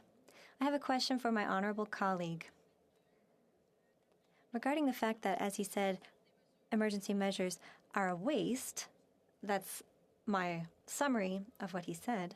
Does he not believe that this crisis is ongoing and there still are people who need help, as the bloc says? For Leeds, Grenville, Thousand Islands, and Rideau Lakes. Yeah, thanks for the question, and I'll thank the member for her intervention. It's my first time responding to her since her election, and welcome her to this place to do the work that we do for our constituents. Certainly, I'll chalk it up to a interpretation challenge, but certainly supporting Canadians is not a waste. But we need to be careful and specific in how we do it. There are challenges that remain, but what we've seen is undisciplined and untargeted spending from the government, and the quantitative easing worth $500 billion that they have sprayed out with their money cannon since spring of 2020, April of 2020, needs to be curtailed, and we need to focus on only the areas that require support from government. Thanks. Questions and comments? And comments. The honourable member for Yorkton Melville, very short. Very short. I'd like the member to talk about the waste that did happen in regards to the programs being handed out, in that the software programs were, all of the checks and balances were removed, and money was not only wasted, it went underground, it went to criminals, multiple accounts to one bank account. How in the world can we trust this government to do this right this time? The honourable member for Leeds, Grenville, Thousand Islands, and Rideau Lakes. Very, very short. Well, it's a great question from the member for Yorkton Melville, and I appreciate it because it's incredibly important. The programs put forward by any government require scrutiny. We've seen with this government that they need more scrutiny than most. And certainly some of the reports that we've seen of late with respect to abuse of pandemic programs, it's very troubling indeed. So we're going to need to make sure that whatever this government proposes has all the checks and balances. And that requires, all parliamentarians working to, check the government's homework, because they've proven time and time again that given the opportunity, they're they're going to make mistakes that cost Canadians money that we can't afford. Continuing debate, the honourable member for Stormont, Dundas, South Glengarry. Thank you very much, Mr. Speaker. It is an honour to rise again today in the House, my first speech in the 44th Parliament, and I just want to start off by thanking the wonderful people of Stormont, Dundas, South Glengarry for returning me to the chamber once again. I am very grateful each and every time I come here into this chamber, come into the city, our nation's capital, to represent my community at a federal level. It is an honour and a privilege and not something that I take lightly in the work that I do and will be doing with the House in the coming months and years, or however long this Parliament may last. I also, since it's the first time at length to be able to speak, Mr. Speaker, I want to acknowledge and thank my family and numerous friends and supporters that have been involved not only just during the recent election campaign, but continue to support me and my work in many ways, both personally and professionally. And I'd be remiss as well if I didn't acknowledge my staff, both in my Cornwall constituency office and here on the Hill. En même temps, c'est une opportunité. At the same time, each time it is an opportunity for me to speak in French. I'm trying to make progress, and we do have a French population in my riding. The House of Commons gives me the opportunity to study my second language. I am a Francophile, and I recognize the importance of the Francophone community. I study with my prof, Sonia, in Cornwall each week to improve my second language. So, Mr. Speaker, we're finally back to work here. 62 days after Election Day, we have the opportunity to gather in Ottawa, get back to work, and get back to the work that people sent us to. $610 million later, didn't change the seat count here much, but here we are several months later dealing with a bill as we begin and try to continue to get past COVID. This is an economic bill and government spending, and there's a few things that I want to take some time on to talk about specifically. The member for Yorkton Melville had just raised a good question in the previous speaker and questions and comments, talking about a few areas of concern that I'm hoping to use my time today to highlight what I feel, perhaps I would say, the government has not learned from previous support programs that have been offered as we get through the pandemic. Recently we saw, and I'm going to say it was a few weeks ago or earlier this month, intelligence reports came out that were shared by a wide variety of Canadian media that were very concerned in reading the headlines of organized crime knowingly and actively exploiting federal pandemic programs. It says FinTrack not sure the total amount of CERB and CEBA funds they may have gone to organized crime. I also want to acknowledge the great work at a local level, both the provincial, municipal level in my riding in the city of Cornwall, that is a service manager for various provincial social services programs. They've outlined a number of potential and actual fraud cases in the applications of benefits. As this pandemic unfortunately continues, and hopefully we see light at the end of the tunnel, the one thing that I look for when I see a new piece of legislation in the rounds of benefits is what has the government learned from previous iterations in a commitment to close those gaps. We've not seen details announced in here, and I don't believe a firm commitment. I have a lot of concerns about the details of that. We've heard previous speakers from the government benches say, well, we've got Canada Revenue Agency, or we've got a various department that will work hard to do X, Y, and Z in reaction to fraud and different aspects of organized crime being involved in these programs. But part of the thing I think you've heard many of our members say is, as a matter of fact, we should be proactive, not reactive when it comes to these things. There are better checks and balances as we get along, and those are going to be the things that I'm looking for as a member of this chamber in the coming weeks and months as we debate the legislation. One of the things, Mr. Speaker, it's a segue to talking about how we scrutinize these bills. At the beginning of the pandemic, as I've mentioned and many colleagues have, we have supported programs as Canadians have needed them to get through this. It's been a challenging time, I think economically, I think on the physical and the mental health of Canadians. But one of the things that we've seen when we talk about a commitment to doing better, we had an unnecessary election. We had an unnecessary period of 62 days to wait for Parliament to come back. And as a bit of a procedural item, it looks now that our Finance Committee that would normally look over and review a bill such as C2 may not even be constituted until early next year at some point when we come back in January and committees get set up and they elect a chair and so forth. We now have the opportunity, and I think we have the duty to Canadians to say, look, legislation like this needs to hear from experts that I just referenced and saw in these news articles and the intelligence reports that were coming out. What more can we do as we're spending hard-earned taxpayers' money to reduce and eliminate, if we can, as best we can, fraud and organized crime from, quote, knowingly and actively exploiting these federal programs? I often say there's a lot of good talk and well wishes and saying, well, we'll take a look at it and see what we can do. I think at this point in the pandemic, we saw the We Charity scandal, which got a lot of attention. We've seen these intelligence reports that got a lot of attention. I believe we have a duty, and I believe there's a lack of confidence in Canadians that, especially when they read reports such as that, they see these reports being publicized and documented, that there's no clue even to the amount of what's going on. There's a concern that, again, when having 62 days for Parliament to come back and tabling this bill, there are not enough details and prevention measures in there of what we can do. Mr. Speaker, and I mentioned as well, in a segue when we talk about an economic bill, the work that our Shadow Finance Minister, the member for Carleton, who gave a great speech this morning and took questions and answers in the opening round of this, is talking about how, as we look forward at this bill, when we take back the feedback we're hearing from our constituents, there are help wanted signs in the windows of many businesses in the United Counties of SD&G, in the city of Cornwall and Akwesasne, and replicated right across this province. There is a real gap in what we're seeing here between getting people back to work and supports to reopen businesses, get them firing back at 100%, and getting our economy through this.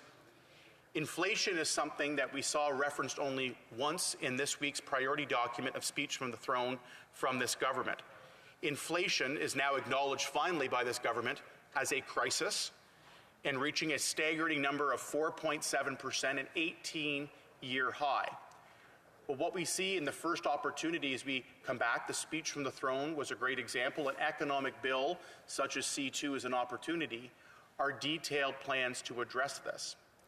And there is a correlation, as my friend and colleague from Carleton raised this morning, there is a correlation between governments that spent hundreds and hundreds of billions of dollars. We've seen when we look at the statistics around the world, there's a correlation between governments that have spent heavily in debt and deficit and now have an inflationary problem. We were told there would be deflation. We've now got inflation. There's a direct correlation. There's a direct correlation on our housing values and housing prices as we go forward. So, Mr. Speaker, as I take the feedback of what I've heard in my community in Eastern Ontario, I'm hearing from constituents and businesses to get back to work, to create jobs, to get businesses going at 100%, and not paying people to stay at home. To address the issue of inflation, it is a serious strain on the quality of life and the budgets of those that are on a fixed income, whether they be seniors, a young family, or somebody that's finishing school with student debt looking to get into the workforce. We're forced to ask for emergency debates to try to get these. As this bill goes forward, it needs more scrutiny. It needs to hear from experts that have been through on things we can improve this bill. We could talk about addressing getting this economy back on full strength. I appreciate the opportunity to have spoke here today in the chamber. I look forward to the questions and comments, Mr. Speaker. And I think at the end of the day, let's get back to work. Let's get Canadians back to work and get our economy firing on all cylinders again. That's what Canadians are asking for. Thank you. Questions and comments. And comments, the honourable member for Winnipeg North. Thank you, Mr. Speaker. And, I had asked the question in regards to where the Conservative Party is going to land on this very important piece of legislation. It is legislation that will enable the government to continue to provide supports in many different ways to Canadians directly, to businesses, both big and small. And it's really important that this legislation pass. So my question to the member is quite simple. Is the Conservative Party going to be supporting this? And maybe if the member doesn't want to answer that question, if he could answer whether or not he himself will be voting in favor of this legislation. The honourable member for Stormont, Dundas, South Glengarry. Well, Mr. Speaker, as I just outlined in the 10 minutes that I had here in the chamber, there's a lot of questions that are left to be answered about the details of this bill as we spend and propose in here billions of dollars of more in new spending. What measures are in there to actively address problems that I just outlined in terms of organized crime and abusive process? I don't have that answer today. I'm here today to raise my concerns, to pose those questions, and it is my sincere hope that in the coming weeks, I know he's a very large fan of Parliament and here often in our institution, that we get Finance Committee, that we get whatever scrutiny we can get to get witnesses here, get testimony here to talk about that. So at this point, I've got a lot of questions left before I decide. And again, just based on having the opportunity for the member to address it from the government side, gave me no assurances whatsoever. They're even taking the issue of fraud and criminals getting this money unnecessarily is even being taken seriously or addressed. Question et comment. Questions and comments? Honorable Député de... The Honourable Member for Saint-Jean. Thank you, Mr. Speaker. I want to thank my colleague from Stormont, Dundas, South Glengarry. I also want to say he's a colleague that I like a lot, and I'm looking forward to speaking to him again. Now, at the Bloc Québécois, we believe in supporting the cultural sector. I heard a lot of my colleagues, party members, saying that, we need to be concerned about the labor shortage. But for us, the cultural sector is one that we believe needs more support because it hasn't been able to recover yet. And we're also afraid that we might lose some expertise if those artists leave before we're out of the pandemic. We won't have some of those specialized workers and skills. So I'd like to hear him on that proposal. The Honourable Member. Merci, Mr. Président. Thank you, Mr. Speaker. This is another opportunity for me to practice my French. And yes, the cultural sector is important in this country. In my riding, there are a lot of examples of problems that have been caused by COVID-19. We have a new theater in Mooresburg and in Cornwall, for example, and those theaters have been facing a lot of problems during the pandemic. I know that there are a lot of economic and cultural opportunities, and so I think we need to look at each program separately. But at the end of the day, as I've said, I think that we need more information about corruption and criminal organizations that are also getting that money. The honourable member for London Fanshawe. Speaker, and I thank the honourable colleague across the way for his speech. One of the things that, and he was just addressing the cultural sector, but one of the things that, of course, has been hit pretty hard is the tourism sector. And I've been approached by the Canadian Camping Association, for example. They have been very, very hard hit, and so many of our ridings are home to beautiful overnight and day camps for kids. They help that local tourism sector. They help youth employment. And they've been left out of a lot of the supports that were supposed to be provided by this government. So for so many of the things that we're looking for from this bill, they're asking for the continuation of the wage subsidy and continuation of the rental subsidies. And that's certainly what we've been calling on from this government. But I would like to hear from the member across the way how he feels how that would impact and those supports and the continuation of those supports would help the specific camping industry, the tourism sector in his riding. Thank you, Mr. Speaker. The honourable member of Stormont, Dundas, South Glengarry, in about 30 seconds. Thank you very much, Mr. Speaker. I want to thank my colleague from the NDP for that, and absolutely we talk about as well hospitality and tourism and travel were some of the first impacted sectors when it came to COVID, and unfortunately they're going to be some of the last to be able to recover on that. I've had many meetings and delegations not only with local groups but ones at a national level as well. And what I would say to that is, unfortunately, here we are at the end of November dealing with these things where we could have had Parliament resuming months ago to give those assurances to those organizations. So again, I look forward to hearing from them. I believe we need to continue to support those. We'll take a look at the entire bill as a whole and make the determination in the weeks to come. Thank you, Mr. Speaker. Continuing debate, the honourable member for Winnipeg North. Yes, thank you, Mr. Speaker. And I think it is really important for all of us that are participating in this debate and those that might be following the debate to really have a basic understanding of what it is that we're actually debating.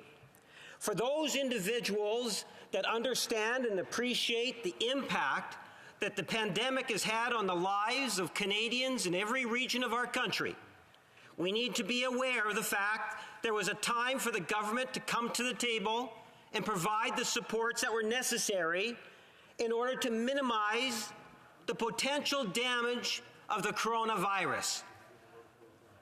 There are programs that were put into place that came virtually out of thin air. Civil servants at different levels came together and put together programs that saved lives, that saved jobs, and have put Canada in a position in which we can recover. I would suggest to you, second to no other country. When you take a look at the vaccination and the level of vaccination here in Canada, we have done exceptionally well around the world. And that is something in which Canadians can be very proud of. We came together and recognized that the way to defeat the coronavirus is to get vaccinated. And now we have over 86% of our population, I understand, that is fully vaccinated today. One of, if possibly even the highest country in the world, Mr. Speaker.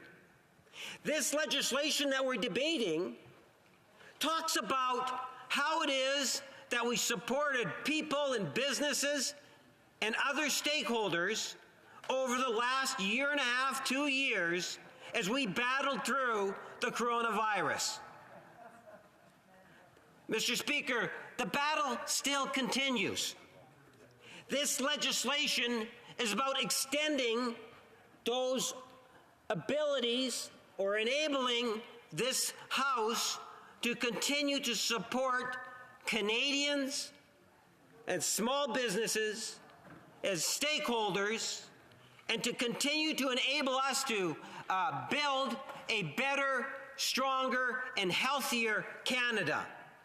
And that starts from the community, Mr. Speaker, where members of Parliament from all across Canada, I can say from within the Liberal caucus, that feeds information into the government, so that we have a sense of the things that are important to our constituents, and we are successful in bringing forward legislation that's important to all of us, Mr. Speaker. And I would hope, and I understand my time's running out, but I'll be able to continue on Monday. I will hope that all members of this House will come together in an apolitical fashion, recognize the value of it, and vote in favor of this legislation. Thank you, Mr. Order. When we come back, you'll have close to 17 seconds. I don't have much of a choice. Comme il est 14h30. It being 2:30 p.m., this House stands adjourned until next Monday at 11 a.m.